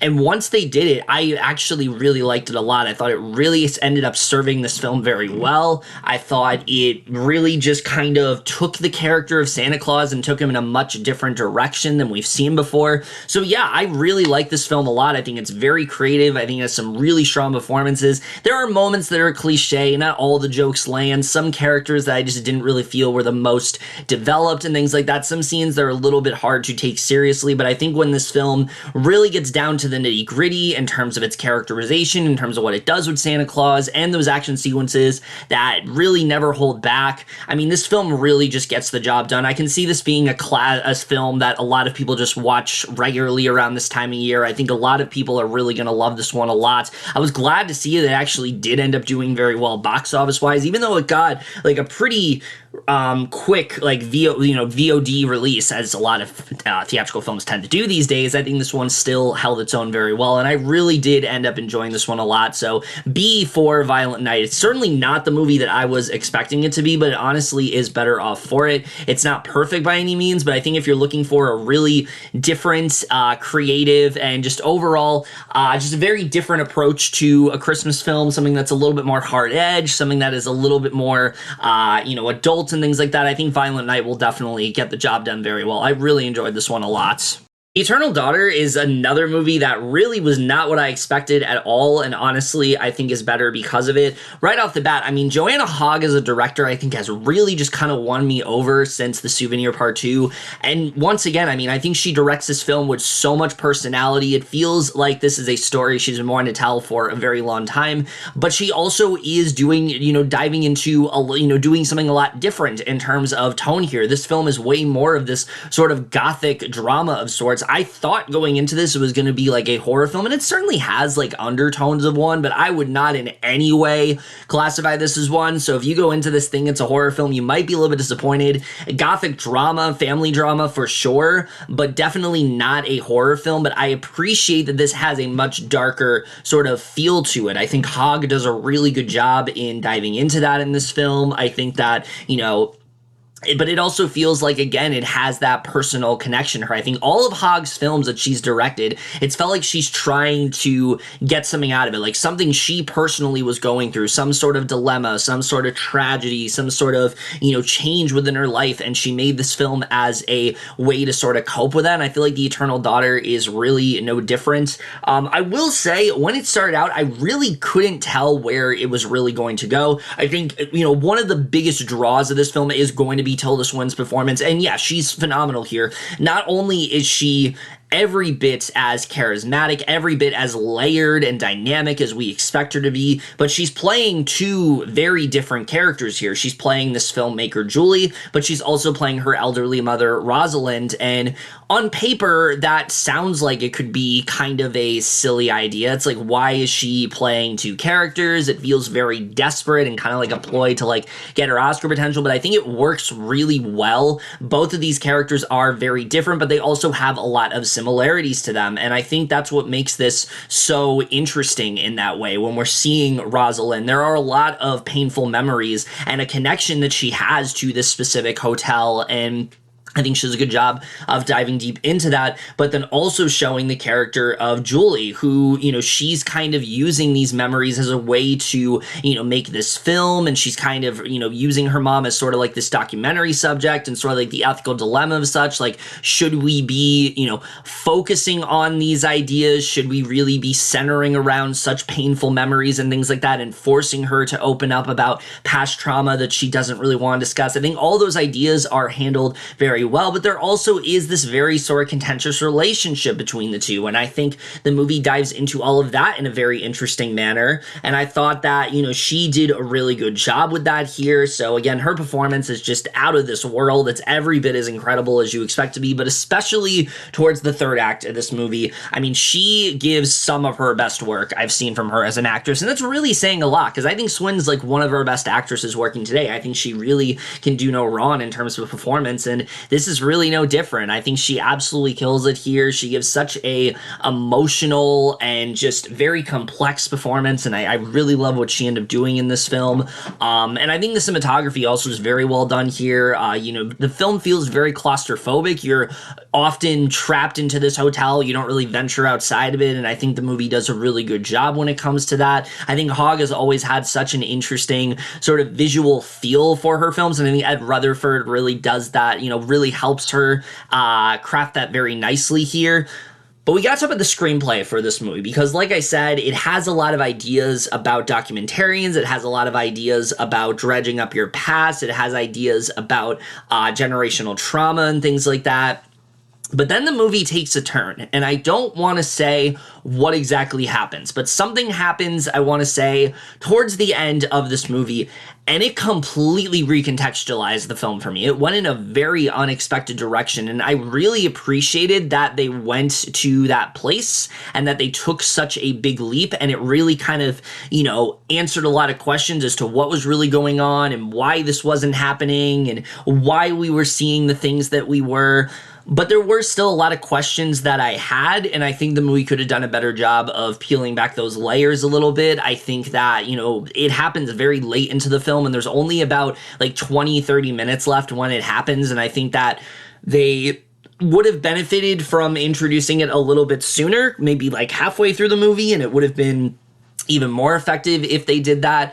But again, I think there's a lot that this movie really does get right. It's a movie that I do think is best to go into not really knowing a ton, aside from the fact that you're focusing on these two women. They're in this secluded hotel. A lot of it is Tilda Swinton talking to herself, but it's so much more than that, and I think the movie is very effective in doing that. I just wish there were a few more answers that I think would have made the film that much more effective overall, but the actual end and the way it all wrapped up, I thought was very satisfying. There's some other characters that Julie encounters as well that I just want to see a little bit more of. This character Bill that she forms this connection with, I want to see more of his character and what he was really all about, and just a couple other characters here and there. But for the most part, I thought this was a very effective film. Certainly not what I was expecting, but I think it was honestly that much. I think it was honestly that much stronger because of it, and really just again solidified how much I admire Joanna Hogg as a filmmaker. I think she has a very sort of specific feel to her movies, and this film still is able to capture that, but take it in a completely different direction,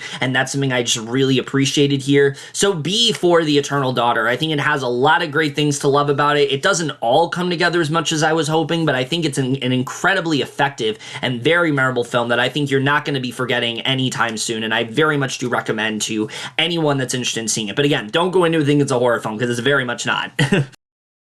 Close is extremely effective. I'm sure you've heard many people talk about this one, and yeah, there's a lot to really love about this one a lot. I think the way this film centers around these two characters and the connection that they make, how much they are depending upon each other, how much these are two teenage boys that really never leave each other's side. They have such a close sort of friendship in that way. It's just so authentically handled. You really feel kind of just like a fly on the wall watching them throughout this movie, and I think that that's something that they just did a really strong job with here. That's one of the best parts of this movie, or just the interactions between the two of them, but then seeing this direction that the film ends up taking when the two of them, start to go to school and comments are made and they start to have to venture on their, they start going in different directions. I think that's when the film is really the most heartbreaking, as we're seeing this friendship that is so pure, that is so genuine, just be ripped apart because so many people are having, just really homophobic assumptions and things like that, and are just trying to, push this narrative that doesn't exist. And I think the movie does a really good job when it comes to that. And the two kids are just incredible in this movie. But Eden Dambrine especially is such a star in this film. I've never really seen him before, but I feel like we're going to see him way more after this movie. I think he has so much potential. There's so much that this character ends up going through. And here's the thing. There are points in this movie where this character is not necessarily the most likable because of the directions he ends up taking. But I think the more the film goes on, the more you really start to empathize with him, and I think that his performance gets that much stronger because of it. So I just really love what he did here. And that's not to say Gustave de Wael as Remy isn't great either, but I think his performance is really the one that sticks out here. The other performance I do really need to highlight is Amel DeQueen as Sophie. Holy shit, she is amazing in this movie. They went in so many directions with her that I wasn't expecting, especially towards the end of this movie. She has some really heartfelt stuff, and I really love what they end up doing. But I gotta say, similar to the last movie I talked about, this is a film that is best to go into knowing very, very little. Just know that it's about these two friends that, one of them starts to distance himself from because people start to make assumptions about them and things like that, and sort of just like how that ends up affecting the both of them, because there's a direction this movie ends up taking that is so incredibly heart-wrenching and really just kind of comes out of nowhere, but not in the sense to where it's jarring. It's in the sense where it's like this was hidden in plain sight the entire time, but it's not something that we were so focused on because we were so invested in the story. And when it happens, I mean, the film just becomes so much more meaningful in that way. There's so much this film has to say, I think, about choices and regrets and, sort of guilt, and I think all of those ideas are so well explored in this movie. Lucas Dant, as a director, I think does such a great job here. The movie never feels too melodramatic. It never feels like it's going in a direction that it doesn't need to. There certainly are scenes that are heavy-handed, but I feel like all of it was done very authentically and in a genuine way, and I think that's something that works really well. I think really my only issue with this movie is the screenplay here. As I said, the second half of the film gets a lot more complex. I'd say the first half is pretty simplistic in that way, but I think there is a beauty to that simplicity in that first half. There's a lot the film is able to do. Like I said, you really just kind of feel like you are watching these two side by side and then eventually seeing, what ends up happening, just a few little choices here and there and how that all kind of mounts up for them. But the second half of the movie is trying to introduce a lot of ideas, and it's trying to do a lot of different things.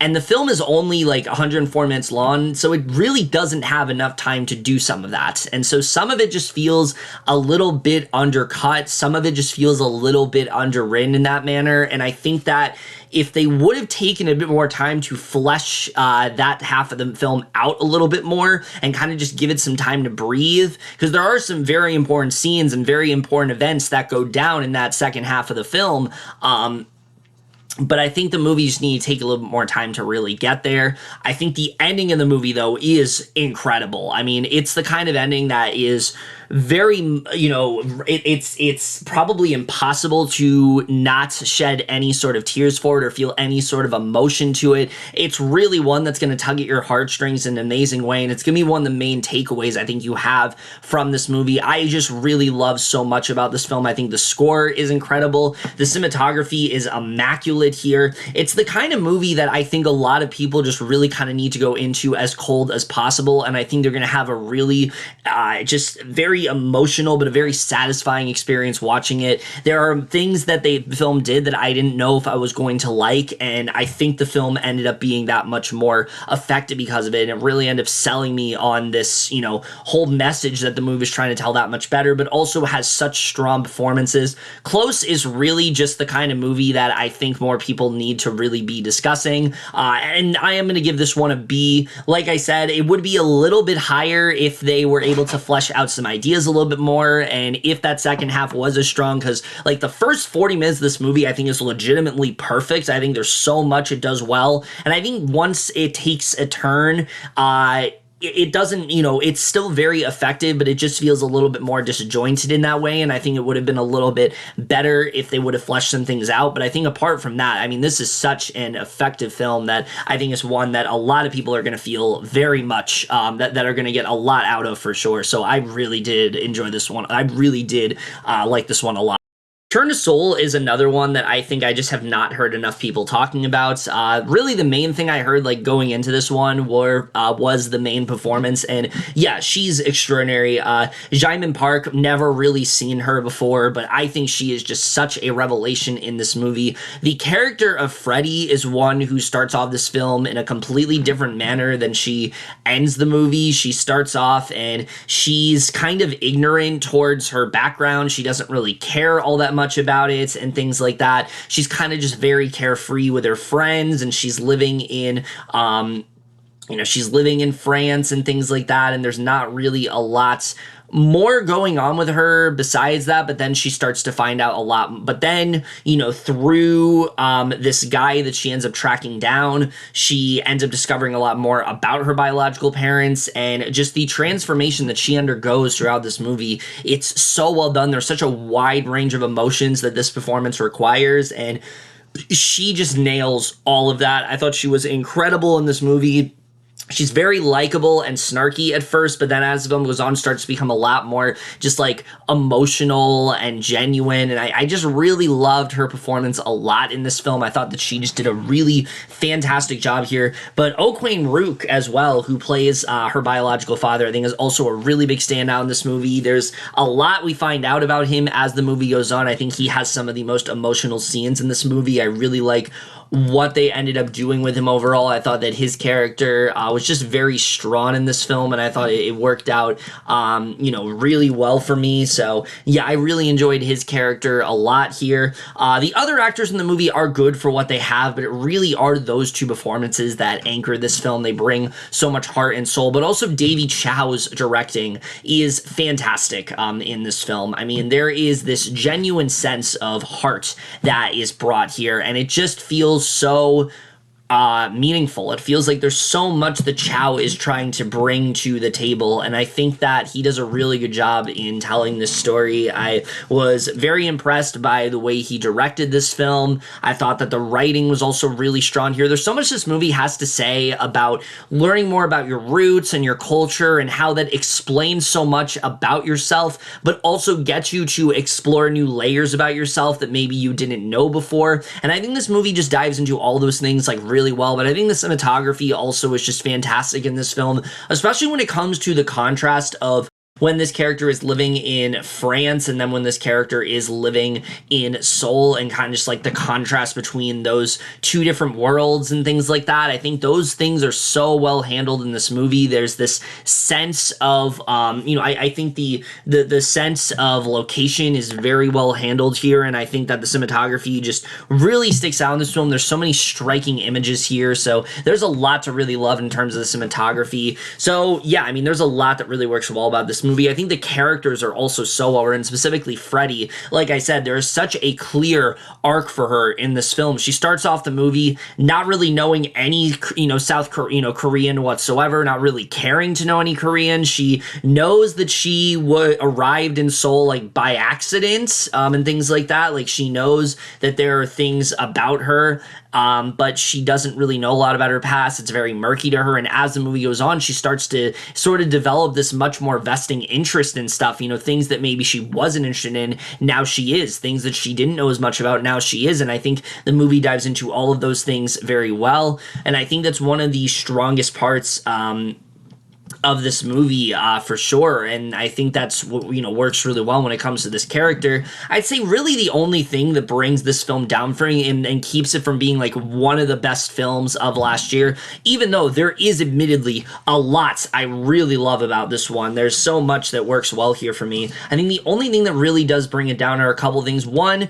there is this recurring subplot with her and this character Tenya, who she ends up forming this interest in, and I felt like every time they reverted back to their relationship, it just felt very sort of repetitive for me, and it felt like they were kind of doing the same thing every scene, so I wasn't super into what they were doing there. Too, there is a lot of time jumps in this film. There are a lot of lapses in time. There are many points in this movie where we're skipping forward, and some of it just feels a little bit unearned, because I feel like there is a lot of development that happens within that time period, and because of that, there are things that happen to this character that we just don't really get to see. We don't get to see how this happened. We don't really get to see how she got to this point, because I think there is a little bit lost from not getting to see all of that like up close, and I think that some of these story elements just feel a little bit rushed here, and I think that's really what does hurt this movie for me. There was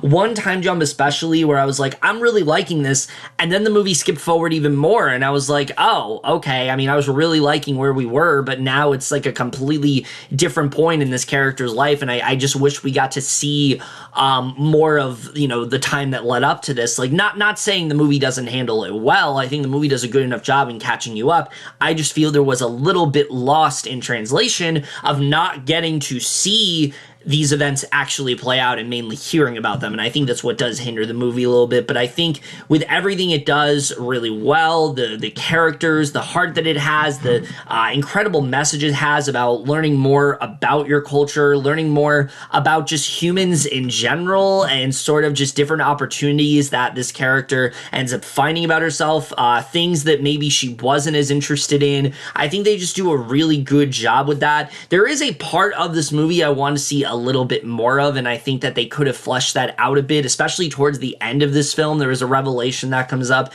that I wish had just a little bit more of a presence throughout the rest of the movie, but it ends up being very effective. The note that this film ends on especially is one that has really stuck with me since seeing it. So yeah, I really love this one a lot. I think that, while there are some things that could have been done a little bit better, really doesn't take away from how special this film is. I think it has so much to say about culture. It has so much to say about, yourself as a person, your identity, all that sort of stuff. I think is all so well handled in this movie. So A- for Return to Seoul. It's another one that I just wish a lot more people were really discussing. I know some people have discussed it here and there, but I do think this is a movie that needed to get a bit more traction. It's unfortunate that it didn't get any like Oscar, buzz and things like that, because I really think this film is something very special, and it's something I think a lot of people aren't going to expect. So I definitely do recommend this one a lot. Darby and the Dead. Oh, wow. I'm talking about a movie that you literally can't watch. Thanks, Disney, for taking it off your service before it even had a chance to gain traction, but that's a whole separate discussion.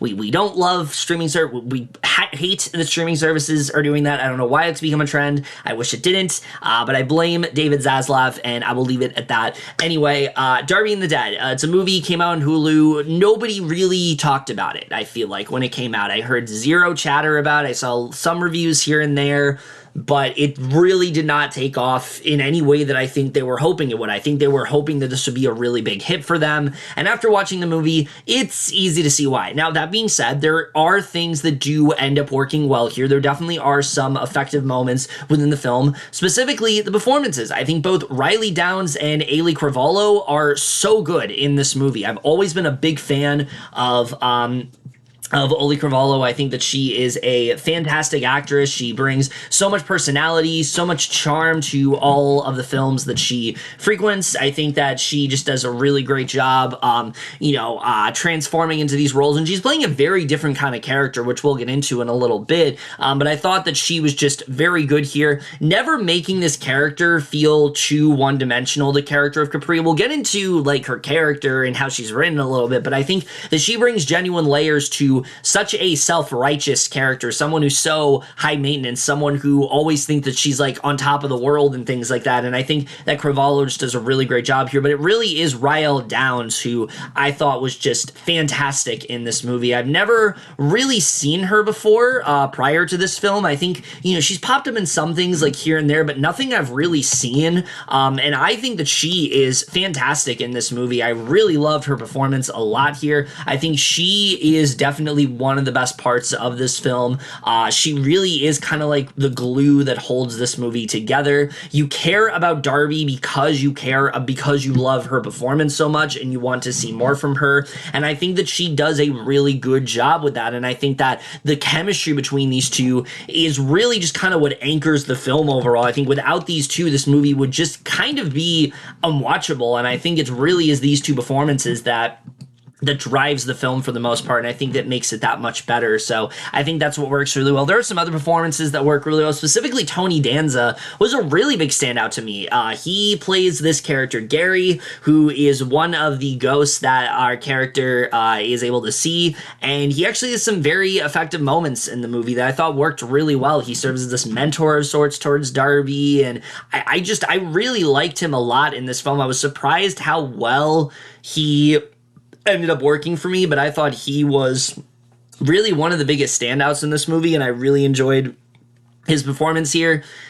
Unfortunately, that's kind of where the positives end. I think that the directing by Silas Howard is really not the greatest. This film seems to be very tonally confused as to what it really wants to be. Is it trying to be more of this teen comedy? Is it trying to be more of a drama? Is it trying to dive into like some horror elements and things like that? It just seems a bit disconnected with what it really wants to be, and I think it's just missing a style. Like, there's definitely movies you can say this is evoking, but it doesn't feel like it has a style of its own, and I think that's what Howard really just doesn't do the greatest job with. It feels like the definition of like a streaming film in that way when it comes to directing. Like, I don't even know if he directed the movie or if he just did like what Hulu wanted him to do, because we've seen that happen before with other films, and I feel like that's kind of what happened to Howard here.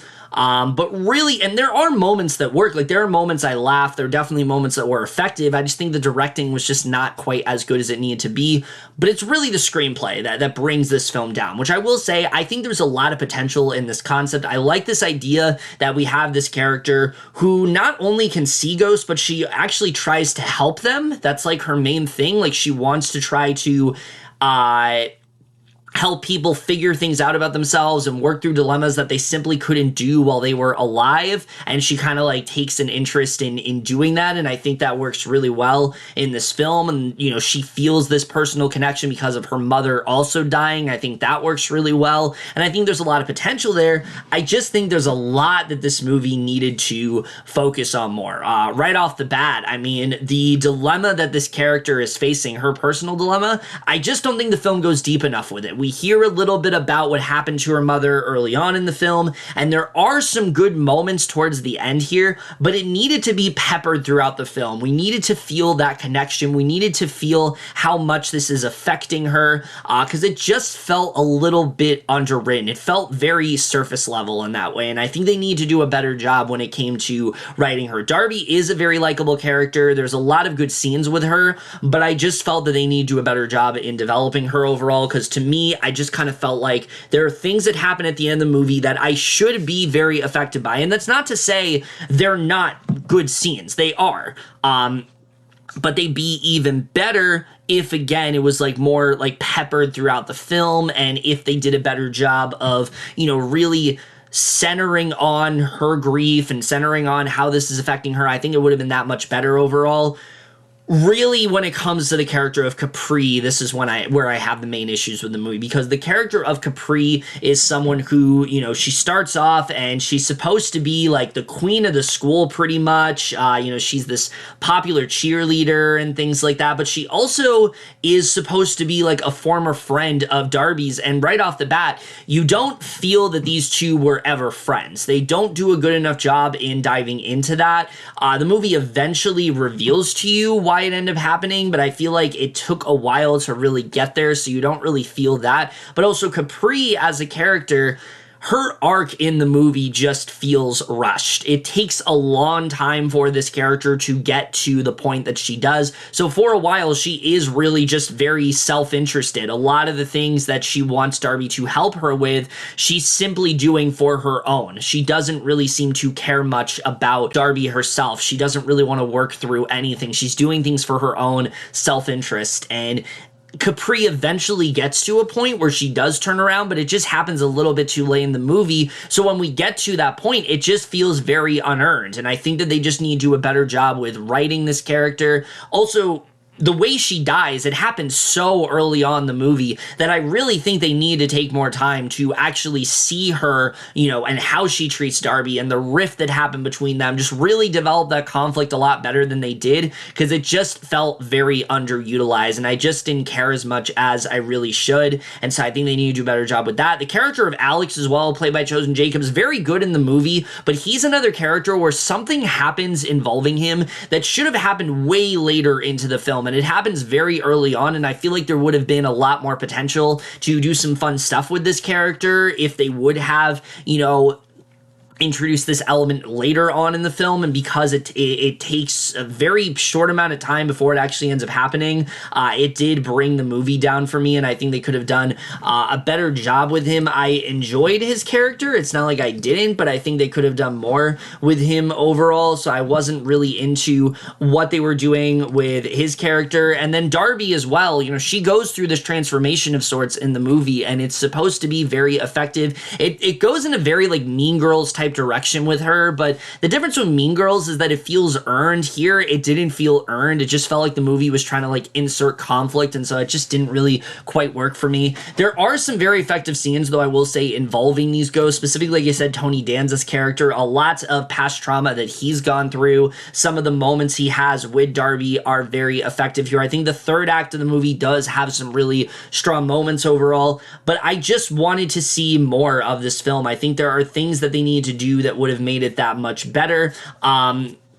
There are characters here that just feel very underutilized. I already talked about Chosen Jacobs. I think his character, it's so obvious where he's going to go, and it happens very early on in the movie, and then there's eventually something they do with his character that just didn't really quite work for me. So yeah, I just was very underwhelmed by this one, and I was surprised by how much potential there really was, because I went into this thing to be a very disposable streaming film, but it really is one that just had such massive potential. There's so much that can work within this concept. Unfortunately, it just isn't fleshed out nearly as much as it need to be. It also just is the textbook definition of a streaming movie. The directing, there's not enough effort put into. The cinematography looks like it could be a CW show. There's really nothing that special about it. It's very standard in that way. Score's very standard. It's an hour, 40 minutes. There's a lot more they really could have done with this film, and if they would have had the right talent involved, because they definitely do from an acting perspective, and that's not saying the movie isn't enjoyable, because there are parts where it is. It's just a very frustrating film, because I think there's so much more they could have done with this, and unfortunately, I just don't think they recognize their true potential. So C+ for Darby, and that I was honestly surprised by how much I had to say about this one. Like I said, I thought this was going to be very throwaway for me, but I honestly thought there were a lot of ideas this film could have dived more into, and there were some things I really do enjoy.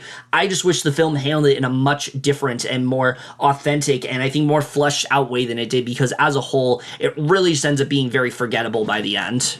Scrooge: A Christmas Carol. I don't remember this movie. I'll say this. It's, there's some really good animation here, really good cast for sure. I think that they do give some admittedly strong performances. I think Luke Evans especially is a very good Ebenezer Scrooge. I think he captures that very well here. He captures the very sort of curmudgeon-y aspects of this character, but also, the regrets that this character has. I think he does a good job with that. Jesse Buckley, Olivia Colman, everyone's good in terms of the performances. I think that what really comes down to it are a couple of things. One, I think the directing here really just isn't that great. It feels very generic in that way.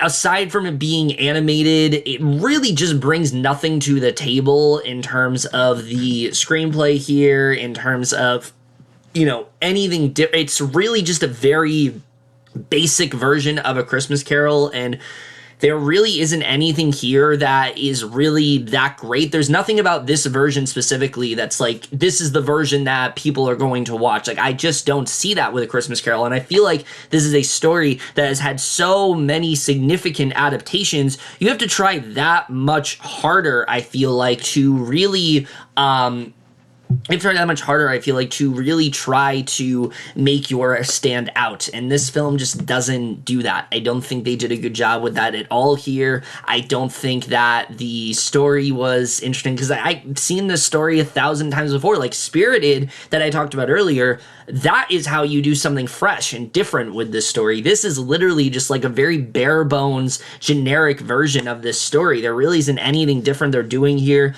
Even the music in this film, it's all from the like Christmas Carol movie from like, I think it's like the 60s. It's called, Scrooge. It came out like 1970 with like Albert Finney. It's all the same music. Some of it I do enjoy, admittedly, but like it's not even original in that way. So yeah, there really is just nothing all that special about this one. There's really not much to say here. I just feel like this is the most like, carbon copy, cookie cutter version of a Christmas Carol they really could do. They don't really try to do anything, special here. So yeah, it really just feels like a wasted opportunity. It's not terrible by any means. I did enjoy certain aspects of it. I think the performances are good, but like other than that, there's really just nothing to really say about this one. Good animation and things like that, but for the most part, just very disposable. C for Scrooge: A Christmas Carol. I feel like I've said all I needed to say here. Really just the most watered down version of this story you could really think of. There's so many other, I feel like, adaptations. I think there's so many other adaptations of this story that are more fresh and interesting. And yeah, obviously, like, this isn't a bad version or anything, but I would be very shocked if like this is someone's preferred version of A Christmas Carol, because there really is just nothing that special about it. Lady Chatterley's Lover, I know there are quite a few people who enjoyed this one, but if I'm being honest, I just found it really dull. Now, I will say, Emma Corrin's performance is very good here. They are probably the best thing about this movie. I think they do give a really strong performance here. There are a lot of heightened emotions that their character is going through, and I think that they do a really good job here. I think they, give a really impressive performance, one that's very captivating, and I think that's easily the best thing about this movie. Jack O'Connell is good for what he has. I really enjoy him as an actor. In my opinion, though, I didn't really feel the chemistry between these two. I know that they have been in The Crown together, and they've worked really well in that together, but from what I understand, they're playing a very, like, incompatible, like, couple in that show, and it's not like here they're, like, incompatible. I just didn't really feel the chemistry here. It didn't feel as strong as it needed to be, and so it just didn't really work for me. So I wasn't really into, I think his performance was good, but it just felt a little bit muted. The other performances, not really a ton to say about them in this movie. In regards to the directing, I think Laura de Clermont-Tonnerre does a really good job directing this film. It is very heightened in terms of its, romance. It also is like very steamy and things like that. So I think, if you're looking for like a very, kind of like a throwback to like erotic sort of romantic dramas and things like that, I think this film does do that very well, and I think that his his directing is very good here. I think her directing is very good here for the most part, and I really enjoyed what she ended up doing in this movie, and I think that, that's something that does work well here, but the screenplay just didn't really interest me. I mean, right off the bat, we're dealing with this woman who is in this, like, arranged marriage, and she is trying to, she's in this, like, loveless relationship, and, as the movie goes on, she starts to feel more of an attraction to Oliver's, to Jack O'Connell's character Oliver and things like that. And while that's really good, and I do think there are some solid moments towards the end, I just didn't really feel all that invested in this story. From the beginning that this relationship is not one she's really enjoying. He's not treating her well. He continues to treat her like shit throughout the movie. and I just didn't really find myself being all that invested in what was going on. I think the relation between the two of them, not really anything that special. Like, yes, he treats her better than the other guy, but like, I just didn't really find the character of Oliver to be all that interesting. I think Connie is a character. There's some interesting things going on with her, but overall, I just didn't really care about this story. I think the more it went on, especially, there's no reason for this to be 2 hours. It really just kind of dragged for me, and I found myself very disconnected to what was going on. So while there were moments I did enjoy, and I do think there were some effective scenes here overall, I really just found myself very disconnected from this one. I think the cinematography is good, score, all of that is fine, but it's just not a movie I hold in very high regard. There are some decent scenes for sure, but overall, to me, this was just a very forgettable romantic drama that I've seen 1,000 times before and done much better in other films. So C for Lady Chatterley's Lover. It has some good scenes here and there. I think Emma Corrin's performance is definitely worth watching, and I'm happy for those that are liking it, but it really just didn't do all that much. Your Christmas or Mine, I really enjoyed quite a bit. I think right off the bat, the two leads are very likable here. Asa Butterfield and Cora Kirk are both very good in this movie. I think they both do a really good job, but I also really like the concept of this film where you have this couple that are very much in love and they're saying their goodbyes, and they basically make the decision to, when they're at the train station, to go to each other's houses and, surprise each other in that way. I think that's a really fun idea, and getting to see them like bond with the other's family, but also like profess their love for one another, I think is a really sweet idea, and this film does do a lot with that. I think all the performances here are a lot of fun. I think that the comedy in this film is very consistent. The directing by Jim O'Hanlon, I think, also is really good here. Yeah, the film can feel kind of generic at points, but I think it does get a lot out of this concept, and that's something I really did appreciate, specifically when it comes to the brother of when it comes to James's father. I think there's a lot that they do with his character and sort of how he feels his son needs to be versus how he actually is, and kind of coming to gripes with that. I think that part of the film is actually very effective, and that's something I really did appreciate, and I think they did a good job with that here. But also the way that James and Haley discover a lot more about each other that they didn't know prior to them meeting each other's families. I think there's a lot of mileage they get out of both of these characters, and I think that they do a good job, and then that does make for some of the funniest moments in the movie, but it also makes for some really good character development. I think that part of the film is just very strong here overall. The cinematography also I really do enjoy. There's a lot of striking images here that I think really do stick out to me. So yeah, there really is a lot to like about this one. I don't have like a ton to say about it, if I'm being honest. It's a very basic premise, but I think there's a lot that it does do well. I really would say my only issue with the movie and what brings it down is that because so much of this film is focused on after these two have met and after these two have decided to go to each other's houses, we don't really get to see their relationship flourish enough. It feels very much like we are told a lot of things about the relationship and how they feel about each other, and I would have just liked it if the film kind of spend a little bit more time getting to see their relationship and getting to see how they got to the point they did, and then you can focus on them being everyone else. Even if it was just flashbacks, I think it would have heightened our enjoyment of these two characters, because I enjoy both these characters quite a bit. There's a lot that I think they dive into very well with them. There were some revelations about both characters that I found quite shocking, but also pretty funny, the way they handled it.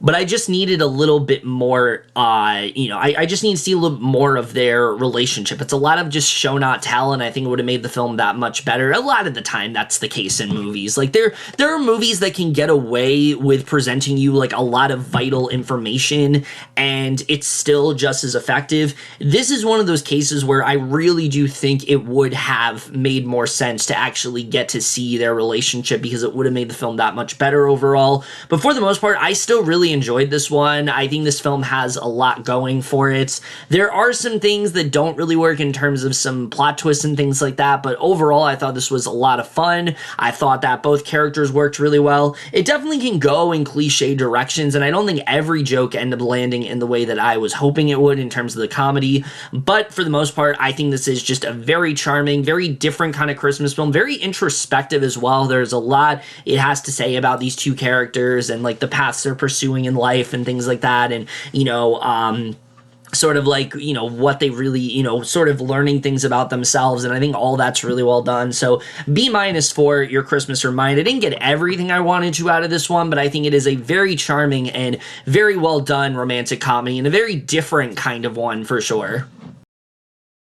Christmas with the Campbells is the kind of film that, like, seems like it's made for me. This whole movie is essentially supposed to be, like, dunking on Hallmark movies, dunking on how schmaltzy, how ridiculous they are. There's so many cliches in here, whether it's this girl and her getting to, and her, having to spend Christmas with this guy who she can't stand, and, like, his family, and, her being dumped before the holidays and things like that, and how these two are, like, completely at odds with each other. There's so much this movie is doing in terms of that. Her, getting to know this family and discovering a lot more about them. There's so much you can do with this premise, but unfortunately, the movie just does not really do a lot with it at all here. The performances themselves, right off the bat, I don't even think are that great in this movie. Brittany Snow is good for what she has. I think her performance, she's a very likable actress, and I think she does a good job, but it feels pretty one-note. So there isn't really a lot that she's given to do as Jessie, other than kind of just be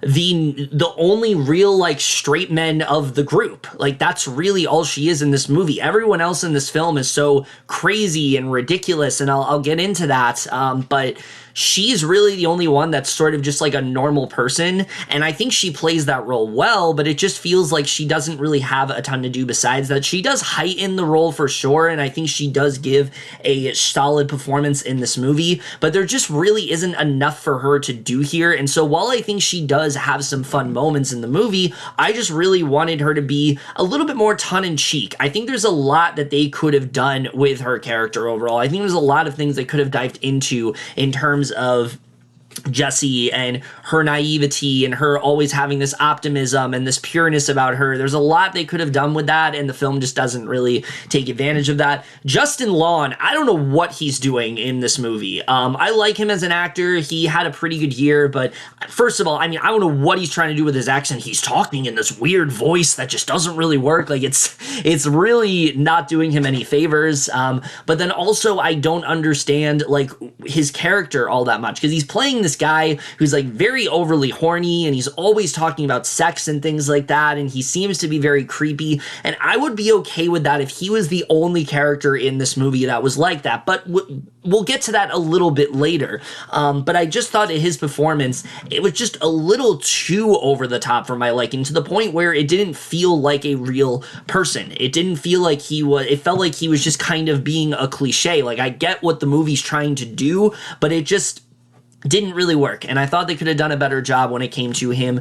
All the other actors in this movie, I really wasn't a fan of at all here, and I think they could have done a better job with it. Really, my biggest issue is the writing with this film. I'll get to the directing a little bit, because it really didn't work for me, but the writing is really the thing that just really sinks this entire film. There are 3 different writers in this movie, one of which is Vince Vaughn, and you can very much feel his style in the film. Vince Vaughn always, when it comes to comedies, they're very raunchy, they're very over the top and things like that. This is really no different, but I think what really is hindering this movie is that I already talked about Justin Long is playing this very, like, overly raunchy guy. The problem is every character in the movie is like that. There's nobody except Brittany Snow that's calling him out on that stuff. There's nobody except Brittany Snow who's, like, noticing how weird this family is. And I think that's what really just brings this film down for me. I think there needed to be a lot more of a balance here. There needed to be a lot more going on with these characters aside from all the weird sort of, like,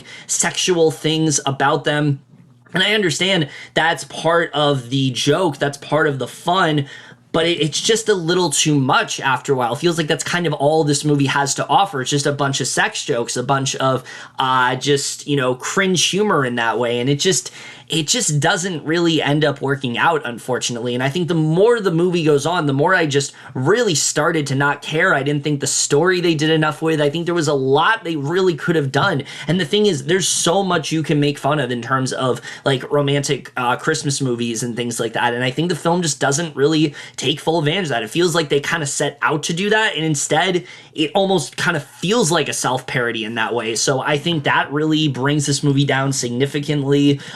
I think that, like I said, there are ideas that work here and there, but for the most part, I mean, I was just really let down by this one. It's also mercifully short. It's only like 88 minutes, and honestly, it's kind of a chore to get through. I watched this movie with like a ton of friends. I don't know why, to be honest with you. They just wanted to watch a movie. They wanted, actually, no, that's not what happens. It's my girlfriend and I wanted to watch a movie, and they're like, you know what, invite us. And we did, and I hate that this is the movie we ended up watching, because it was honestly not a very fun experience at all. Most of us were just like really confused watching it. Most of us didn't know what the hell was going on throughout the majority of it, and I just was not a fan of this at all. I actually thought this had a lot of potential. I thought they had a lot of really fun ideas here, but I just don't think it really ended up working. I think when so much of this movie is just making the same jokes over and over again, whether it be, you know, about sex, whether it be about incest and weird stuff and things like that, it just didn't really work for me. So yeah, I was not a fan of this one. C-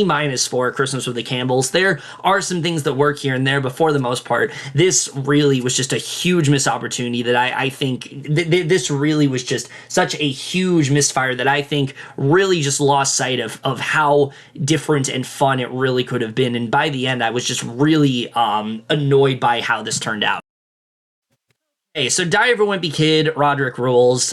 Listen, I mean, considering how the last animated Die of a Wimpy Kid movie went for me, I went into this with like the lowest of low expectations. I thought this was going to be a huge misfire once again. I thought this was going to be just complete garbage. And I will say it has a little bit more going for it this time around. One is that I think the animation is a little bit better here. It's a little bit more colorful. The characters, they seem a little bit more well designed, and I think they do a better job with that. Also, this film is a lot longer than the first one. The first one was only like 50 minutes, basically the length of like a TV episode. In fact, it almost kind of felt like the pilot for a TV show. This one is about, I think, 20-30 minutes longer, and it's honestly works a lot better because of it. It feels like there's more of a story here. It feels like things aren't quite as truncated as they need to be. And I will definitely give them that. Hunter Dillon as Roderick also has a lot more to do in this movie, and I think that they do an okay job with that. But again, the biggest issue with this one is that when you're comparing it to the second one, which is easily, in my opinion, the best of the trilogy, I think hands down, especially in terms of like character development and things like that, this film just does not hold a candle to that at all. The relation between Roderick and Greg just doesn't feel as well fleshed out here. When it comes to, you know, what they're doing with the parents in this movie, you don't really care about. Rowley in this movie has basically nothing to do. He's like very much put on the back burner. You honestly kind of forget about him, and I'm fine with that because I didn't like him at all in the first one. But he really's given like nothing to do in this movie, and I just really felt like they didn't know what to do with him here, so that didn't really work. There are definitely moments with the animation that are really weird as well in terms of certain things end up going down. But the one thing I will give this movie is that it's really, compared to the first one, there is actually one thing it does better than the original, which I was quite surprised about. And that is when it comes to the character of the grandpa. If you remember in the sequel, there is a section of the movie where Roderick and Greg go to visit their grandpa because they can't work out their differences, and they send them there because they think it's kind of the last straw. They actually do some pretty good things to them. I thought Ed Asner actually gave a surprisingly very effective performance. It actually seemed like he was into this. He was, you know, actually putting some effort in, and I was very surprised, to be honest with you, because, I mean, if I'm an actor of his caliber and I'm in this kind of shit, I probably would just, like, want to cash the check. Like, I wouldn't really care. But I feel like he did put a lot of effort into this, and I don't know if it's a great, like, last role for him. I know it's one of his final roles. I don't know if it's his final role, but it's not the greatest final role for him, but there actually is depth given to the character of Grandpa Heffley and how there's like a parallel between him and Greg and Roderick, and I thought that was easily the strongest part of the entire movie for me. I think there's a really good, you know, scene with him where he kind of talks about his past and, you know, how he had similar conflicts, and it just made that section of the film feel a bit more fulfilling in that way. But other than that, I mean, there is so much here that they didn't do. They cut out the character of Holly entirely. She's such an integral part of the second film. She's not even in this movie. I don't know what they were thinking in cutting her out of it, because it feels like there's so much missing from this movie. There's so much context that we're just missing here. So many events still feel so incredibly just like rushed through, and it doesn't feel like we get to flesh out like anything in this movie. So again, it still basically has the same problems as the first film. It is inferior to the second film in virtually every single manner, aside from the one thing I mentioned, but there is a little bit more effort put into this one. It's a little bit longer, so there are some scenes that get to play out a little bit more, but again, it's just such a throwaway movie. I don't understand why they are making these. People aren't enjoying them. To me, it just feels like, again, they just need to fill content on their service. Like, Disney Plus is just at a point where it's just like, throw anything on there. Sure, why not? We'll take a hold of this. We're not going to put any real effort into it. And that's just exactly how this felt to me. I think it was a little bit better than the first one, but really not by much. I am not looking forward to seeing them cover the other books of this franchise. I know that there's a third one in development. Who knows when the hell it's going to come out? Hell, for all I know, it could come out the end of this year. And we just haven't heard about it because this one came right the fuck out of nowhere. And similar to the first one, came right the hell out of nowhere. So yeah, I mean, I just feel like in general, I'm not enjoying these at all. I don't understand the point of them. I don't understand why they need to be a thing. This one had a little bit more effort put into it, but other than that, I mean, I just really still am not a fan of these at all. I was checking out of it very often, just really... So many scenes just made me think of that second movie and how much better it is and how much better things feel fleshed out, how Greg and Rowley's friendship feel, how Greg and Roderick's friendship feels so much better, how Greg as a character goes through such a significant arc in that movie, and just none of that is present here. There's stuff that happens for sure, but it just feels truncated. It just feels very surface level, and it just feels like, again, like a Cliff Notes version of the actual story. So yeah, again, really not that much better. C- for Die Everyone Be Kid Roderick Rules. Aside from that one thing I mentioned, basically the same exact issues as the first movie. It's a little bit more watchable. It's a little bit better in that way, but really not by much at all. This is definitely a film that I don't think has really that much value to it whatsoever. Bedrest is a very strange one because this was a movie that was supposed to come out in theaters, I believe, like July of last year, and then it just didn't for some reason. And I think it's because of the fact that it was made by STX, and as we know, they are horrible when it comes to promotion. They have gone bankrupt as a company, so I think they either just didn't have the funds to promote it, or they just, as a company, just didn't really have any faith in it. So again, it was sent directly to Tubi, which is such a weird platform to take this to, because, like, who puts any stock into Tubi original movies? Listen, there might be somebody out there who loves Tubi original movies, and that's great. It's just, I haven't heard a goddamn thing about any of them besides this and, like, the Johnny Depp Amber Heard trial movie that I'm never gonna watch because, no, I don't need to see that. Aside from that, I've heard nothing about any of the Tubi original films. I haven't even heard anything bad about them. I've heard literally nothing about them whatsoever, so I just didn't think anyone put any stock into it, and that's pretty much the last I think anyone heard of it. I don't think there's a lot of people who went to seek this film out because I think they just assumed it would be garbage. I also assumed it's garbage. It's not garbage, I'll give it that. Like, there's definitely something to it. You can feel that this was going to be a theatrical film, but is anything that great? Well, not really. I mean, I will say right off the bat, Melissa Barrera, shocker, is fantastic here. She gives a really strong performance as the character of Julie. I think that her performance, works really well here. She's playing this woman who, is really just kind of struggling to start a family. There's a lot that, she really wants to get pregnant, but she's having troubles with it, and she finally does. And so a lot of this movie, so much of it is riding on her. You're watching her in this one location. You're seeing her kind of deteriorate throughout the film. You're seeing her, mental state and things like that really start to get to her. The way that she is constantly believing there's this demonic presence in the house and things like that. I mean, all of that is really, I think all of that is very well presented. And I think Barrera really heightens the role. We'll get to the character in a little bit, but I think her performance is very strong here. It's very effective, and she gets enough out of this performance to really make it stand out and really make it something special. I've always been a huge fan of Barrera, and I just feel like this is the kind of role that, like, she really shines in, and I really like what she ended up doing here. Guy Burnett is also good for what he has. He's not that great in the movie, and to be honest, I didn't really feel the chemistry between these two, but I think that he holds his own just enough.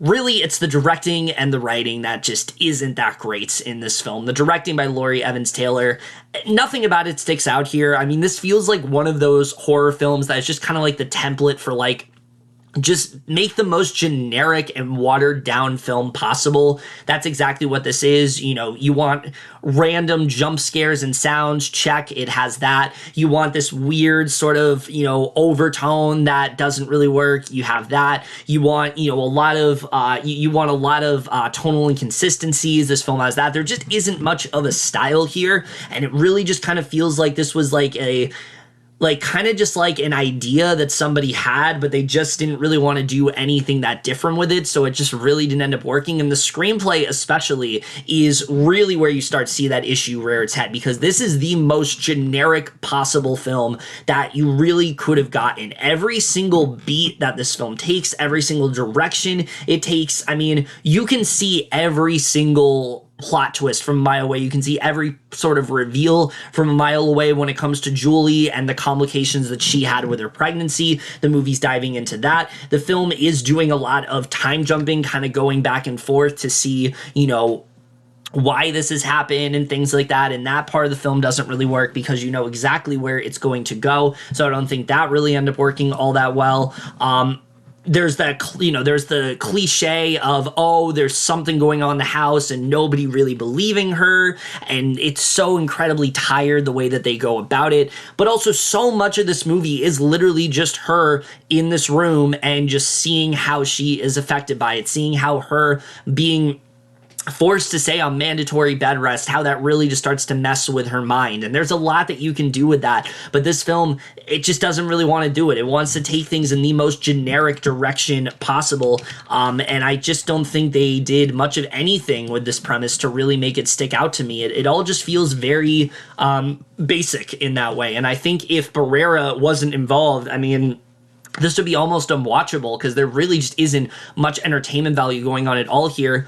But then you get to the third act and the movie tries to have like this really big twist, but I gotta say, it is so incredibly obvious what is going on here. From the moment we're told, you know, that she needs to stay on bed rest and she starts to kind of fear that there's something else going on. I mean, we know what's going to happen. It's not shocking whatsoever. There's nothing here where it's like, oh my God, I couldn't believe they went in this direction. I literally could tell you every single thing that was going to happen in the movie, and that's basically how it played out. The way it ended, everything like that. There was nothing here that ended up shocking me. There was nothing here that I found that was an interesting direction for this movie to go.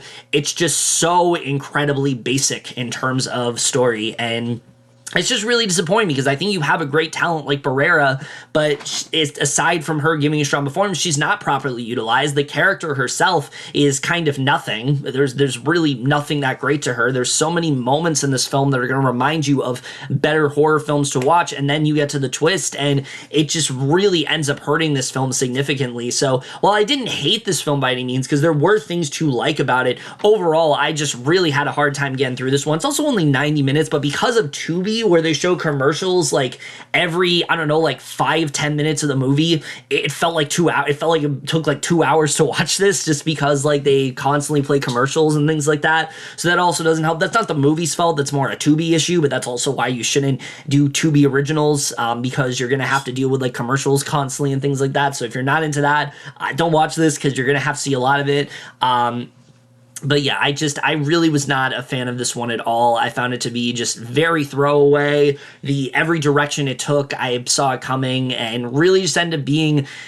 It's the kind of film where, like, you can tell why this abandoned a theatrical release, because while, yes, it definitely has that quality to it, there really isn't anything special to this film. This is not a movie you're going to take anything away from. I think this is the kind of movie that, like, you watch in the background, maybe thinking that you'll get something out of, you know, it's the kind of movie you watch in the background just because, like, you need something to watch. That's exactly what Bed Rest is. There really isn't anything that great about it, and overall, it just really ended up being as generic and as forgettable as I feared. In fact, I'm kind of struggling to even remember, you know, significant things about it. So, yeah, C- for this one. Like I said, I didn't hate it by any means, but certainly not anything worth watching at all.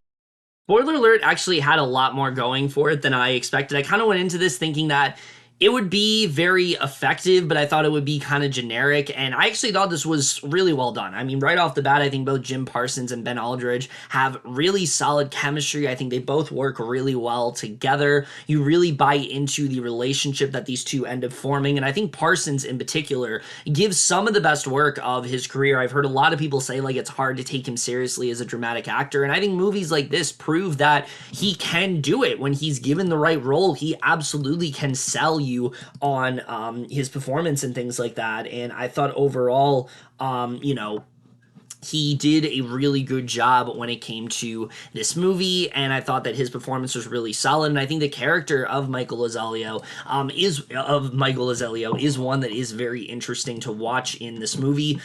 He has a lot of qualms about dating, and he has a lot of particular things. He has a lot of feelings about the way what he looks for in romantic partners and things like that. And you can kind of see the way Kit is able to get him to feel so much better about himself and get him to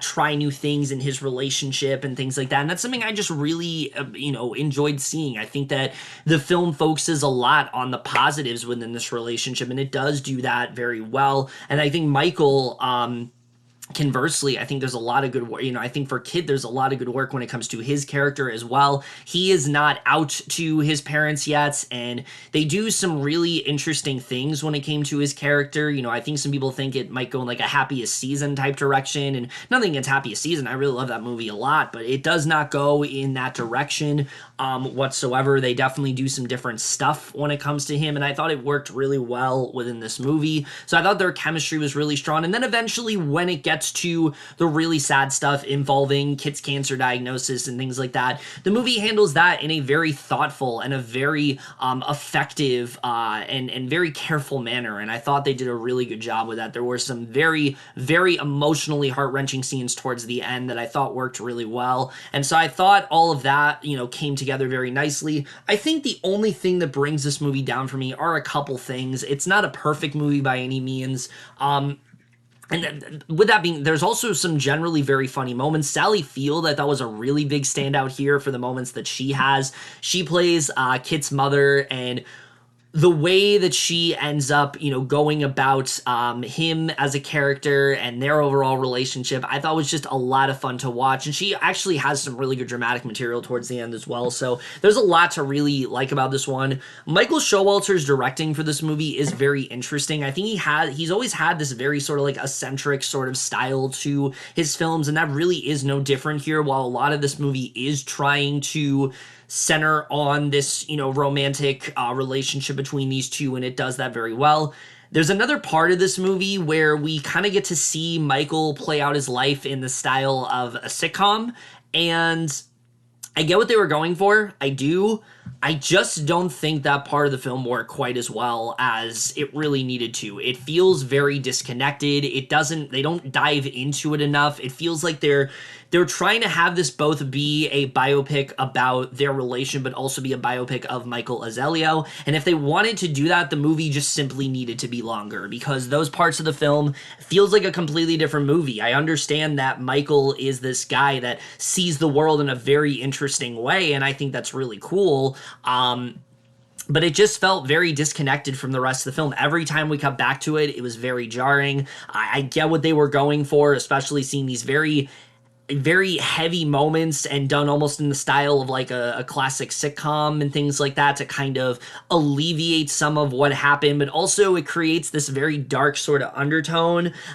So they're definitely like effective moments, but it just doesn't quite come together in the way that it needed to. And so that part of the movie just didn't mesh as well as it needed to. And then when it comes down to the screenplay, I think that there are things that happen within this relation that just feel a bit rushed. There are things I wanted to see more about. There are things I think I want to see play out a bit more. It almost feels like the movie is in a hurry to get to the really dramatic and, emotional stuff. And it handles all that very well, but there are things that happen, after they've gone together in the middle of their relationship that just don't feel as well fleshed out. It feels like this was a major conflict and the film just kind of brushes it aside. And I think they needed to spend a little bit more time focused on it, and I think it would have made it that much more effective overall. But with that being said, I mean, the way the movie wraps up, I think is extremely effective. I think that it ends on a very poignant note and things like that. You really see Kit's impact in Michael's life and what he really did for him and what it got him to, fix, what it got him to realize about himself and things like that. Brought him a lot of confidence, brought him a lot of hope, and I think all of that is really good. But there is a lot the film is trying to do, and I think some of it does do well, some of it doesn't do quite as well. But I think for what this is, like I said, it ended up being a lot more than I really did expect it to be. I think the cinematography is very good here. The movie definitely needed to be a bit longer, I think, and I think it would have been that much better. It's very well paced for the most part. I just wish that there were some things that were fleshed out more. And again, those flashback sequences we get, while they are effective, it just doesn't feel quite as natural and it doesn't quite mesh with the rest of the movie as well as it should. But overall, I still really enjoyed this one. I think it had a lot more going for it than I think people are going to suspect going in.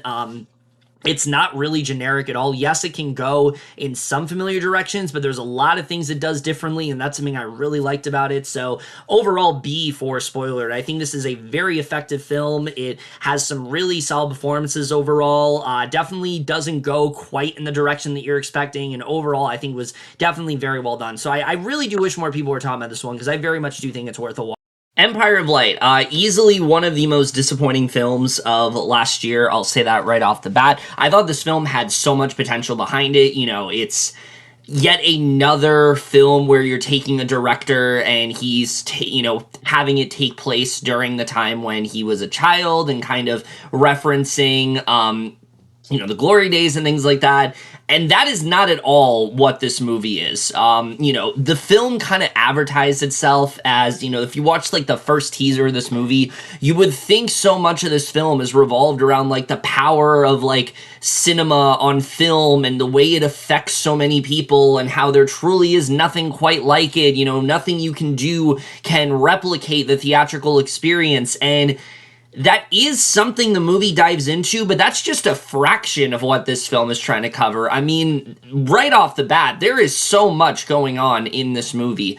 Now, I will say not everything about this film falls apart. I think the two central performances are really good here. Olivia Colman is, no surprise, amazing in this film, as she usually is. I think she gives a really strong performance in this movie. She is playing a character that is going through a lot mentally. Hillary has very severe, she has this very severe case of like schizophrenia and bipolar disorder and things like that. And Coleman does a really good job of presenting this and making it feel very grounded. There's a great scene, especially where she's at her house and she's just kind of acting out and, letting out all her frustrations and all the emotions that's been within her and kind of really just, kind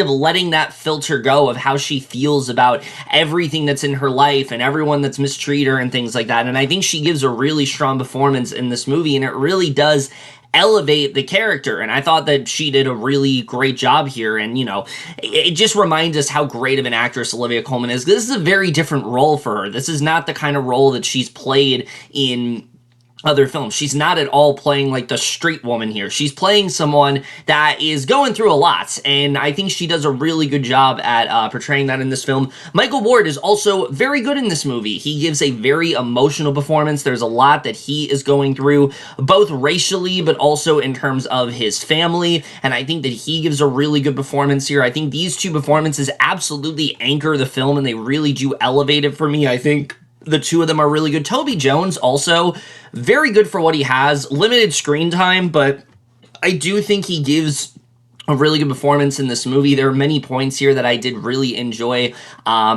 his performance here, and I thought that he did do a good job. It really just comes down to the directing and the writing, which I will say, I appreciate the fact that Sam Mendes is doing something really different here. This is not anything like any other movie he's directed before. This is not an epic by any means. It's a lot more like understated in that way and things like that. And I appreciate him really kind of trying to step out of his comfort zone. And I think that he does a good job in making this film feel and look distinctly different than anything he's done before. Unfortunately, I think he tried a little bit too hard to try to make this feel so different to the point where it kind of doesn't know what it really wants to be. This film is trying to be an amalgamation of so many different things. On one hand, I think this film is trying to be this sort of like look at the 1980s and, you know, how different things were and things like that. But it's not looking at it through rose-colored glasses. It's trying to portray this very sort of like unflinching look at the 80s and a lot of the inner struggles that are going on with both of our characters and things like that. But the film is also trying to dive into a lot of the racism that is eroding, you know, this area and things like that. There is this one scene especially that is very effective involving these borderline like white supremacists and them like breaking into the theater just to come after like Michael Ward and things like that I thought was like a very effective scene, but it's one of those things where it's just not talked about enough after that. So it feels like it's just kind of there because it's an idea, but it's not fully fleshed out. And I think that's something the movie could have done a better job with. And Michael as a character, he doesn't really have as strong of an arc in this film. I mean, he does. Something does happen with him towards the end, but it just doesn't feel quite as earned as it should. There is this story that he has involving, you know, the character of Steven. There is this girl that he is starting to form a bit of a relationship with, and that's kind of a part of the movie, but there's also something going on with his mom, and so that's going on here. Then you have the character of Hillary in this movie, who, like I said, has very severe bipolar disorder, but it never feels like that is front and center. It's a lot of things that we are told. We are told that she's had a lot of manic episodes. We are told that it's affecting her work and things like that. We are told that people are very worried about her, but we don't get to see it aside from like a few select scenes, and they are effective when we get to see it. But it just feels like that's something that should have been front and center in this movie, and I don't think they did a very good job with that. Plus, there's this whole side story of Hillary having this affair of sorts with Colin Firth's character, which I did not give a shit about, let me tell you. That was easily the most unnecessary storyline in this entire movie. There is a good scene that, like, kind of resolves that, and I like what we got there, but it's mainly because I just like seeing Olivia Colman act her ass off, and I thought it was a very effective scene, but in the context of the movie, very much could have been cut out. And then in the midst of all that, you have this sort of, you know, love story going on between Olivia Colman and Michael Ward, and that also feels extremely underdeveloped. One, because while the two of them do have chemistry, it never feels like it's going to the romantic places that it does. It feels very rushed in that way, and you just don't fully buy into it. So, as you can see, there's so much this film is trying to do. There's so much that it wants to be, and I think that's really the biggest issue here, is that I think Mendes needed to just kind of pin it down to a few select storylines, and I think if he had done that, I think the movie would have been far more effective in that way, because as it is, I mean, this film is just way too tonally confusing. There's so many things that just feel like they're coming out of left field. Like I said, time in this film just kind of passes. Like, it was hard to tell where we even were. It's jumping around constantly, and it just doesn't feel like they do a good job of naturally developing anything in this movie, so I don't think they did the greatest job with that here. And then, like I said, in between all of that, they are trying to have this message about the power of cinema, but that feels like such an afterthought in this movie. Like, yes, all the characters work at a movie theater, and there are some really good scenes just seeing the way people were, you know, handling things back then and how little they seem to care about the experience. And there's a really good arc for Hillary towards the end of this movie that I really liked. but it just didn't feel, again, focused. The movie just doesn't quite know what it wants to be. I think there's so many different things that are happening here. So overall, it's just a very frustrating movie because there are a lot of things I do like here. I was not bored by this movie like a lot of people were. I think there are scenes that do drag, but I thought this had a lot of potential. I think there are moments that are very effective in this film. There's a really good scene at the beach that I really like. Like I said, I think the way the movie ends I thought was actually pretty effective. It's just the getting there is so incredibly sloppy and confusing, and I just don't think they did the greatest job with that. So yeah, the screenplay just really wears this film down a ton. Roger Deakins' cinematography obviously is fantastic here. He always does a great job no matter what the movie is. Even The Goldfinch, a movie I absolutely despise, still was immaculately crafted in terms of its, cinematography, and he really never disappoints, and I think he did do a good job. I know some people were kind of like, why did this get a cinematography nomination? But I mean, Deakins' cinematography, it's really hard to argue against, to be honest with you. It's so incredibly, it's just so incredibly, just beautiful to look at, and it's so well designed that it's really just hard for me to be like, yeah, I don't think he deserved that, because I think he still really kills it here. There's some key scenes that are sticking in my head, and I think it's because of his cinematography that it is. Trent Reznor and Atticus Ross's score doesn't quite deliver in the way that I was hoping. I think this is easily their weakest score to date. I still really enjoy, what they do, but there isn't a lot that sticks out to me when it comes to their score here. It's a little bit more sort of like mundane and kind of it's a lot more subdued in that way, and it just isn't quite as like effective and things like that. It's a little bit sleepy in that sense. So yeah, overall, I just was really hoping to like this a lot more than I did. I think there's a lot that this movie is trying to cover about identity, about it's trying to cover ideas about mental illness, but it's also trying to cover ideas about independence and racism, and also kind of like finding your inner voice and discovering who you are and things like that. Like, there's so many different ideas, but it just never feels like the film has a central idea, and this is what, it's building its thesis around this, or all these other plot lines are eventually going to intersect. It just feels like Mendes had so many different ways he wanted this movie to go that he just wanted to pick all of them, when the best direction, I think, was just to take a few and kind of just go from there. I think that, Hillary's bipolar disorder is effective, but, and you can have that, but things like her and Colin Firth's, romantic entanglement could have easily been shaved off this movie. Things like the romance between the two lead characters should have been developed more in this movie. The whole thing going on with Michael Ward's character, again, it feels like an afterthought in this movie, and it's very effective stuff. Everything going on with the racism and how he's treated by clients, and especially the supremacists that he encounters in this movie. It's very effective stuff, but it just doesn't feel quite as well fleshed out. So as a whole, the movie just kind of feels like a mess overall. There are some two very strong performances. There are some good scenes here, but for the most part, I was just very underwhelmed by this one. I wanted a lot more from it. I think that there's a lot it has going for it, but unfortunately, it's a film where I just found it more frustrating than anything, and it is way too messy for me to give it a positive rating in any way. So I got to give this one a C+. You'd think I dislike it a lot more with the way I'm saying, but there are things that I really do like about it, and I think it just had a lot of potential. I just don't think it quite recognized its potential, and I think Mendes, I like the fact that he took a chance here, but I really think he needed to take some more time in mapping this out and what story he really wanted to tell, because it was generally confusing as to what he really wanted this to be. But yeah, overall, wasn't a huge fan of this one, was really hoping it could be something special, and it is. It's just not quite the movie that I think it's just not quite as good as I think it really needed to be. So overall, just a very frustrating experience for sure.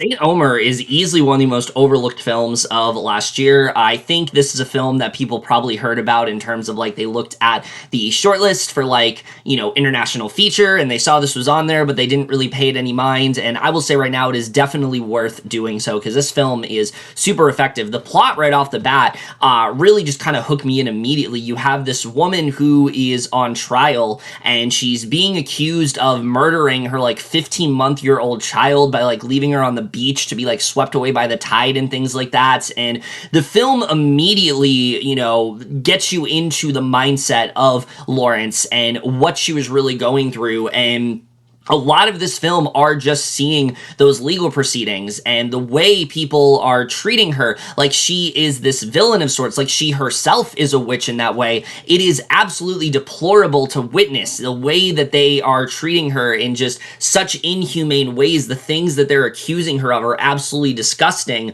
and things like that. All the microaggressions and all the things towards her, it's very hard to watch, but seeing her story, it is so utterly heartbreaking. And Guz Lagi Melanda, I've never seen her before. She is so utterly captivating in this movie. I absolutely adored her performance here. You cannot take your eyes off the screen every time you see her. You can see how much pain and how much emotion she is really going through. And as we start to dive deeper into her character, you really just feel that much more connected to her. And what I think is so effective about this character in particular is that we never see any flashbacks. We only hear her perspective. And a lot of this film is about not judging, a lot of this film, yes, it has that cliche message of like not judging a book by its cover, but I think it goes so far beyond that where it's like, how many times do we read a story and we think we know what what really happened here, and we don't really try to look into the details? And this film is all about that. It's all about trying to look deeper into those details and things like that. And I think that the movie is very effective with that, but also kind of seeing what Coley has had to go through. I mean, she has this very contentious relationship when it comes to her immigrant mother. She is in a mixed race relationship, and you get to see all the different things that have affected her and what's really led her up to this point. And I think the movie does such a great job with that. The movie really is at its best, I think, when it comes to seeing these legal proceedings and just seeing, what she really has to go through and all that stuff. I think it's very effective in that way. But then paralleling that with our main character here, the character of Rama, on the surface might not be as interesting as Lawrence, because she is just this professor, novelist of sorts. She's trying to observe the trial and kind of like write about the case on her own. But I think the film does a great job in, kind of showing the similarities between the two of them. Rama is someone who, in this movie, she feels a certain way about this case. You can see she has her mind made up. She knows, pretty much what she is thinking. But as the film goes on and, Lawrence starts to dive deeper and deeper into her story, Rama's mind starts to change. Her perspective on things starts to shift, and you see how that really, you see how that change, you see her undergo this transformation of sorts as a character. But what I think is so impressive by it is just how incredibly subtle it is. And in doing so, I think Keiji Kagami's performance is maybe even more impressive than Melanda's, because her performance is almost all a visceral one. She doesn't have a lot of lines of dialogue in this movie. A lot of it is just watching her in the courtroom and seeing how she's reacting to things, but every single second, I mean, you can see how she is affected by what's going on when she's diving deeper into, all of the, hurt that she faced and the way people treated her. You can see the effect this is having on Rama, and I think the film just did such a great job with that. And Kagame's performance is just extraordinary here. Similar to Melinda, I could not take my eyes off her throughout the movie. I thought she was so incredibly engaging in that way, and I really loved what they ended up doing with her in this film. And again, just seeing how that starts to shift in the movie, I thought was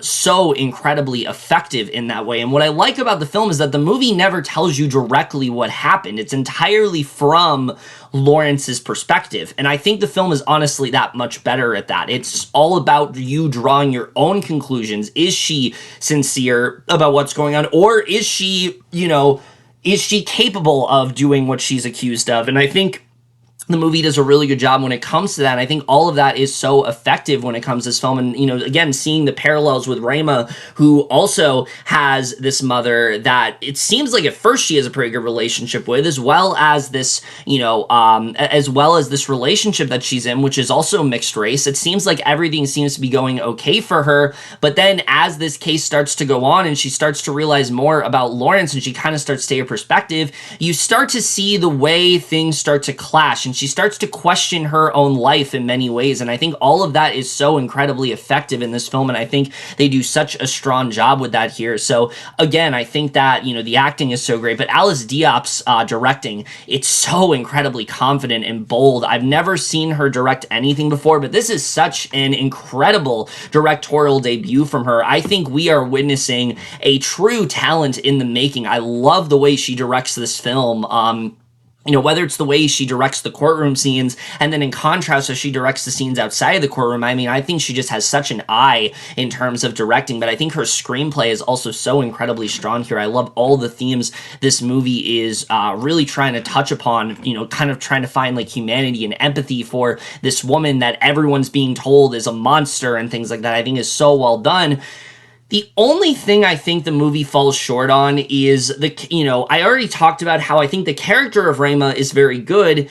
My issue with the movie is that there are things that we find out about her that just feel a bit underdeveloped. There are points in this movie where we are diving into some flashbacks about her character, and we're kind of seeing some things that she dealt with in her personal life, and it just felt a bit underdeveloped to me. I didn't feel as connected to that part of the movie just because of the fact that I felt it was a little too vague, and I think if they would have dived as deep as they did into the courtroom stuff, it would have been that much more fulfilling. I think the way they parallel the two women is great. I don't have any complaints with that whatsoever. I think they do a great job of showing the similarities between the two of them.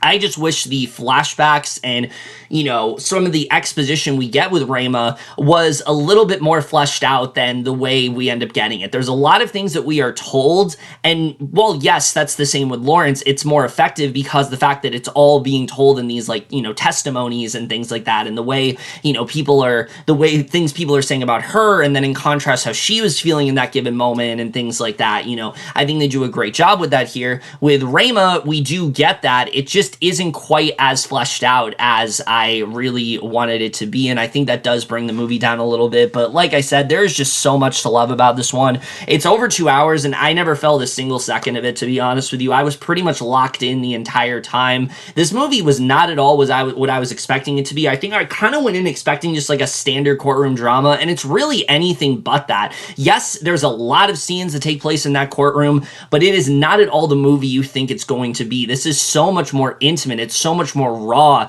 The scenes themselves feel very claustrophobic in that way. You kind of feel like a fly in the wall watching this courtroom happen. You want this to be over. You want Lawrence to you want the best for Lawrence in this situation. You want her to come out of this in a victorious fashion and things like that. But you also want to see how this is affecting Rayma, and is she going to be able to successfully tell this story, and is she going to have to change the way she tells this story? Is she going to be able to reconcile with the things that she's learning about herself and things like that? There really is just so much to love about this one. I don't want to get into it too much more because I think this really is a movie that not enough people have seen, and I really can't recommend it enough. So I really love this one a lot. A- for St. Omer. I think this is definitely a film that I think a lot more people need to be talking about. I think there is so much to really love about it. Some great talent, some really incredible social commentary, as well as just such a fantastic screenplay all around.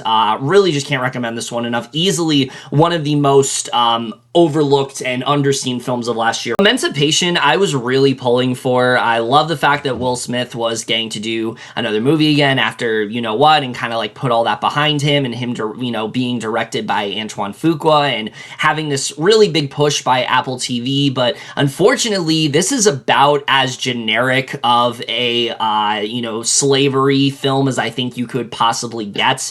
Right off the bat, Will Smith's performance, it's incredible here. He does a really good job at playing this character of Peter, who He's not just a character. This is someone who has been just completely destroyed by the system and things like that. He wants so desperately to get out of, he wants so desperately to escape slavery, and, he's trying to run away, and you can see how the effect that this has had on him. And, I think he does a really good job of adding layers to this character who has really just kind of lost everything, loses his loses his wife, loses his child, and as such is, brought into slavery, where he is just constantly just like abused, and all of the, all the trauma that he goes through, I think it's very well conveyed in this movie. It feels very effective, and I think Smith's performance does really elevate what we get with Peter overall. And then Ben Foster is also very good in this movie. I think he does give a pretty strong performance here. The character he's playing,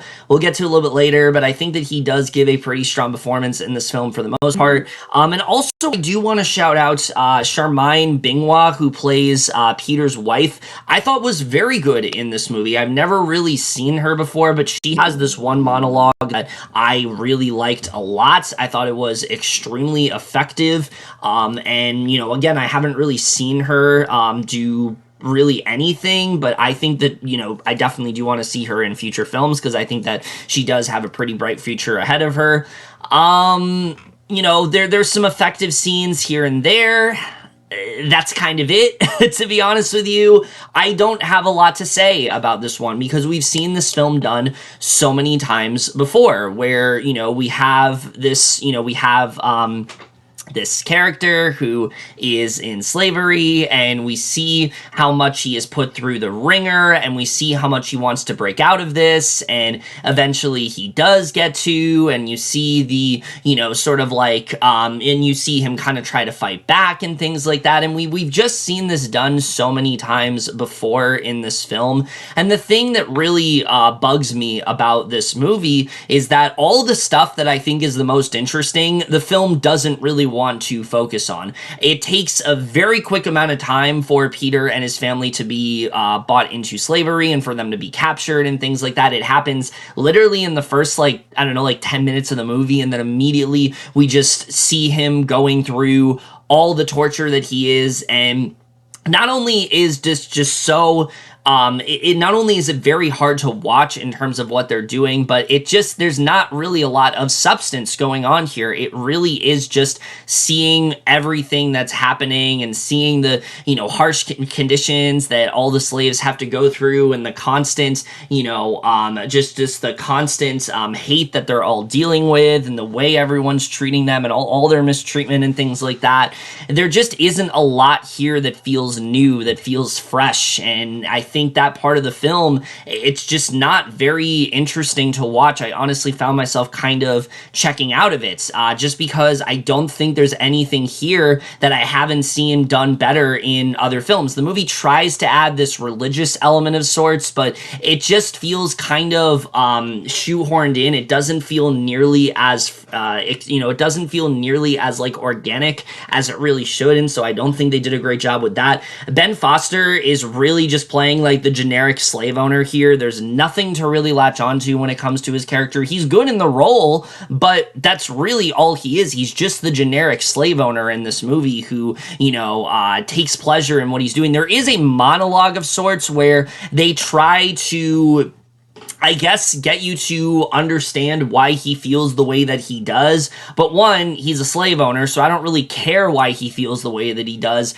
Two, it just feels very, again, it just feels very, again, generic. Nothing about this movie feels unique. Nothing about this movie feels like it's something of its own, and I just didn't think they did a very good job with that at all. They also don't, I think, cut back enough to anything going on in terms, I don't think they cut back enough to the other characters here when it comes to his wife and his child. They only cut back to them every so often, and when they do, it is effective, but I don't think they cut back to them often enough, and I didn't think they did a very good job with that in the film.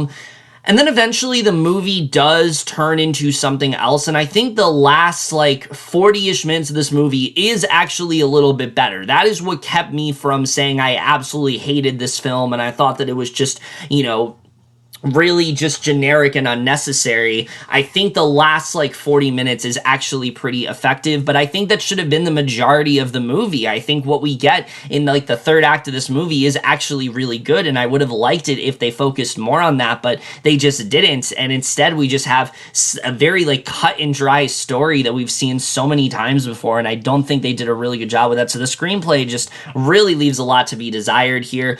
It also doesn't help that the cinematography in this film is so incredibly unappealing and ugly to look at. It's like this grayscale that's going on. And look, that tactic can be effective. There is a film that I absolutely loved from last year called Women Talking, and that applied that technique actually very well, I think, and it made the film feel like it represented the harsh realities that these characters were going through very well. It made the world feel like something kind of kind of its own in that way. This, it just feels like we've been stripped of any sort of personality. We've been stripped of any sort of actual visual look to this movie. It just feels so it just feels so drab and just kind of just very murky to look at, and I just wasn't very into the cinematography in this film at all. Robert Richardson, most of the time I enjoy his cinematography, but here it just was not working for me. I didn't like the way this film was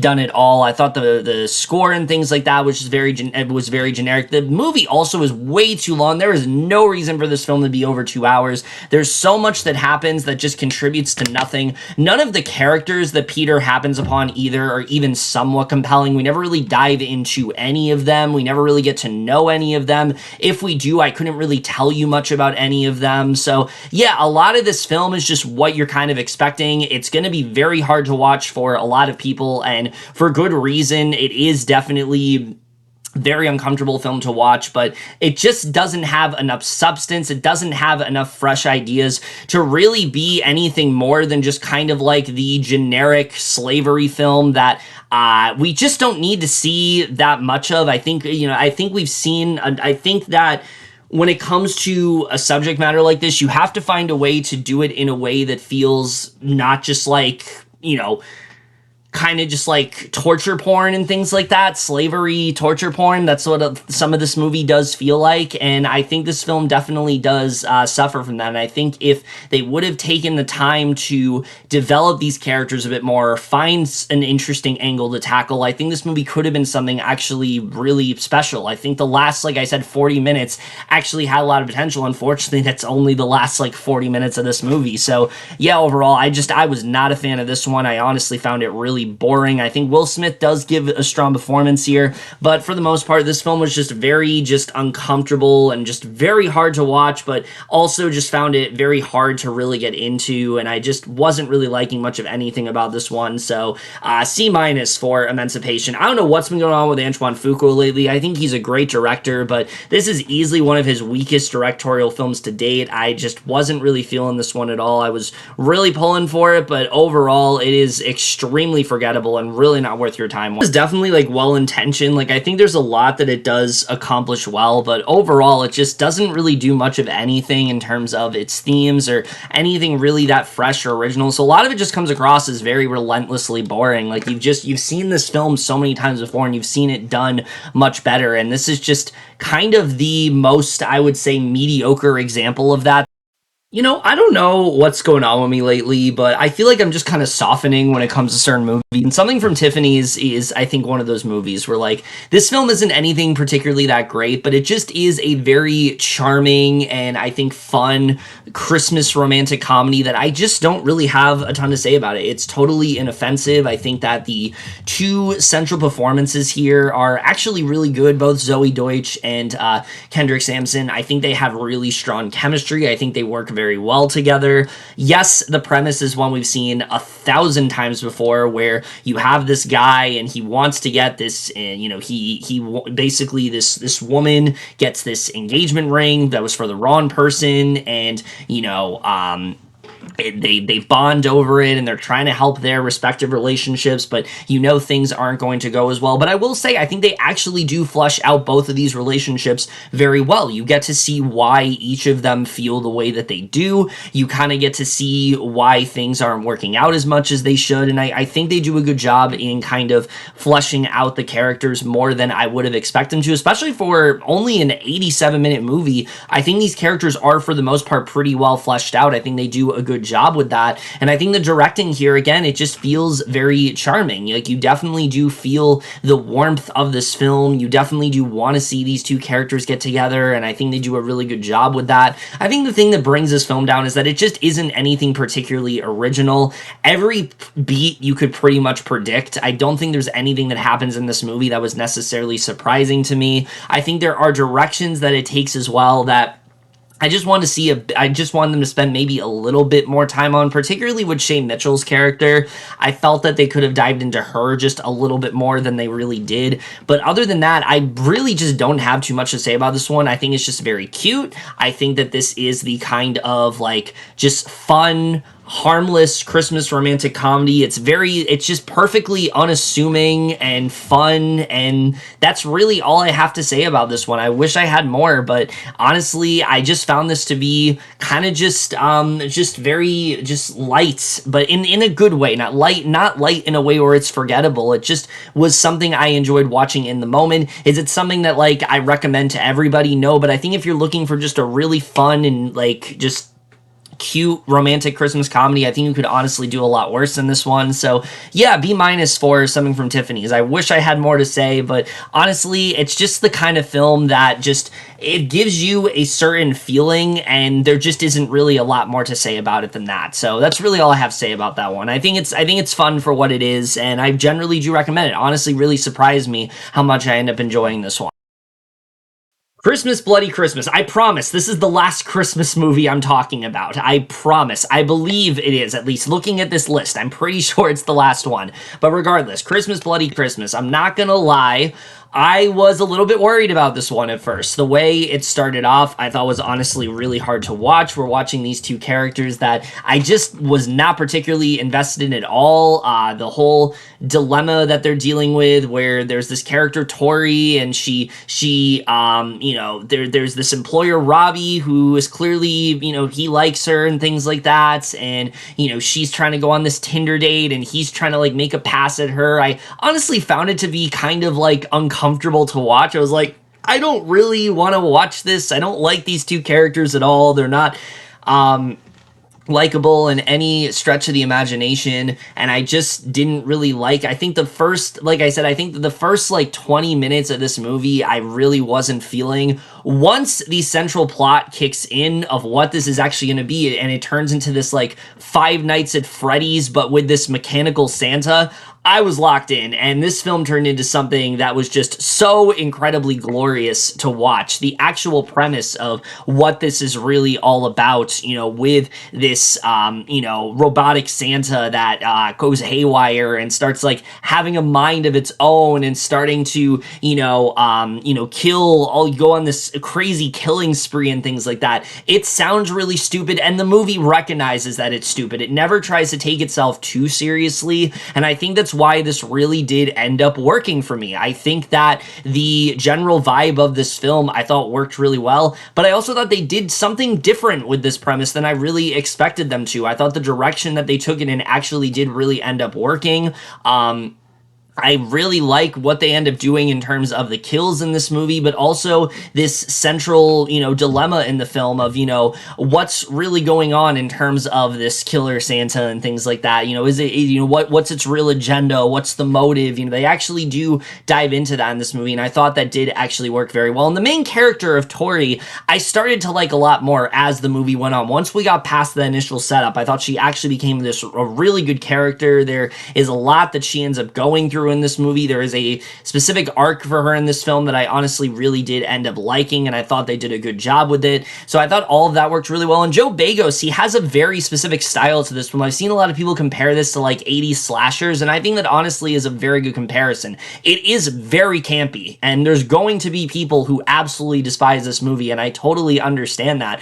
But I think that everything he does in terms of the style is intentional here, and it works really well. The film has this sense of energy and this sense of freshness to it that I think works really well. Yes, we've seen a lot of slashers like this, but not quite in the way he does it here, and that's something that I really did appreciate about the cinematography. For a movie that's obviously, on the cheaper side, I think they do a really good job in terms of that. I was really impressed by the cinematography in this film. I think the score here is really well done and things like that. And my God, the last 30 minutes of this movie do not disappoint. I mean, they really just go all out here, and I really like the way this ended up going. I thought they did a really strong job with all that. And also, the way that they used the, Christmas in this movie, it's not quite what you are expecting. There is something going on, with Tori and things like that in terms of, why she feels the way that she does. And I thought that they did a good job with that. I think really my only issue with this movie is that sometimes it is very frustrating to watch because we've seen this premise done so many times before where,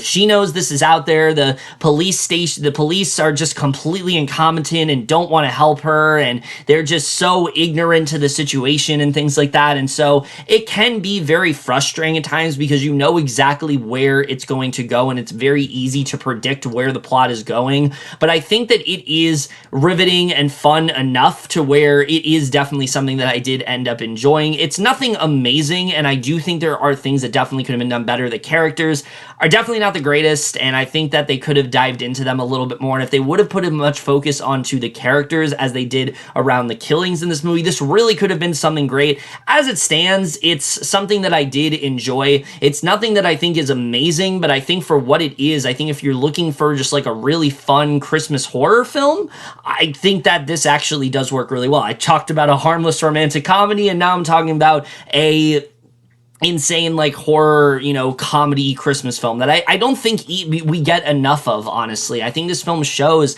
that you can do something really exciting with the horror genre with the holiday of Christmas, and this film does handle that quite well. I can honestly see this being a big cult classic for a lot of people, and I really hope it does become one because I think it definitely does have the makings of such. I just wish some of the writing was a little bit better than it was, but I think for what works when this film works, it really does work, and that is definitely the credit that I can give it. So B- for Christmas Bloody Christmas. It wasn't quite as good as I was hoping, but I still really didn't.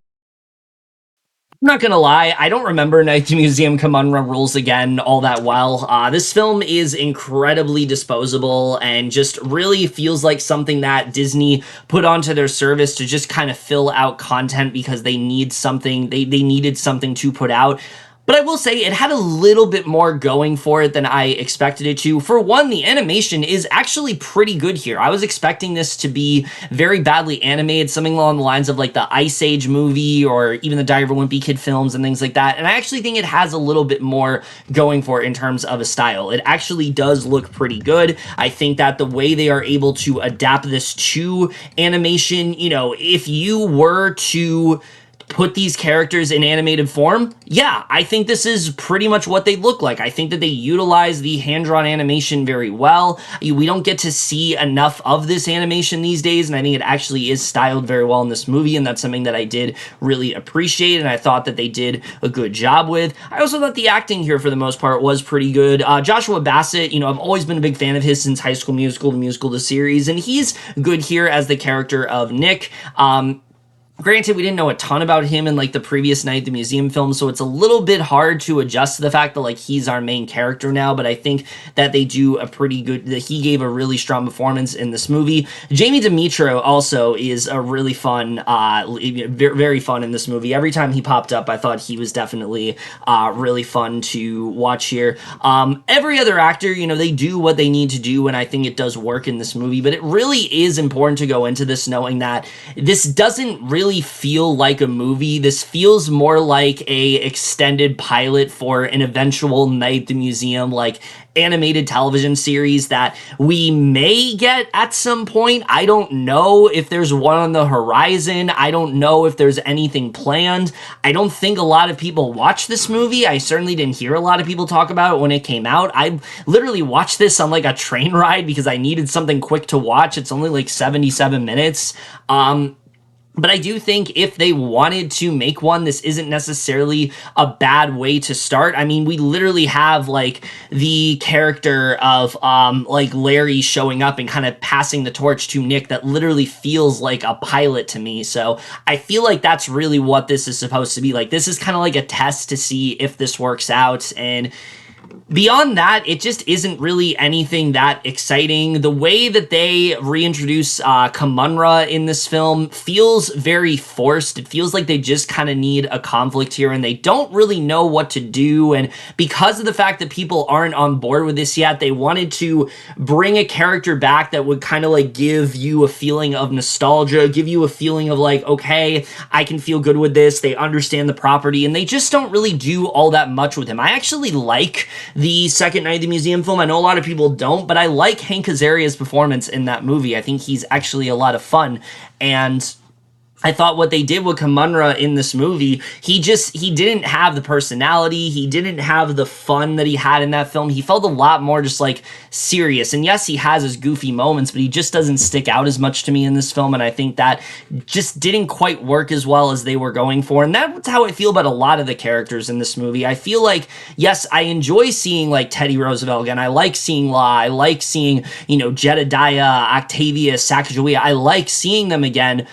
But the problem is they have been stripped of their personality. I think the actors that played them, in the live action film, that's why they worked as well as they did. I mean, Robin Williams was such a good Teddy Roosevelt. You felt his every, you felt his energy. You felt every single second of his mannerisms and things like that. His bond with Owen Wilson was so good. Steve Coogan was so good as like Octavius and things like that. List just kind of goes on and on from there. I mean, Brad Garrett is so good as the iconic, Dum Dum and things like that. I mean, there's a lot of characters that I think worked because of the actors that played them. And so here, it just doesn't feel as kinetic. It doesn't feel as fresh. It feels like now they're really trying to stretch this out. They're really kind of grasping at straws for what they want to do. But for what this is, it's not insufferable. I honestly was expecting this to be a lot worse than it was. It's harmless enough. I think this is something that like you can easily just like watch in the background when you need something to watch, but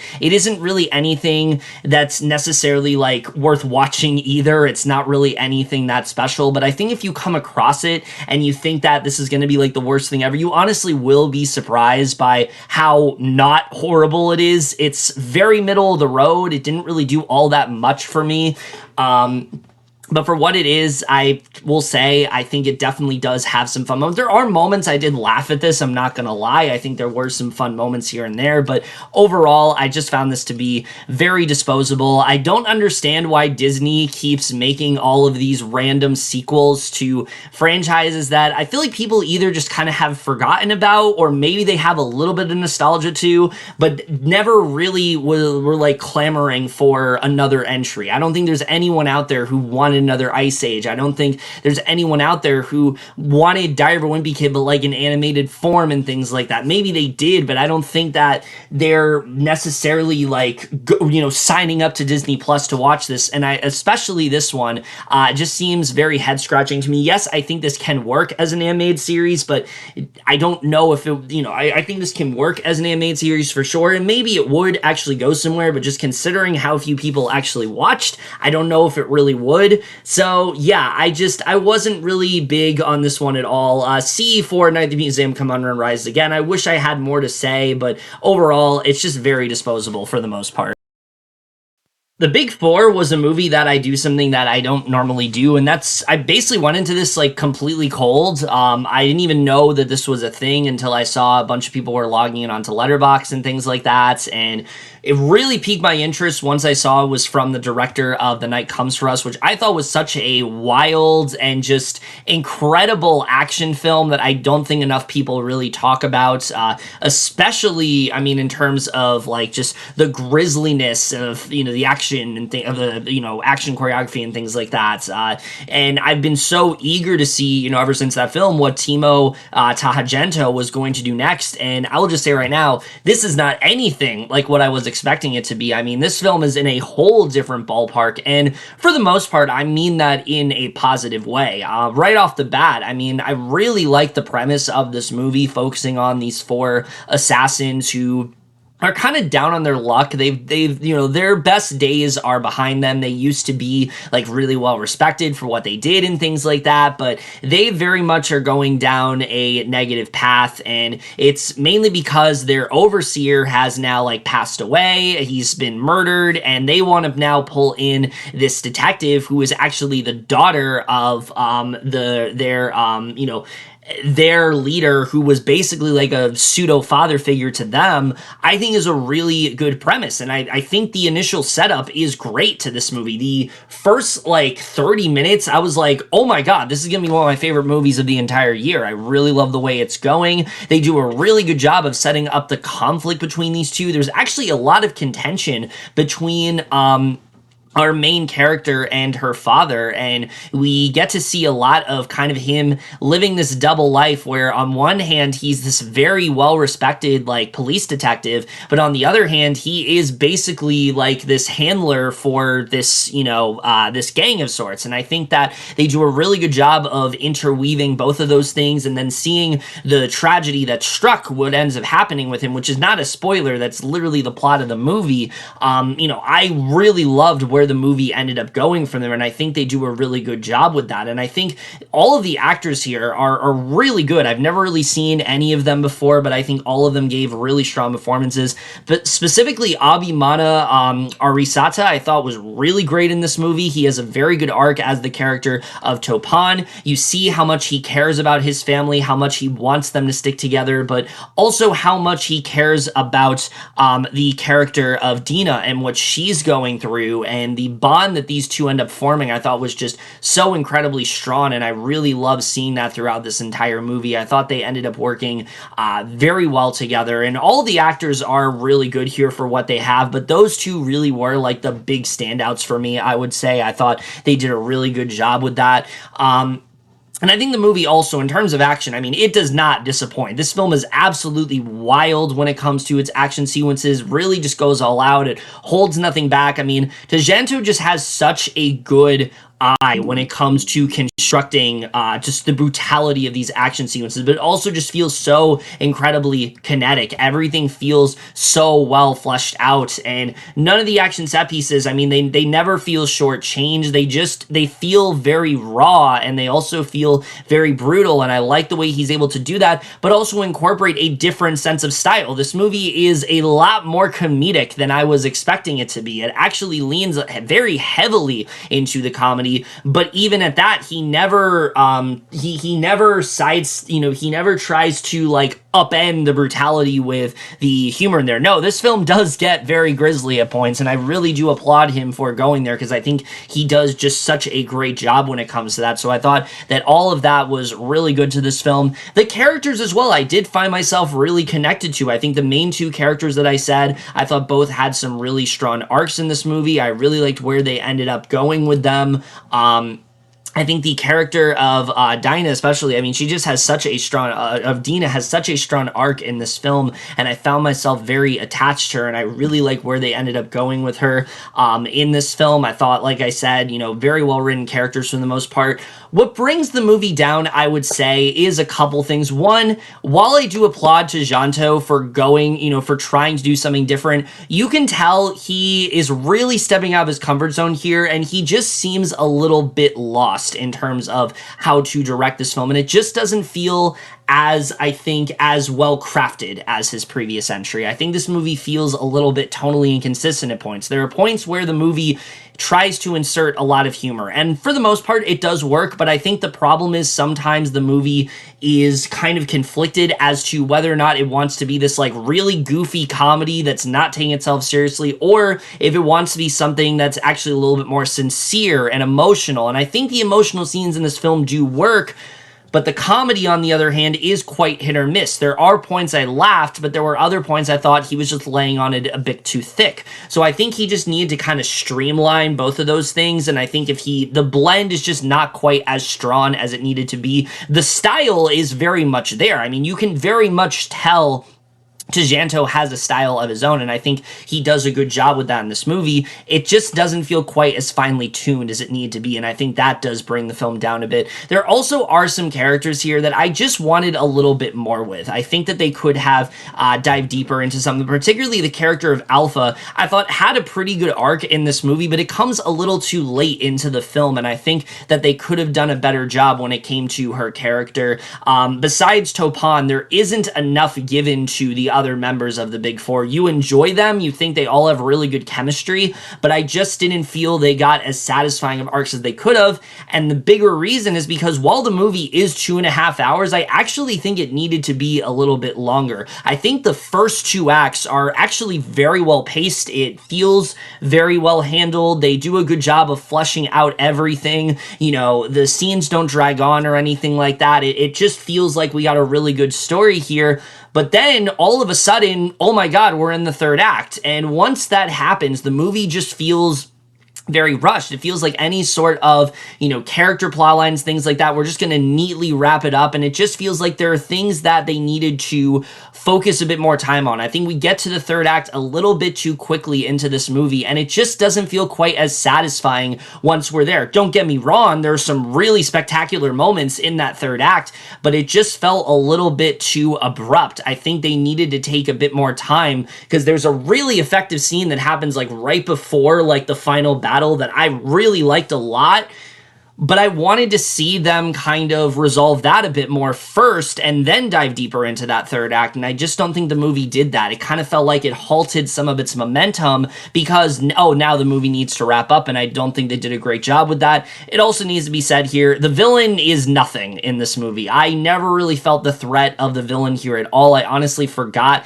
that the villain was even in this movie. He's so incredibly generic and just everything that you kind of expect him to be. He is jealous of the Big Four because he wanted to be with them or something like that, and he wanted to be respected by her father, and it's a whole like very generic motivation that like you would expect a villain of his type to have. And I'm not saying that Martino Lowe does a bad job in this role, because he does not. He does have a lot of charisma, he does have a lot of menace in that way, but it feels very generic. It feels very underwritten, and I just don't think they did a good job when it came to his character. I never really felt his presence in the movie, and I think if I felt it a bit more, I would have been that much more sucked in. With that being said, though, there's so much to like about this one. I think the cast is so incredibly likable. I think the story, for the most part, is very compelling, and the way this did wrap up, I would definitely be down to see a sequel. Like, I think if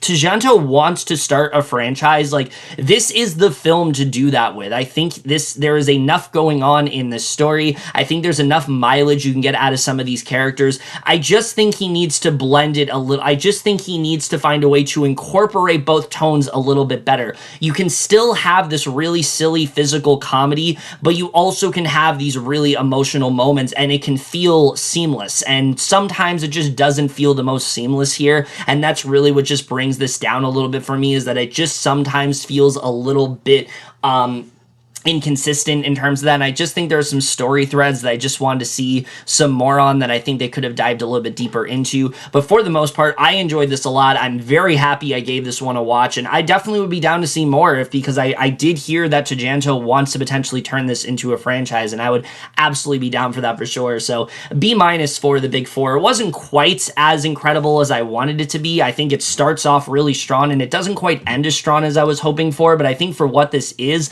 especially especially if you go into it as blind as I did and not really knowing what this is all about, I think you're really going to end up enjoying this. Bardo, I was really looking forward to. I mean, one, it's been a minute since Alejandro Gonzalez Iñárritu has directed anything, and this is a film that he has been spending like a tireless effort on. This is basically like his passion project. Like, he's been saying this is the movie he's wanted to make for a very long time, and I was very excited to see what this was really going to be. But also, I thought this had the potential to be like a big, like, major awards player. I mean, it was a really like long, you know, it seemed like this big like epic from him, and there is a lot to like about this movie right off the bat. I think this movie has a lot on its mind. There is this really great meta commentary this film has on kind of artistry and how it really impacts someone's life to the point where they're always kind of regretting things. Our main character in this film, you know, he used to be this very well-renowned like filmmaker and things like that, and he's kind of at this, you know, Silverio, he's kind of at this point in his life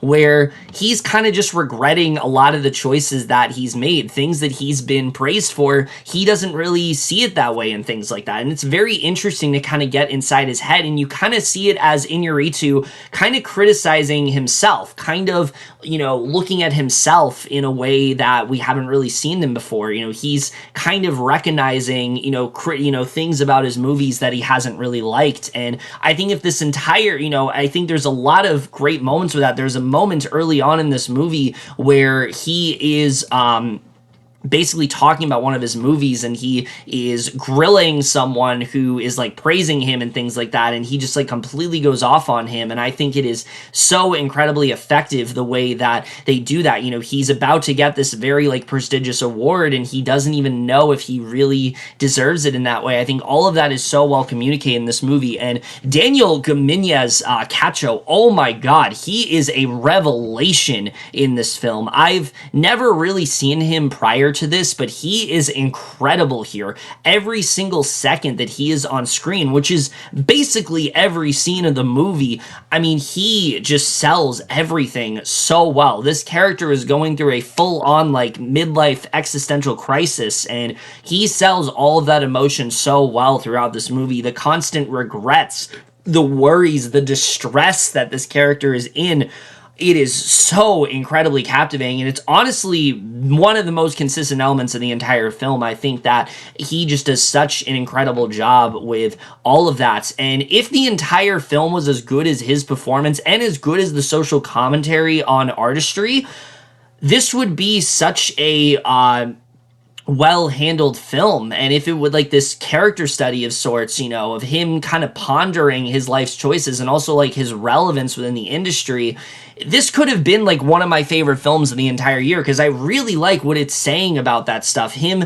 kind of even thinking, you know, do I even have a purpose in the industry anymore? Is the medium changing too much to where my approach isn't even welcomed in that way? I think that could have been great, but unfortunately, that's where this film really falters. That's not all it has on its mind. There is a lot of other territory this film is trying to cover, and that's really where it ends up falling flat for me. It's actually very similar to Empire of Light, where I get that Iñárritu has a lot of ideas that he wants to explore. He has a lot of things on his mind, but I just don't think they connect as well as he really wanted them to be. I think that a lot of the time, this movie comes across less as a fully well-realized project and more just like a stream of consciousness. This is very much like when you have so many things going on in your head, and maybe they don't make sense, but you write them out and you feel kind of fulfilled, and that's great, but it doesn't make for a very satisfying experience. And I think that really is the problem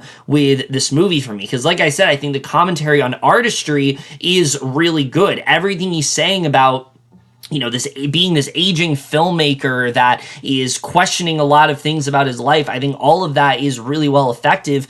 But the movie has a lot of other things going on here. We're diving into topics like Mexican culture and how this character is trying to preserve parts of history that other people aren't. And he, is trying to recognize the cultural significance of things like this. And he's never really done that in his life before. And his family's kind of questioning like why he cares about this so much, because that's something that he's going through. There is a lot going on here in terms of generational trauma. We kind of see the way that his parents treated him and how he's worried he's going to have the same effect on his daughter, and how his daughter is kind of like estranged from him and things like that. And we're seeing how much that is bothering him in this movie. There is a part of this film that is really trying to focus on the idea of discrimination. There's a point in this movie where these characters are trying to these characters are trying to move to America and things like that, and there's they are discriminated against, and there's a lot the movie's trying to say about immigration and things like that I think is definitely interesting. And then there's a whole part of this movie about grief. Like there's so much going on here, and it just is too much. And the problem is not that there's so many ideas going on here. You can have a movie where you're trying to say a lot and you communicate those ideas well. But the problem is, aside from the commentary on artistry, I don't think these ideas are dived into enough. A lot of them feel actually very like spur of the moment. Like they kind of just come out of left field. And I'd be lying if I said I could really tell you what Inarritu is going for. I don't know what point he's trying to make on some of these things. There is a section of the movie especially that is so utterly confounding to me. I could not tell you what he's trying to say. I couldn't tell you what he's trying to communicate. It involves a desert. That's all I'm going to say. And it goes on for a long time. And I just don't understand what he's trying to get at here. And I think that's what really brings this movie down overall. And it sucks to say that because you can feel the passion just ruminating throughout this film. You see how much he cares about this movie, how much effort he's really putting into that. And I love that. I love seeing the effort he's pouring into this film. It just sucks that the story for me just feels very incoherent, and it's just not very well communicated here, and that's really what hurts the movie for me. But I will say the cinematography of this film is phenomenal. It is easily one of the best parts of this entire movie. And it's one of those films where, even though the story itself is very clunky, you cannot possibly get bored with this movie because the imagery is just so incredibly striking in that way. I really love what he's going here what he's going for here in terms of the visuals in this film. It almost feels like you are in Silverio's head in this movie, kind of seeing him, go through this existential crisis. A lot of the imagery is very abstract. A lot of it is very hypnotizing in that way, and I think they just do a really great job with that. So I was very impressed when it came to the cinematography of this movie. It's easily one of the best parts of this film for sure, and I think that they did a really good job with that. So yeah, I mean, there are definitely things I enjoy about this. I think that there are actually some very effective moments when we focus more on the family aspect and things like that. I think that, there is a portion of this movie where they're focusing on his family and the way that they are feeling about him, and I think that part of the film is very good, but I don't think the characters here are as well developed as they needed to be. Characters like Lorenzo, for example, I just don't have a lot to say about. I think they needed to dive deeper into his character. His wife, for example, I think there's stuff they get with her at the end, but it just doesn't feel quite as well dived into. But I was willing to give this movie the benefit of the doubt. I think that, if it was all leading towards somewhere that was really satisfying or somewhere that was really exciting, then a lot of the stuff that would have felt scattered, I would have been a little bit more forgiving towards. I was really liking the technical the technical stuff in this film. I think the score is phenomenal here. You really feel the budget throughout this entire movie. It's a very challenging film in that way. But the way the movie wrapped up just left me so incredibly frustrated. There is a point where you think this movie has ended, and I was content with where they decided to go. I was like, okay, this is actually a pretty good ending. I like what they're trying to say here. And then there is this twist of sorts. And once the twist comes into the movie, though I thought it was interesting and certainly not what I was expecting, it's just way too muddled. And the movie goes on for like another like 30 or 40 minutes after this twist happens. And it just feels like yet another thing that just was not communicated all that well. And I think they needed to do a better job when it came to that. I think, again, Inarritu, he poured so much heart and soul into this movie, and I understand that. And I hate to say that, a film that he cares so much about isn't exactly what I think, did not make the impact that I think he wanted it to make. But unfortunately, that just is the case in this movie. I think that there's just a lot of ideas here that are very confusing to me. I have no idea what the ending of this movie is really trying to say. I think it was, I guess, a cool idea, but I was kind of fine with where the movie was ending. And then he took it in this direction that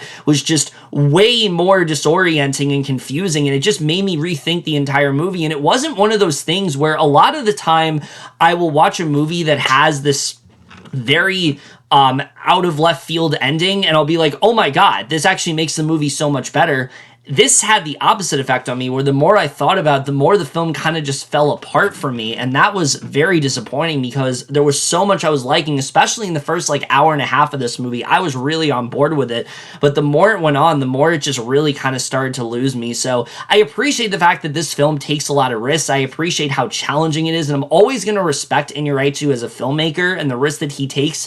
But sadly, this just didn't end up working for me. I thought this was really just kind of a rare miss for him. It in no way takes away from the talent that he has. I mean, like I said, the passion is undeniable in this movie. It just didn't quite pack the punch that I think he wanted to, and it didn't feel as well thought out. And for a movie that he's worked so hard on, this has been like his passion project, I just felt there should have been a little bit more effort put into the screenplay here. And I just felt in general, it just felt very scattershot. I can see exactly why people came out of film festivals like just very underwhelmed by this movie. And I know that the original cut was like significantly longer than when we got here. It was like shaved down, I believe, like 30 to 40 minutes, but it still feels overbloated. It still feels way too long. There are scenes that just really drag out here that I don't really understand the point of. So while there's a lot that I like about it, it's very effective for sure. It just didn't quite come together in the way that I was hoping. So unfortunately, C+ for Bardo. I was really pulling for this one. I was honestly one of the most anticipated the entire year, but it just really did not end up doing as much for me as I was hoping. It left me more frustrated by the end than anything. Okay, so I lied. Technically, The Apology is actually the last Christmas movie that I'm talking about, but I wouldn't really consider this a Christmas movie at all. Christmas is very much just like a backdrop in this film, but my god, this film was wild and was not at all what I was expecting it to be.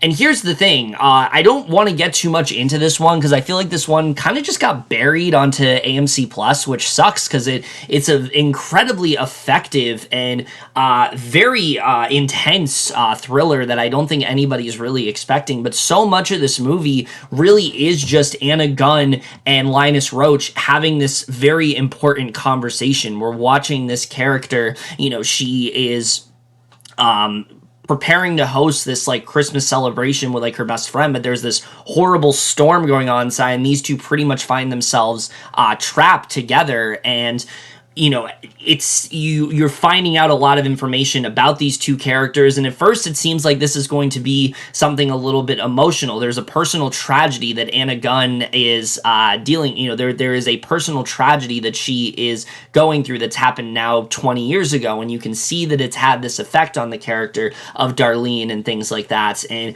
you think at first Linus Roach is kind of here to like comfort her and things like that, and it can kind of be this fun like reconnection of sorts. But as the film goes on, you start to find out more and more about his agenda. There's a secret that he wants to tell her, and she keeps finding ways they keep dancing around it. They keep talking about other things, but eventually that secret comes to light. And once it does, this movie turns into something else that I really was not expecting. And my God, I found this so incredibly riveting throughout. It's the kind of movie that has so little in terms of it's the kind of movie that does so much with so little, and I think that that's what's so impressive about this one, is that so much of this movie you're just watching these two in a cabin like have this very intense conversation, but it's one of those movies where you're just so interested in what they're discussing and you want to know more about what's happening that you just can't take your eyes off the screen. At least that's how I felt. I felt so incredibly just entranced by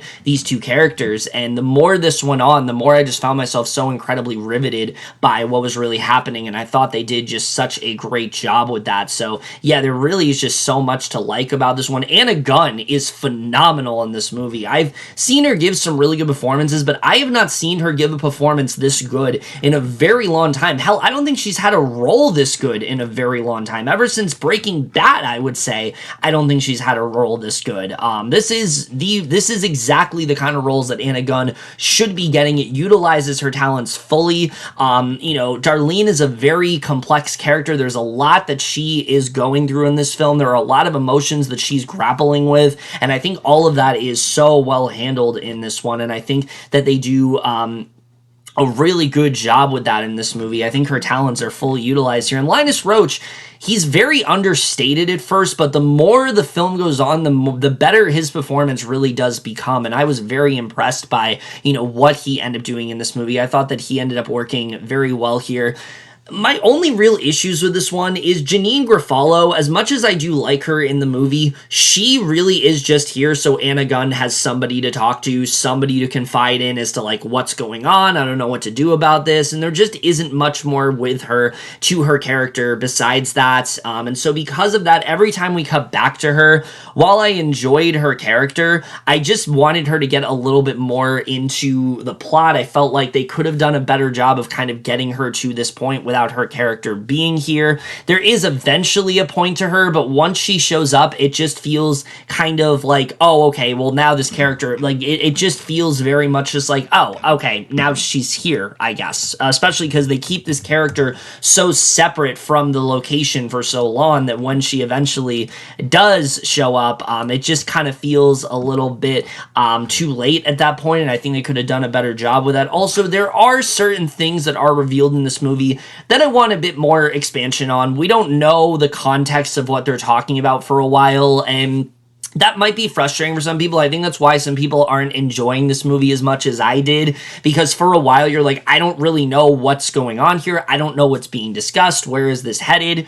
But I think once it gets to the place that it does, I think everything really does tie together quite nicely. I just think that the film needed to take just a little bit more time to kind of get us to I think the film just needed to take a little bit more time to kind of get us to process some of these things, because once the reveal actually happens, the movie's pretty much close to over at that point, and I think it just needed a bit more time to get us to fully process these revelations, because it is very heavy stuff, and I will warn you, this movie does get into some very uncomfortable subject matter, and it might be hard for some people to listen to watch because of that, but I found this so incredibly riveting. Let's just say, the movie's called The Apology for a reason. Linus Roach is not just here because like he wants to be here. He's here for a very specific reason, and once you find out why he's there, oh my god, this movie just goes in some crazy places, and I really was so impressed by the way this turned out. Cinematography is fantastic here. You feel trapped within this house, especially when things start to take a much darker turn. I think they do a great job with that. It's just a very effective psychological thriller that I really wasn't expecting. So yeah, I really recommend this. I think this is a film that just not enough people have really seen. It's easily one of the most underseen films I think I'm going to talk about in this video, and I really can't recommend enough. So yeah, A- for The Apology. I thought this was an outstanding film that wasn't really like anything I was expecting, but I thought by the end I was just so impressed by how this turned out. Puss in Boots: The Last Wish was way better than I expected it to be. Like, I was looking forward to it because I really liked the first one, but I did not expect to come out of it and say this is probably one of my favorite films of last year, but it honestly really is. I think there's so much this movie does so incredibly well. I mean, right off the bat, I think the plotline of this movie is so much more interesting than the first movie. The first movie is fun, but it really plays more as like this origin story of sorts. This film, Puss is almost going down this Logan-like journey where he isn't quite as he's not quite as pristine as he once. He kind of feels like he is fading out of the limelight, and he's, there's a lot of things this movie's talking about in terms of aging, in terms of death. It goes into some very deep topics, and yes, some of it is played for laughs, but some of it is handled in a genuine, like, emotional way, and I thought they did a really good job with that. I really like the arc that Puss goes down in this movie, where he's kind of going through this period of rediscovery, recognizing that, oh my God, I'm on my last life and I need to do what I can to try to kind of right the wrongs and things like that. And him also trying to, put the pieces together to get back those lives. I think the movie has a lot to say about the idea of, memories and things that we kind of regret, but things that we can't really change and things like that. I think it's very effectively communicated the way that they do that. And I think that, his character alone is just so well written in this movie. And Antonio Banderas, I think, gives his best performance as this character. Hands down, he is so good in this movie. He's always been great as this character, but I just feel like he just has such an energy, and he's given so much more to work with than Puss has really ever been given, and I just really loved what he was doing in this film. I think that he works really well here, and Kitty as well has a little bit more to do this time around. There is a lot of romantic tension between these two that they need to work out, and I thought that it was honestly very well handled the way that they did that. I thought the two of them worked really well together, and I really enjoyed their bond. But Harvey Guillén as Perito is such a fun presence in this movie. I thought at first he was going to be this really annoying, like, therapy dog and things like that. And there wasn't going to be much more to him. But no, he's a generally really great character. He kind of ends up being the heart of the entire film, and I really enjoyed the bond that Puss ends up forming with him. At first, it kind of feels like, his own version of Shrek, where at first he's this annoyance, but he grows very close to him, and they form this genuine friendship, and I really like what they ended up doing with these three characters. And if these three alone, I think, can make a great movie, but when you incorporate all the other stuff that's going on in this film, I think it's even more effective, because not only are we dealing with that story, but we also have these other characters who are also in possession of the wishing star. We have Goldilocks and the Three Bears, and they're kind of on their own little side quest, and that part of the movie could have felt very overstuffed, but I felt they did enough here to make that storyline worth it. There is a genuine reason why Goldilocks is doing what she's doing. She has this personal mission of sorts that she's going on, and you really kind of get a chance to see her and the Three Bears in a way that we haven't, I think, ever seen them portrayed on screen before. We really get to see the bond that these, that they've formed, the genuine family that she's had with them, and it's honestly very sweet what they do. And Florence Pugh is just so well cast as Goldilocks. She does a great job. Olivia Colman, obviously, is such a big standout here, and I think that, that storyline I really did find myself very attached to in that way. But then there's the character of Death as well, who Wagner Moura, oh my God, just one of the best villains in an animated movie that I have seen in recent memory. He is so good in this film. And what I love about the character of Death is that he is this presence in the movie that, yes, he is definitely, like, something that is haunting Puss, but Death is a literal character here, and just the way they treat him, they treat it almost like he is this, big, like, villain in, like, a Western or something, and it's so cool what they ended up doing with him. I thought he was just such a good character. He has a reason for why he's going after Puss. There's a reason why he is so intent on going after him. There's this revenge mission of sorts, and it just works so well in this movie. So not only do you have these great characters, and the movie is very funny, I forgot to mention, like, there's a lot of moments here that are very funny to watch, but it has such a good story that I felt so incredibly attached to, and it's so much more layered and complex than I think anyone would expect going into this. And I can't believe I'm saying this about Puss in Boots: The Last Wish, but they do so much with this movie that I would not have expected them to, and I thought they did such a strong job with that. The animation also here is just beautiful in this film. You can obviously tell the Spider-Verse influence, obviously with Joel Crawford being a part of, obviously with Bob Perschetti being a part of this at one point. Now he's not, obviously, but you can definitely feel that influence throughout this movie. But I really just love that this film has a completely different sort of style to it. It's 2D, but it's also 3D. It's this really interesting combination of the two, and I feel like this is where DreamWorks needs to be headed. Like, this should be their, like, discovery period where they're kind of, like, experimenting with different styles of animation. They did it really well with the bad guys, and I think they do it to even greater effect here. Especially the fighting scenes in this movie are so incredibly riveting to watch. I love the choices that they do with the animation, whether it comes down to the way they stage a fight or even the way certain scenes are laid out. I mean, it is just so incredibly creative in terms of the animation here. It's some of the best use of it I've seen in any DreamWorks film.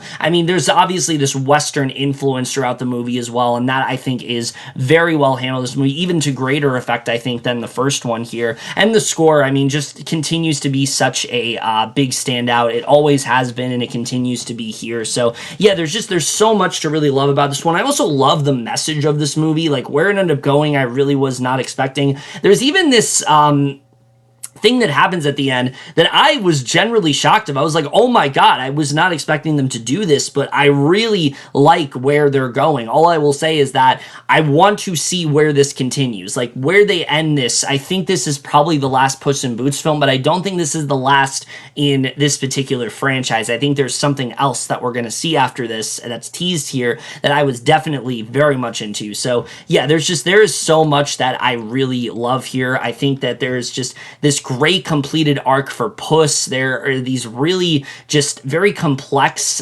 character arcs that we're going through that I think are just really well done. The climax especially of this movie is incredible. Everything that goes down, I was not expecting it to go to the places that it did, and I really love the way they ended up wrapping everything up here. My only real issue with this movie, I would say, is the character of Big Jack Horner. It's not so much that I didn't enjoy him. I think John Mulaney is great as this character.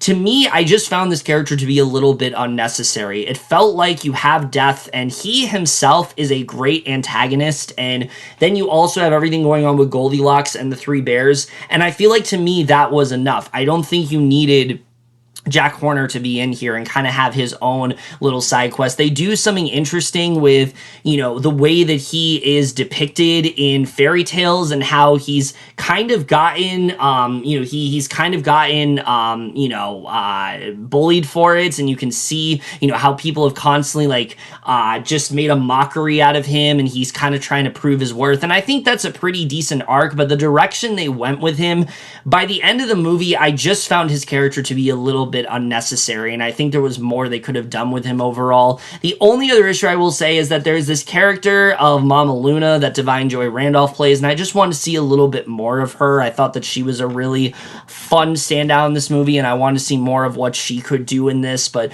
overall, I mean, I just really love this a lot. I think there was so much they handled well in this movie. I think that the first film is a lot of fun, but this one just really shows the potential that this character has always had. He goes through such a strong arc of sorts. There's so much this film has to say about aging, about death, about regrets, that just many animated films are scared to do. I think the reason why so many people are harsh on animated films is because we wish they were more like this. I wish that they were willing to go to the places that this did. This is not in any way a safe movie. It's not in any imagination the film that I would have expected them to do. But I am so happy with how this really turned out. I think this is just such an incredible sequel. So many great characters, so many fun moments, but also just so well written overall. And that's something that I just would not have expected to say. I went into this expecting it just be a really fun time, but it gave me so much more than what I expected. So yeah, definitely an A for Puss in Boots: The Last Wish. Easily one of the best films, not just in DreamWorks, but of last year in general.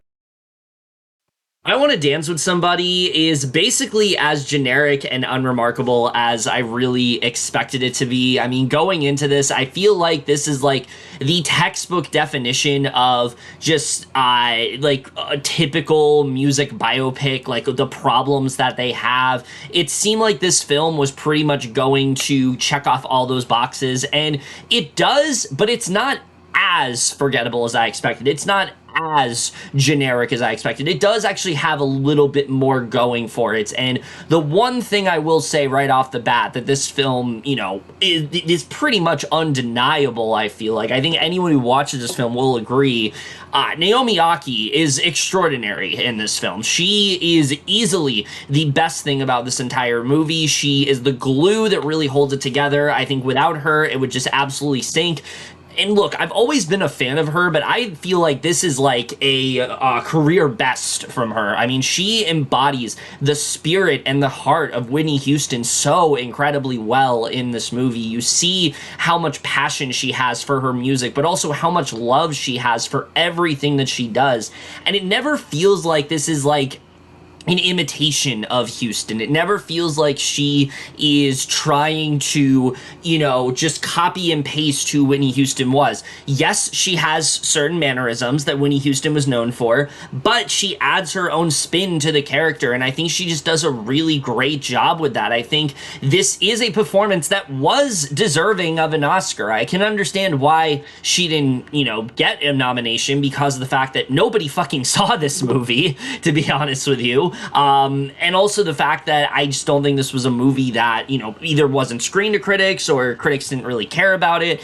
But her performance is fantastic in this film, and it really just works so well throughout this entire movie. I was so blown away by her. And Stanley Tucci also is very well cast here as Whitney's producer. I think his character is actually quite well developed. I didn't know nearly as much about Clive Davis, but this movie really does a great job of just showing how much he cared about her. He, yes, is her producer, but he also is very much like a lifelong friend to her, and their back and forth, honestly, is when the film is at its best. I think they do a really good job with that. He is the one person that, even when Houston starts to, her life really starts to go downhill and she starts to partake in like really serious substance abuse and things like that. All the things that Houston dealt with, he is with her every step of the way, and he has some of the most effective scenes in the entire movie. And if the film was any better, I could have seen a supporting acting nomination like coming his way. I could have potentially seen that because I think that his performance is fantastic in this movie. I love just seeing the scenes of these two interacting together, kind of seeing how they bring out the best each other.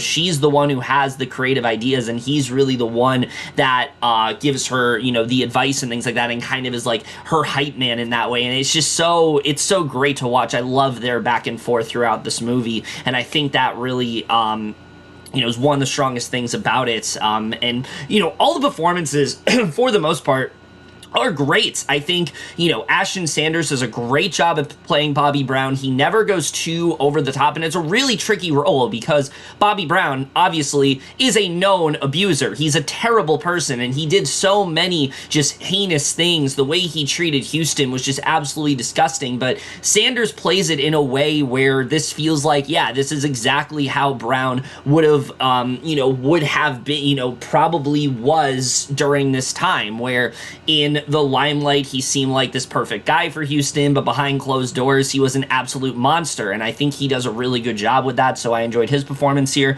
Nafessa Williams is really good as Robin. We'll get to her in a little bit, but for what she has, she does do a really good job here. All the performances are very strong in this movie, including Tamara Tooney, who plays Sissy. I think has some of the best moments in the entire movie. She's not in this nearly as much as she needs to be, but when she is here, she makes a huge impact, and I think has some of the strongest scenes in the entire movie. I really enjoyed her performance here. The other thing that does help this film is Casey Lemon's directing. I went into this and I was kind of expecting for this to be like a typical music biopic where it doesn't even feel like there's a director attached to it. And I will say there's a little bit more going for it than, going for her than I expected. While it isn't anything like amazing, this is not the kind of directing where I'm like, oh my God, we're seeing, a master before our eyes or something like that. I do think that she put a lot of care and a lot of passion into this. You can really tell how much she cares about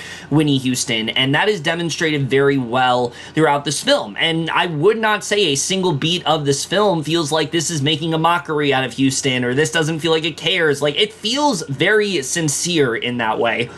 And that's what sticks out to me. That's what makes it feel like, okay, this film is a lot more well-intentioned than some of the other music biopics out there. I would not in any way say this is just a film that they're making because Whitney Houston is popular and they want to, kind of, and they want to kind of like, cash off her success. Like, I do think Lemons had a genuine vision for this film, and that is shown throughout this movie. You do get to see, how much Houston just wanted to entertain, how much she loved what she did, how much control, she had and things like that. I think that she does a really great job throughout this movie. Really, what brings it down, unsurprisingly, is the script here, which I'm really not too surprised about, considering that Anthony McCartan is one of the writers. In fact, I think, is he the only writer here? Yeah, he's the only writer of this movie, and if you know anything about McCartan's previous work, it's not very good. It's very generic, it's incredibly cliche, there's really not a lot different that sticks out about this. If I'm being honest, it actually did kind of have me for a bit. The first 20 to 30 minutes is actually really good. It's very well paced. They do a really good job of showing like her humble beginnings when she was on this show, and her mom actually was like a really big singer, but her mom ended up having laryngitis and she kind of had to go on for her, and this is how it really like catapulted her to success. And then seeing her kind of try to come up with like her next big hit, and then she comes up with How Will I Know and things like that, I thought was very effective. I thought was actually very fun to watch. And I think as we watch her transformation from someone who's like very hopeful, has always wanted to be a singer, but didn't actually think that she could, to an absolute superstar pretty much overnight, I thought was really well done. And I thought that, okay, this movie's actually pretty well paced. I think that they're setting this up really well. We see her, her mom and how much she's supporting her and things like that, but also how she is, someone that, she sticks by her and things like that. I think that they did a good job with that. Unfortunately, after we get to a point where Houston has become famous, the movie just kind of unfortunately after that, it just really becomes like a series of like Wikipedia events. Like, that's really the best way to describe this. It's one of those biopics where you could look at everything that happened in Whitney Houston's life and it's covered in this movie. Her winning and, her working on The Bodyguard, and sort of like how she wanted to be this serious actress of sorts, that's covered in this movie. Her, whole relationship with Bobby Brown and the deterioration of that is covered in this movie. The whole thing with her, having these romantic feelings for Robin Crawford is covered in this movie. And all of these things are essential to a Whitney Houston biopic. But the problem is the way they go about it, it just feels like we are zipping through events here haphazardly without giving any second to breathe or slow down. So it just doesn't feel all that impactful. It feels like a lot of the things we're supposed to care about happen off screen. And I think that they don't do a really great job with that. In fact, I think probably the biggest offender of this is actually Robin Crawford. I think the way it starts out, they do a good job of showing them form this bond and this, really genuine relationship that they have, but the movie doesn't do a good enough job of flourishing that relationship and seeing how it deepened and seeing how it turned into something more than just a friendship, how these two generally loved each other. I think there is this hidden tragedy of sorts to their whole dynamic that they just don't do enough of in this movie. Robin never feels like a character in this film. She feels like she's here because she has to be, because of the fact that this was a very vital, this was a very important person in Houston's life. So we really only see how she benefits Houston. Same goes with, the same goes with her parents in this movie. They show up every so often. After the first 20 to 30 minutes, though, we don't see her mom very much. We hardly ever see her father. And because of that, they don't feel like characters. They feel like they're just kind of here. Eventually, when Houston has children, they don't feel like characters. And that really is the biggest problem with this movie, is that the narrative is just not very cohesive. It just feels like one thing is happening after the next. 1 second, she's singing the Star Spangled Banner. The next, she's starring in The Bodyguard. The next, she's performing at, the Grammys and things things like that. It's just really the next moment, we hear about this altercation that, she got into with Bobby Brown, and how, things really start to deteriorate in their relationship, even though a second beforehand it seemed like their relationship was going okay. So again, it just doesn't feel cohesive. So many things feel rushed, so many things feel incredibly underdeveloped, and that's easily the biggest issue when it comes to this movie, and that's what really just left me feeling kind of cold. Overall, the second act especially is such a huge mess. It is so hard to stay focused on what's going on. I honestly my head was kind of spinning with like how much was happening at once. I didn't think they did a very good job with anything that was happening. I was like, I want to know more about this. I want to know how this happened. Like, this is interesting, but how did we get here? Oh, okay, we're moving on to this now. But how do we get here? Okay, we're moving on to this now. The only thing the movie does a good job, I think, in terms of transitioning with is the songs. You do get to see Houston's passion within, behind these songs. What was her intention? Was it what she wanted to be? There are some songs you'll be surprised that she didn't want to do at first and things like that. That is fascinating, and I think the movie does a good job with that. It's just, that really seems to be the only thing they put emphasis to into that second act, is focusing on the music. And the music is great, but I want to see more things that I don't know about Whitney Houston, and I just think this movie doesn't do a very good job of diving into all of that. So yeah, I think that's easily the biggest issue with this film.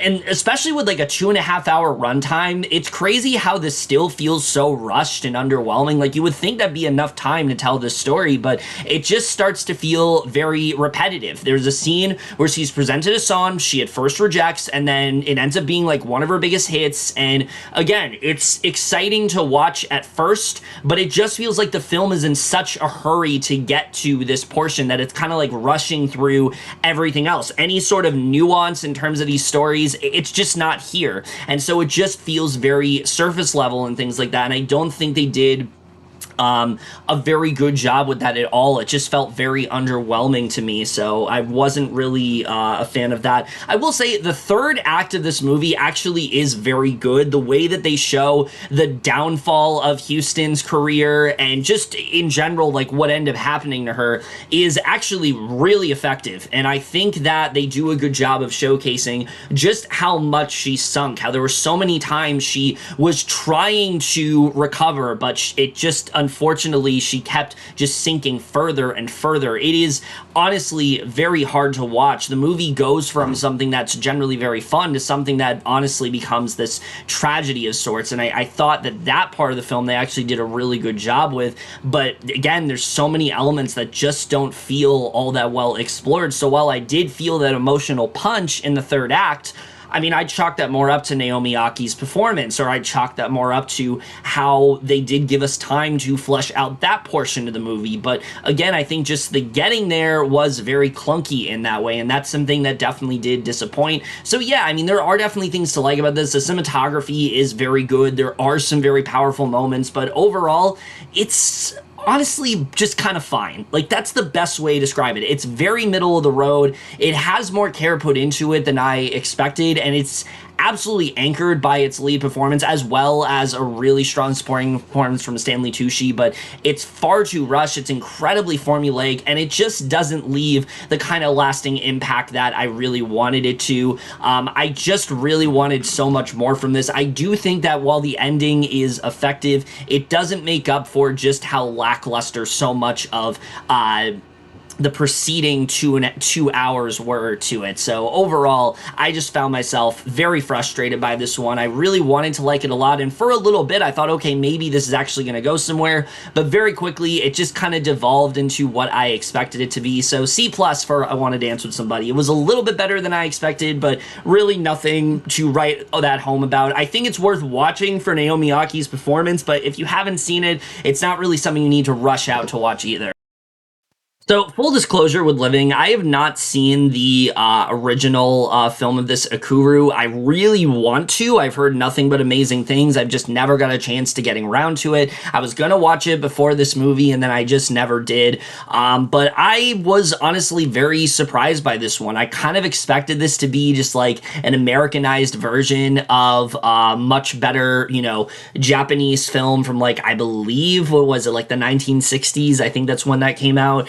But it does have a little bit more going for it than I did expect. I think one of the things immediately that sticks out, obviously, is Bill Nye's performance. It's Oscar nominated, and it is for a reason. While this isn't admittedly a very, like, big performance in terms of, like, a lot of, like, very powerful monologues or, this powerhouse performance that has a lot of just, like, shouty dialogue or something like that, it is a very effective and a very passionate one that really just shows it's a lot more like understated, but it still is so full of warmth and so full of heart. The character of Rodney Williams is just someone you're immediately attached to. He's someone who is going against the grain of society. He doesn't really want to be a part of this job that he doesn't like anymore. He's starting to pursue other passions, and you just find yourself drawn to him because he's the kind of character that I think we all wish we could be. We all want so desperately to just kind of not have anything to worry about. Not worry about, work or not worry about any sort of stresses in our life. And that's exactly what Williams is trying to do in this movie. He's trying to live so much more carefree, and he just does such a great job with that in this movie. I think his performance is so incredibly strong here. It's one that you're just so drawn to, and I can absolutely see why it did get the accolades that it did receive, because I think it was very much deserving of it. And honestly, Nye is very overdue, I think, for a nomination. He's always given really strong performances, but this is easily one of his best performances to date. I really love what he did here. Amy Lou Wood also, I don't think gets enough credit in this movie as the character of Margaret Harris, who, she starts off and you can tell immediately that this is someone that he is interested in. He takes this liking to, and the bond that they form, it's just so incredibly wholesome as he's kind of getting her to, come out of her shell a little bit and experience things that maybe she didn't before, but also seeing how she has this impact on him. There are things about her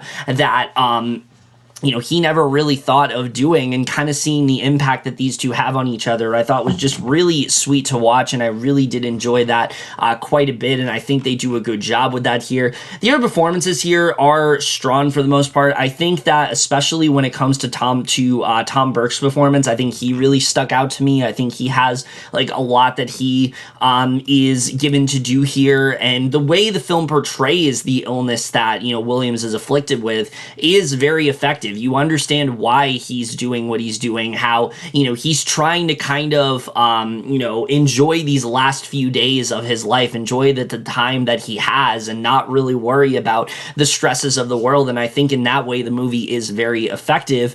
And so there is a lot to really like about this one. I think the screenplay here by Kazuo Ishiguro is very good. I think there's a lot that he ends up getting out of this. I think what does bring this movie down for me, though, is that there is a significant portion of this film that is not focusing as much on Williams, and when it does that, I just didn't feel as attached. I didn't find the other characters here to be all that interesting.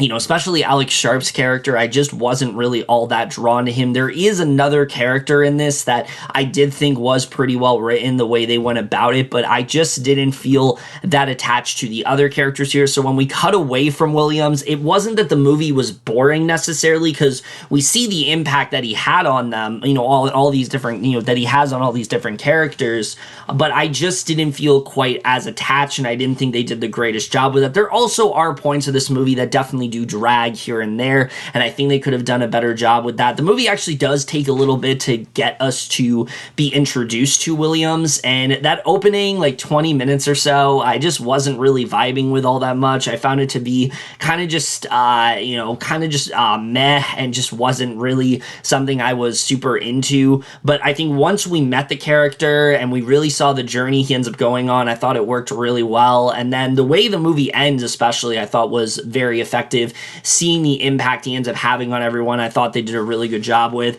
So yeah, the movie did have more going for it than I expected. The cinematography also is phenomenal here. Just the landscape of London and things like that, I think they do a really good job with. I wish I did get to see the original movie, just to kind of see what they changed here, how different this is. Are there things here that they added? Are there things here that they, got rid of? What changes when the movie's set in London versus when it's set in Japan? I think there is a lot to kind of compare there, and that's something that I wish I would have done. But for what this is, I think it is very effective. I definitely did enjoy this one a lot more than I expected to. So B for Living. It's definitely a different movie than I expected to be, but I think it's a very effective and very lively one at that, and certainly a better film than most American remakes of foreign films that are out there. The Pale Blue Eye is another film I feel like nobody has talked about, and it's kind of unfortunate because I do think it does have quite a bit going for it. I mean, right off the bat, Scott Cooper, I think already is a director that just doesn't get enough credit. I never really hear a lot of people talk about his films. Well, that's not true. I've obviously heard them talk about like Crazy Heart and Black Mass, but like something like Hostels, for example, or something like that, I haven't really heard much talk about. And this is definitely a much better movie than his previous film, Antlers. This is not like, movie I was looking forward to and like massively let me down. There is a little bit more going for this one. I will preface by saying I still didn't really like this movie all that much, but it definitely had a little bit more than it definitely had a little bit more going for it. I think the premise itself is honestly pretty intriguing. We have this detective, and he is investigating the series of murders, and he ends up working with Edgar Allan Poe to like uncover this mystery.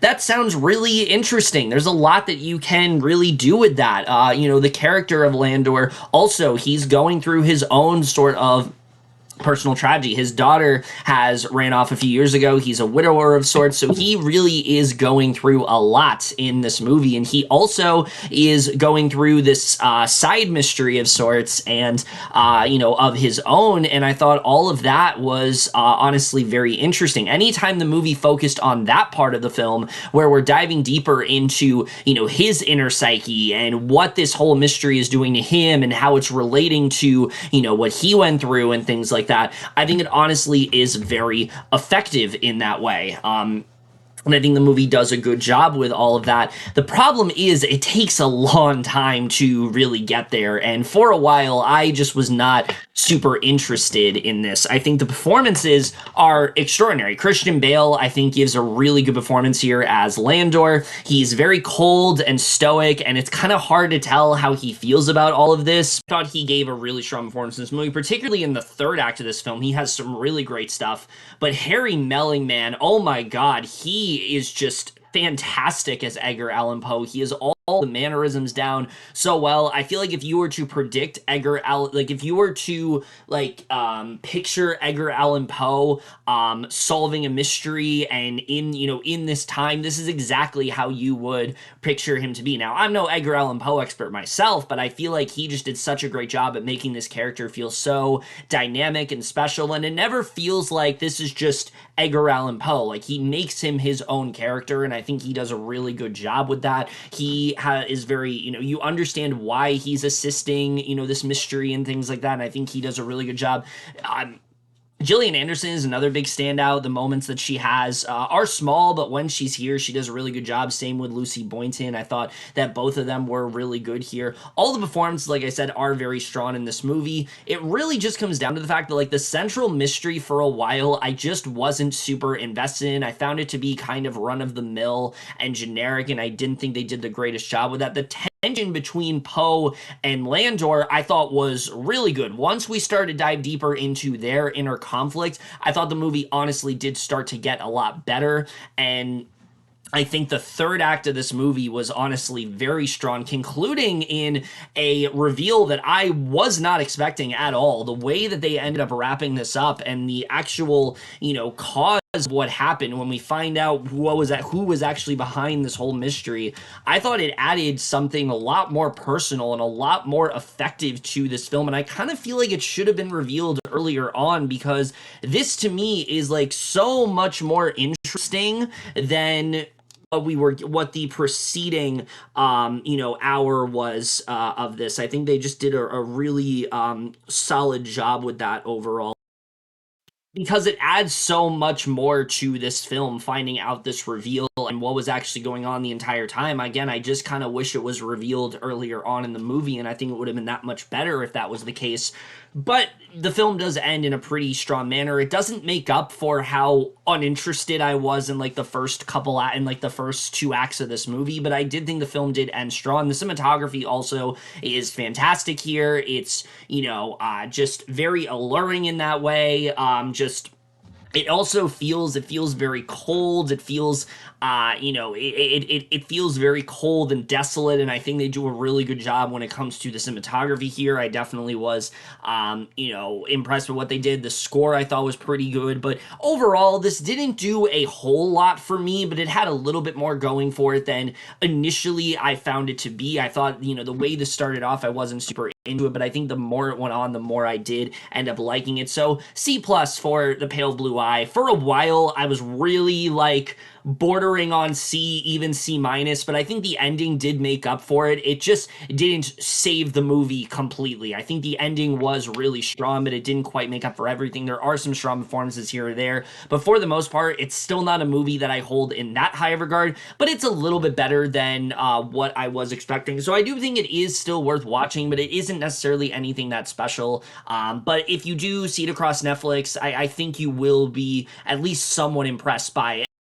Corsage was very different from what I was expecting. This is such a liberating and refreshing biopic. We're centering on this woman, Empress Elizabeth of Austria, who she's constantly been told to act a specific way, look a specific way, and she's just at a point in her life where she's just kind of sick of it. She has this husband that clearly she has zero attraction to, that he's so incredibly hard on her and just incredibly abusive and things like that. And we get to see this character gradually start to reject a lot of the societal norms that she's been told to, the way that she's supposed to dress, the way that she's supposed to feel about things. I think the film does a really great job with that when it comes to, the way we see her undergo this transformation. It's very gradual in this movie. Something as simple as her, just kind of rejecting a certain thing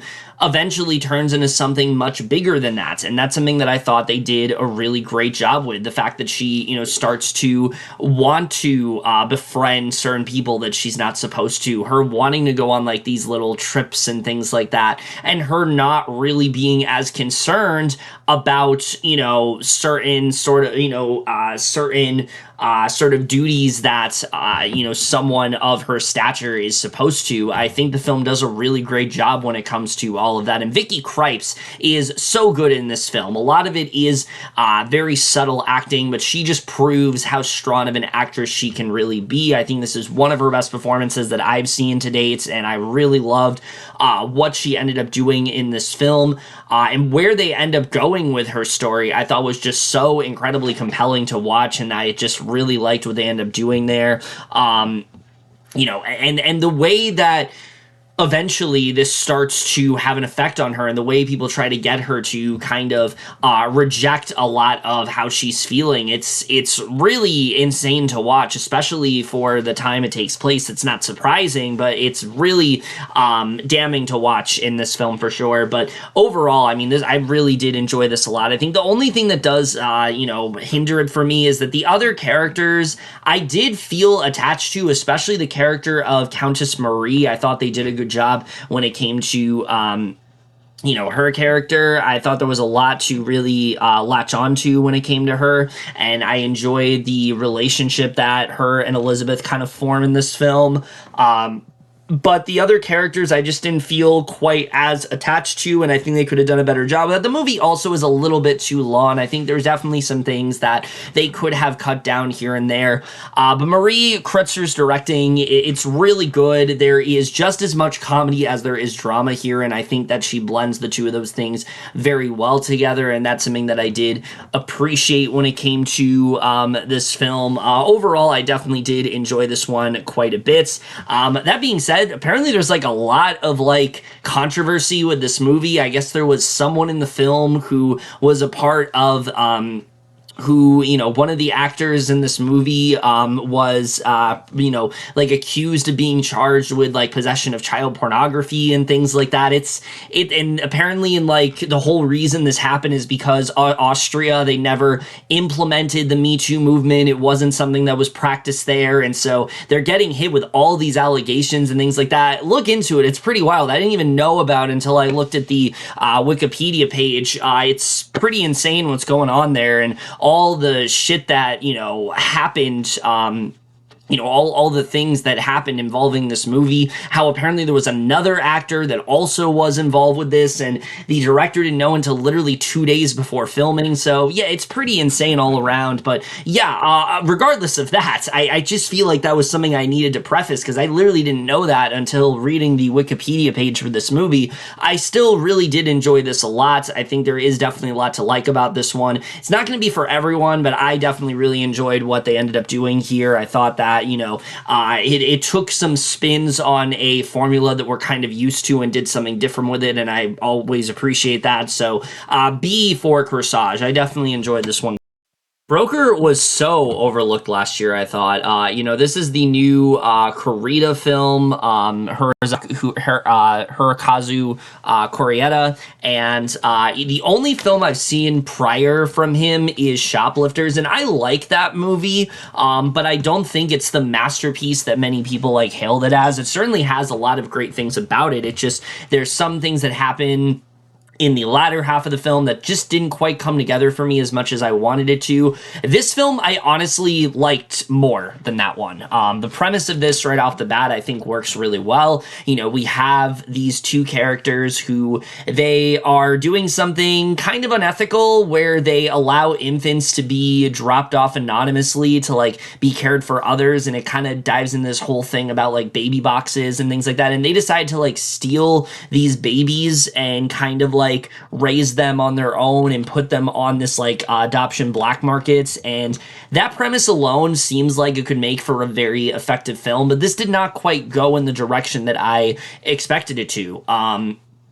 Especially when we involve the character of So-yeon, who I found to be easily the most compelling character in this entire movie, who has abandoned her baby, and she kind of goes on this like road trip of sorts to like be this baby's, to be the baby's like potential parents and things like that. I thought, they did a really great job when it came to this film. I thought all three characters were very compelling in their own way. When it comes to Ha Sang-yeon, our main character here, basically our main character, I would say, he has a reasoning for why he is doing this and why this matters so much to him. And we start to dive a bit deeper into like his personal life with his wife and his daughter, and seeing how much more fulfilled he feels with what he's doing and how much different he is when it comes to them, I thought was very effective. And I mean, Kang Ho-san was like the main reason I wanted to see this movie, because oh my god, the performance he gave in Parasite, why would I not want to see another film from him after that? And he does a really good job here. I think he gives a really strong performance in this film. It's not on the level of Parasite or anything, but he does give a really strong performance in this movie. You really find yourself caring for him, and you also see that he is very much in over his head when it comes to this operation. This is not necessarily something that he should continue to do, but you can kind of see why it matters so much to him, and I think he does a really good job with that. And then Dong Won-gang, on the other hand, the character of Don-soo, I think they also do a really good job with. He's kind of the guy who is covering for Sang-yeon. He's always taking the credit for things. He's very much his right-hand man, and I thought they took him in a very interesting direction. He kind of has his own path of what he wants to do, and I thought that they did a really good job when it came to his character. And the chemistry between these two is really what makes this movie work as well as it does. You find yourself caring for the both of them, and I thought they did a really good job when it came to that. But like I said, for me, the character of So-yeon on Moon, I thought was easily the most interesting of the bunch. I thought Jaeon Lee's performance was just phenomenal in this movie. I mean, you see that she's somebody who she has specific reasoning for why she has left her baby and things like that, and you can see the effect that this has had on her in doing that, and kind of how, you know, her sort of internal struggle with that, and sort of, you know, how she's now feeling more fulfilled with what she's doing, I thought was just so incredibly effective. I really loved her performance here. I thought she by far was like the most compelling character of the entire movie. There's this side romance of sorts that starts between her and Dong-soo that I thought also worked really well, and I thought that all of that was so well developed in this film, and there's actually a lot of humor peppered throughout this movie, and it is very effective, you know, with what ends up happening. The way they concoct these stories of why they're doing what they're doing is some of the best moments of the entire movie. It's very fun to watch, and I thought that they did a really good job with that. So this is a very, I feel like, accessible film for many people. Like, if you've never watched a South Korean film before, I actually think this is like a good one to start out with, because it's very it's a very effective one. It's one that I think is just a lot of fun to watch in that way, but also has some very good emotional moments, very good characters. The only thing that brings this movie down for me is the subplot of this film. There is a subplot concerning these two police detectives that are going after the three of them, and I just did not care about these two characters, like, at all. I did not find them interesting. Anytime the movie cut to them, I wasn't as invested in what they were doing. I understand why they're here, but they're really just here so the movie has a conflict. They do a good job of making it so you know eventually these two plot lines are going to converge, but I just didn't find myself all that invested in these two characters, and I thought that was easily the weakest part of the movie. But the way all this wrapped up, I thought was so incredibly effective. Also seeing the kids that have been recruited and, you know, kind of go along for the ride, also make for some of the most effective you know, moments in the entire film, particularly the character of Haejin. You know, his character I thought was really well done, and sort of like why he is, you know, now a part of this and what he really wants to do, I thought just worked really well here. This was just such a heartwarming film that, like I said, was also just a lot of fun to watch, and it's a film that I just don't think not enough people have seen. I think if you go into this expecting Shoplifters, it's not that. It's definitely something a lot more different. It's way more of this road trip film, but I think it's very effective in what it accomplishes. The cinematography is incredible. The score is great. The ending is just masterful. The way the film wrapped up, I was so incredibly satisfied by. I love what they ended up doing overall. So yeah, as a whole, I was just really impressed by this one. I really wish a lot more people were talking about it. A- for Broker. This is definitely another one of the most overlooked films, I think, of last year. The Quiet Girl is fantastic. This film is one that I heard a lot of praise about.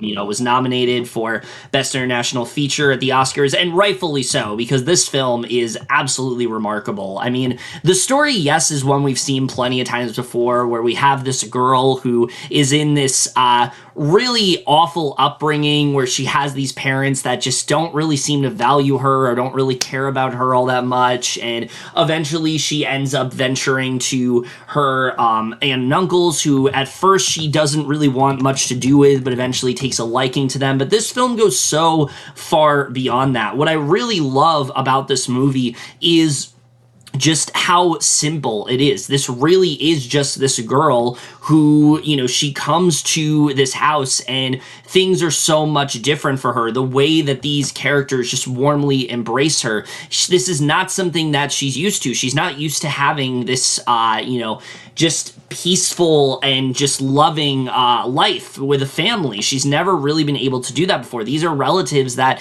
she's never really taken an interest in meeting, but as the film goes on, I mean, you can see how much they start to really care for her and how much they start to embrace her, and I just really love seeing that when it comes to something as simple as just little tasks here and there, like, you know, fetching water and things like that, or being upset, you know, looking at crops. These are things that she just hasn't really taken time to fully embrace, and I think that's why Kate is such a just compelling character in that way. This is someone who, again, has been used to living a certain way, and now she's in a completely different environment. And at first, she's completely adverse to it, but she very quickly sort of, starts to warm up to it. And it really just starts to bring out this other side of her that she's never really been able to fully embrace. And it makes for such an incredible film. And my God, the performance here by Catherine Klink, I've never seen her before, obviously, but I think she's going to be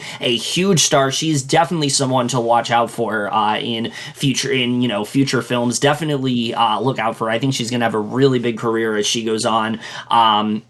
But Caroline Crowley and Andrew Bennett also should not be overlooked in this movie. They both give such strong performances. The character of Sean especially has such a strong arc in this movie. At first, not really knowing what to do with Kate, kind of seeing her as this annoyance of sorts, but as the film goes on, really starts to love her, starts to form this genuine connection with her. And I just thought they did such a great job with that. I was so impressed by the way they decided to do that in, the way they decided to go about all of that in this film. Like I said, a lot of this movie really is just watching her, tend to perform these tasks, but it's the way that she reacts to them and just seeing the beauty in something so simple. It's just really amazing to watch, and I think they do such a great job with that. And again, seeing the connection that they end up forming with her. I don't really have a ton to say about this one. I think Colm Baird's directing is so great. I think this is a film that you'll just really find yourself getting wrapped up in very easily.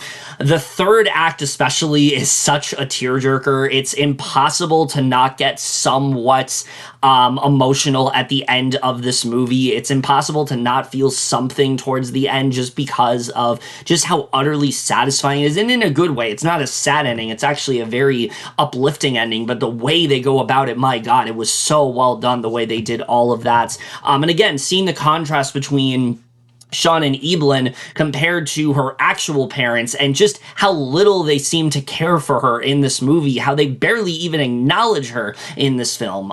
It's just crazy to watch, and I think they do such a great job at showcasing somebody who, when you're used to one style of parenting and you're used to one kind of home life, things that you are, grateful for, you don't even realize, what they really mean to somebody. Someone who's able to, be acknowledged, someone who is helped with something. These are not things that Kate is used to, and I think this film just does such a great job when it comes to that. The only thing that brings this movie down for me, because there's so much I love about this one, it's also like the perfect runtime of only like an hour 34 minutes, and it doesn't need to be any longer than that. I think the only issue I have with this movie beyond that is there is a reveal of sorts where we find out some information about Sean and Eveling, and it's a very effective scene. It's about their marriage and something tragic that went down, and something that kind of gives context as to why they are treating Kate in the way that they are. And it was a very effective scene, but I wanted to see a little bit more of it. I feel like they should have done a better job at kind of planting the seeds throughout the movie, so when this reveal happens, it's that much more effective, because it's discussed and we just don't really hear about it again after that. And I think it would have been that much better if they would have dived into it a little bit more. But other than that, I think this film is just absolutely remarkable. I can't recommend this one enough. It's definitely one of my favorites of last year. I don't have much else to say, to be honest, other than this is just a one-of-a-kind film that I really can't recommend enough. So yeah, A for The Quiet Girl, easily one of the most effective and just incredible films of last year. A Man Called Otto was honestly much better than I was expecting it to be. I went into this similar to Living, kind of thinking this was going to be just like a very just like straightforward American adaptation of a much better foreign film. I've heard so many great things about A Man Called Ove. Similar to Akuru, I have not got a chance to watch it, and it sucks because I've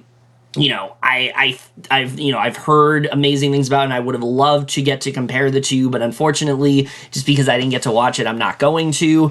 That being said, this film had a lot more going for it than I expected. I mean, Tom Hanks is very well cast here. This is honestly like the perfect role for him. Yes, he's very like curmudgeon-y at first, but the more the film goes on, the more that like very just like heartwarming and just there's that very warm and like tender sort of, and just very welcoming presence of Tom Hanks that we associate him with really starts to shine through. And I think he just really kills it in this role. Otto has been through a lot in his life. You really get to see the effect that this has had on him. And I think that Hanks just does a really great job at showcasing all of that, but also showcasing how, he gets to have this like newfound purpose in life that he maybe didn't get to discover before. And I think that the film does a really great job with that. But I gotta say, as good as he is, I think easily the standout of this movie for me is actually Mariana Trevino as Marisol. I thought was easily the best performance in this entire movie. I loved her in this film. Not only is she really just like the heart and soul of this entire movie, but you also find yourself really getting attached to Marisol. I mean, she's a character that is able to bring out something in Otto that he hasn't felt in a very long time. You feel the genuine bond between these two. She's the first person to really try to question him on why he is the way he is, but also, gets him to really just kind of fall in love with her entire family and this genuine bond that they end up forming. I mean, she's just such an incredible character. I really just loved her performance throughout this entire movie. I thought she was absolutely like the heart and soul of this film for sure. The other performances are really good here. I think everyone does do a really good job. The performances that we have, I think no one's really like bad or anything like that. I think everyone gives the performance that they need to, and I was impressed by, for the most part, all the performances that we do get in this film. Cameron Britton, I thought, was a big standout. He has a lot of really funny moments in this movie, and I really enjoyed him a lot. Also, the character of Malcolm, I liked a lot in this movie. I thought that they did a really good job with him in this film. I like his whole story of what, of who he really is and things like that. I really like that character a lot here. And again, I think the side story going on in this movie about this town and, what's going on and things like that. I think all of that is very well done here. And I think they do a really strong job with that in this movie, but also doing a really good job of showing how Otto has gotten to the point that he has. I mean, at this point, he is just so done with life. He's basically to the point of suicide in this movie, and you see what has pushed him to that point. And I think the movie, it doesn't try to downplay that in any way, and that was something I was a little bit worried about here, but it does take it quite seriously, and I thought they did handle that very well here. That being said, this movie is definitely not perfect. There are definitely things that do bring it down. One of them being is that there are a lot of characters here that I just don't think have as much screen time as they need to. There's, this character, especially of this villain of sorts, and it just feels kind of generic. They don't really do enough with him in this film. Mike Birbiglia, who is trying to convince everybody that, like, Otto's just this crazy old man and he doesn't know what he's talking about and things like that. And I get what they're trying to do with him, but he's not in this movie enough. And he's also just like super cartoony that I just didn't really care about him at all. Same goes for Manuel Garcia Ruffalo as Tommy, who, yes, is definitely fun in this movie, but he's not in the movie enough to really care. So when we're focusing on like him and Otto's relationship compared to him and Marisol's, I just didn't feel nearly as attached to him. And that really goes for quite a few characters in this movie that I just wanted to see more from. I wanted to see more of the impact that Otto has on them. I don't think we get to see enough of that in this movie. And they're very important characters. They're just not in the movie enough, and that does hurt the film. But easily my biggest issue with this movie, unfortunately, are the flashbacks here. And it's not so much that I think these flashbacks are unnecessary, because I think that they are. I think the placing of them in this movie is just a little bit all over the place. They're here, and they're very sporadic, and whenever they come up, a lot of the time they just feel like they are overcompensating. We're hearing Otto tell this story, and they're undercut by these flashbacks that not only are super cheesy the way that they're performed, but the actors that are playing them, particularly the younger actor for Otto, I just was not a fan of. Truman Hanks is trying his best here. He really is trying to sell you on this character, but the emotion, the the intensity that was required for this, it just really wasn't there. And especially compared to Rachel Keller, who is such a good actress, I thought was just really outshining him. And those scenes just really just did not work for me in the way that I wanted them to. I like the story that they were telling. I like that we get to see, what really led Otto to this point. But I just felt like, one, you could have removed those flashbacks altogether because I don't think they were necessarily needed. Two, I think there's a lot that we kind of miss in this movie. We focus a lot on his relationship with this character Sonia and like flashbacks to his past, but from looking at A Man Called Ove, at least what I've read, the flashbacks go all the way back to his childhood. And I think honestly this movie should have done the same thing, because we really just focus on like this one part of his life, and I think they should have focused a bit more in terms of the flashbacks, because a lot of it, to me at least, it just felt like they needed, I just felt like, at least to me, that they needed to do a better job with fleshing, with fleshing some of this stuff out. Like, there's a portion of this movie that focuses on this friendship that Otto had that turned to a rivalry, and that would have been very effective if they didn't just montage through the entire thing, but because they did,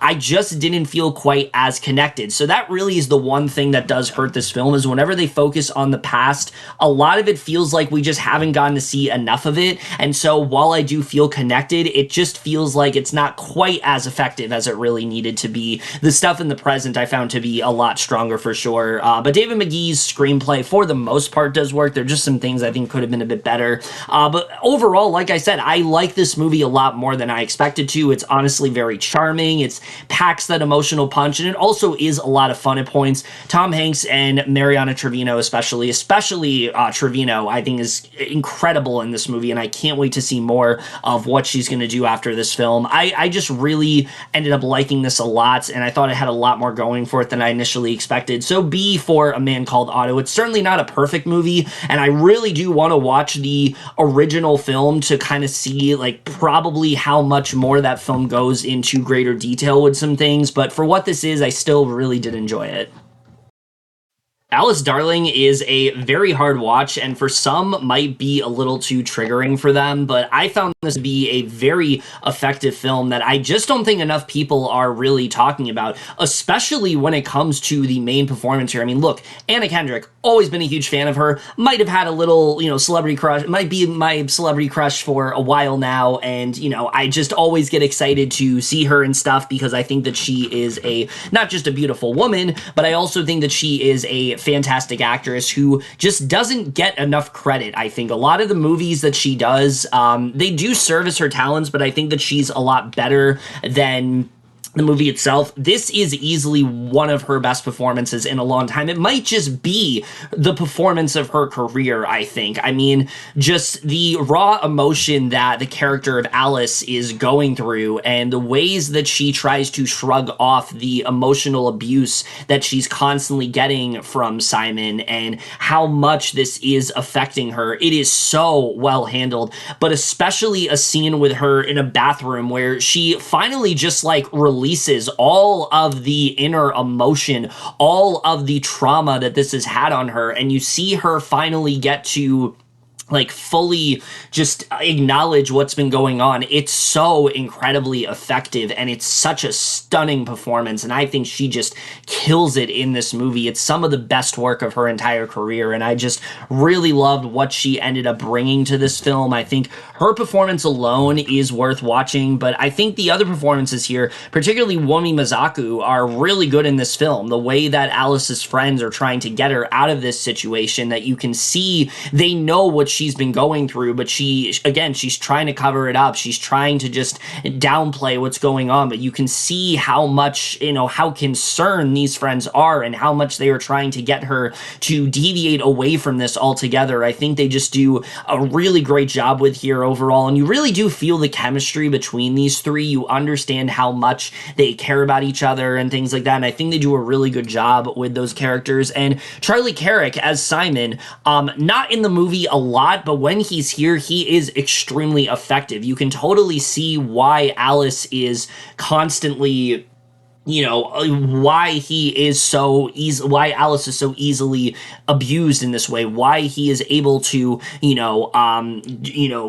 control her in the way that he is. And you're so he does such a great job at playing this role and making it feel real. I mean, this guy, he does get angry, but a lot of the time he's just texting her things like, when are you going to be home? And I miss you and things like that, trying to ice her out of her friend group entirely. But the way that he does it, it feels very subtle in that way. And I thought that his performance was very strong here for the most part. I really liked what he ended up doing in this film. I think all the performances are really strong here for the most part. The directing by Mary Nighy as well. It's so incredibly raw and effective, and I really just love how much she dives into just the hard-hitting elements that this film is going for. It's really well handled in that way, and that's something I was very impressed by. Where we run into some issues here really is the screenplay. That is the only thing about this film that just doesn't quite work as well as it needs to. I think the setup here is very strong, and I think there's a lot of this film that does work really well for me. But there's a part of this film where a lot of it takes place in this cottage where they are trying to break her out of this relationship, and they're trying to kind of get her away from everything. And it is effective in what they do, but I would have wanted to see more time spent on this relationship. There's a lot of things we hear that are just kind of implied, and because of that, we just don't feel that impact as much. Kendrick's performance is doing a lot of the heavy lifting here. Her performance is, really does represent all of that, but the writing, I feel, needed to do a better job of really just conveying everything that Alice has been through, the things that Simon has done to her. A lot of it is just kind of told to us, and I would have liked to see it actually play out, and I think that the movie just doesn't do the greatest job with that. Simon as a character is just simply not in this movie enough. When he's here, it's very effective. You're very on edge and things like that. But I just felt he needed to be in the movie more. We need to focus more on their relationship.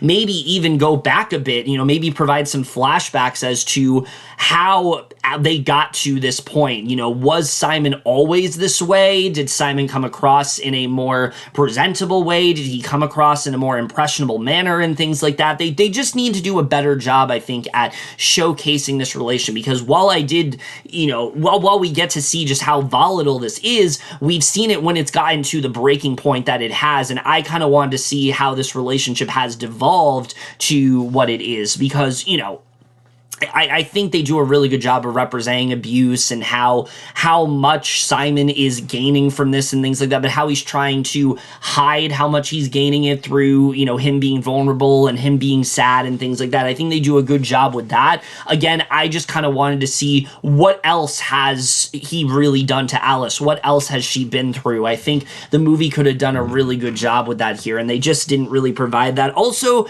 the two friends, as much as I like them, there's not a lot to their characters. We get a little bit of insight into them overall, but I felt that they were kind of lacking, and I wanted them to focus a bit more on their overall dynamic, so I would have felt that much more attached to these friends overall, because while I did enjoy them, I just didn't feel like these characters were all that well written, and I think they could have done a better job with that for the most part.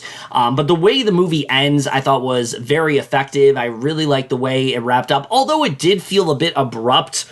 I thought the actual ending worked really well. The movie has so much to say about gaining your independence and not letting this define you, and, speaking out about, stuff that you go through. And I like the way that we get to see a more psychological abuse. We've seen a lot of films that portray it in a much more physical way, and this film is really showing the psychological effect this has had on Alice, and her finally, opening up about a lot of the things that you kind of get the sense that she's kept inside for a long time. I think it's going to be a very validating watch for a lot of people for that reason. I just wish that the screenplay was a little bit stronger than it really was, but there's so much about this movie that works so well that I really can't complain all that much. So B- for Alice Starling. I think Kendrick's performance and what this film is going for is enough reason to check it out. I just wish some aspects of it were a little bit stronger than it overall was.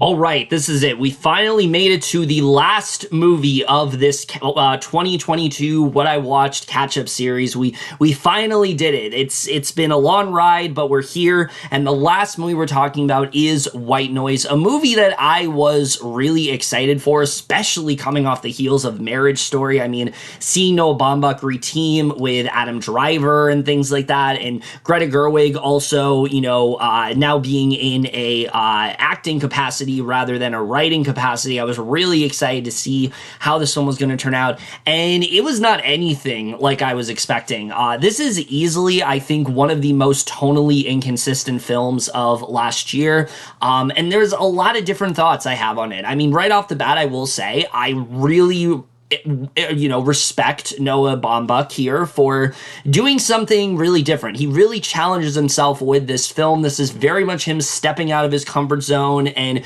doing something that is so much grander in scale. This is not just, a smaller movie about like a family or things like that. This film is trying to do something a lot bigger than that. It's trying to focus on this idea about this, chemical spill that ends up happening, and it causes this huge toxic event and the effect it has on this family and things like that, but also be this big sort of, epic of sorts. And I think that's something that I really do applaud him for doing. And I think there's a lot that does actually work very well here. Unfortunately, it's just not quite as strong as some of his other films, and I think that there are some things that just don't quite work for me in this movie. Now, I will get the performance out of the way right off the bat. They're all really great here. All of them do a really good job. Adam Driver, he's just one of those actors that any film he's going to be in, he's going to give a really strong performance, and this is really no exception. It's definitely a different kind of performance than he's given. It's a lot more restrained and internal. There's not a lot of there's no shouting monologue or anything like that.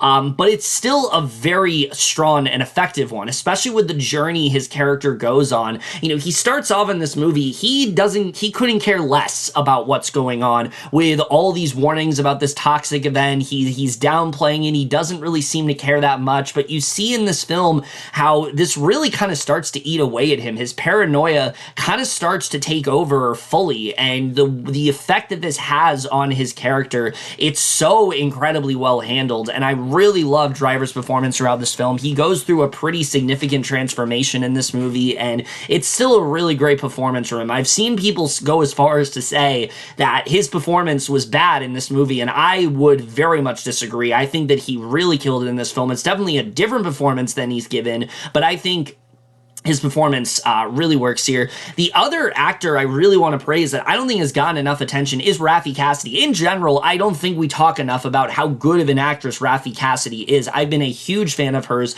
pretty much since Tomorrowland, and I think she's just been killing it ever since then, and this is another really great performance from her. I mean, she's really the character that out of all the siblings is the most affected by what's going on here, and I think she really ends up delivering here. I really like the journey that Denise goes on, and the effect that this ends up having on her as a character and things like that, I think is just really well handled in this movie, and I really found myself attached to her character. She has this very contentious relationship with her mother and things like that, and I think all of that is dived into very well in this movie. There is a reveal of sorts, especially that happens with her, that I thought was particularly effective, and I thought she really killed it here. Don Cheadle, also huge scene stealer anytime he appears in this film, but he's one of those actors where you put him in something, he's just gonna do what he does. He chews up all the scenery, he is so incredibly charismatic, and he's out acting anyone that's alongside him. Even Adam Driver, I think, even seeing the Don Cheadle's in, he is the main focus at all times, and he just kills it in this movie. He's playing this guy who is this teacher of sorts, and there's this kind of rivalry between him and Adam Driver, and I thought that he was just such a fun character throughout this movie. I enjoyed him a lot, and I wish we got a lot more of him. He's not in this movie a lot, but when he's here, he is very effective. And then there's Greta Gerwig, who I do think is good in this movie, and I do think that she is a phenomenal actress. I just think that this particular film doesn't really utilize her talents overall. I think that there is, one scene especially that I would have wanted to see a lot more from her, but because of the way that it's structured, it didn't really give her the chance to really just erupt and show, really just showcase her, her true like acting chops. I think this movie, kind of felt a bit held back for her in terms of performance. Like, she's good for what she has, but she's not given nearly enough to do in this movie. And something comes up that I was like, okay, this is the moment we get to see her fully like unleash how she's feeling, and they just don't do enough with that. I thought that, her performance, she just wasn't given as much to do as she really could have. And this is really where we get to my main issue with this film. The screenplay here is just very it's just really not that great. Like, there's really no getting around. The screenplay is not that great in this movie. The movie is divided into 3 acts, and to be honest with you, I feel differently about all 3 of them. The first act of this movie kind of took me a while to get into. I wasn't really understanding where this was going. We hear in the background that there's going to be some like cataclysmic event and things like that, and we don't really know what it's all about, but there are these side stories going on, and some of them I did find to be kind of interesting. Like I said, there's this rivalry of sorts between Jack and Murray. Jack is someone who is teaching like straight up Hitler studies and things like that, something that he thinks is like important to teach, whereas Don Cheadle wants to teach like Elvis studies. And this was kind of like a fun little conflict that never really gets its proper conclusion. It's something that they develop and then they don't really do enough with, and I wanted to see more of their overall back and forth, because I was really into the idea of like, oh my god, these two have this rivalry, where is it gonna go? It doesn't really go much of anywhere, to be honest with you. I found this plot to be very lackluster and things like that. There's a whole thing going on with Denise and kind of like how she doesn't really feel like she is a part of this family. She's kind of deviating away from the rest of them, because while 2 of the children are Jack's children and things like that, she is from a previous marriage with Babette. That Babette has had, and so because of that, she feels kind of on the outs. She doesn't feel nearly as connected to the rest of the family, and I just think they could have done a better job when it came to that particular storyline. But once the actual event goes down, this movie really becomes something special. I mean, everyone is scrambling. You feel that full-on chaos. There's a great scene at a gas station especially. Oh my god, it was so good, and I think the way this is where the film excels the best. When this film is diving into the idea of the fear of death and how much this terrifies everyone, something that at first they thought was, something that wasn't going to affect them, suddenly now they are like the main victims of what's going on. I think it's so well handled with the way that they do that. I think the way they dive into just how much this is affecting all of these characters, and, even the setup to the train and how it all goes down, it's so good. And, when they're in this bunker, this very overcrowded bunker and things like that, and the conditions that they have to deal with, I think all of that is so strong in the movie. And when they focus on the aftermath here as well, I think that's also really well done, and things like that. I think there are a lot of things that they do a really great job with in this movie. Unfortunately, though, once we get past that part of the movie, it just becomes a little too convoluted. There are a lot of potential ideas that they don't feel necessarily disconnected, but they just don't feel like they're shown to their full potential. I already talked about the rivalry between Adam Driver and Don Cheadle, but there's a subplot going on with Greta Gerwig here, and something that's revealed, and there is a moment where it seems like it's going to be something, and then that doesn't really go much of anywhere either, and I don't really think they did the greatest job with that.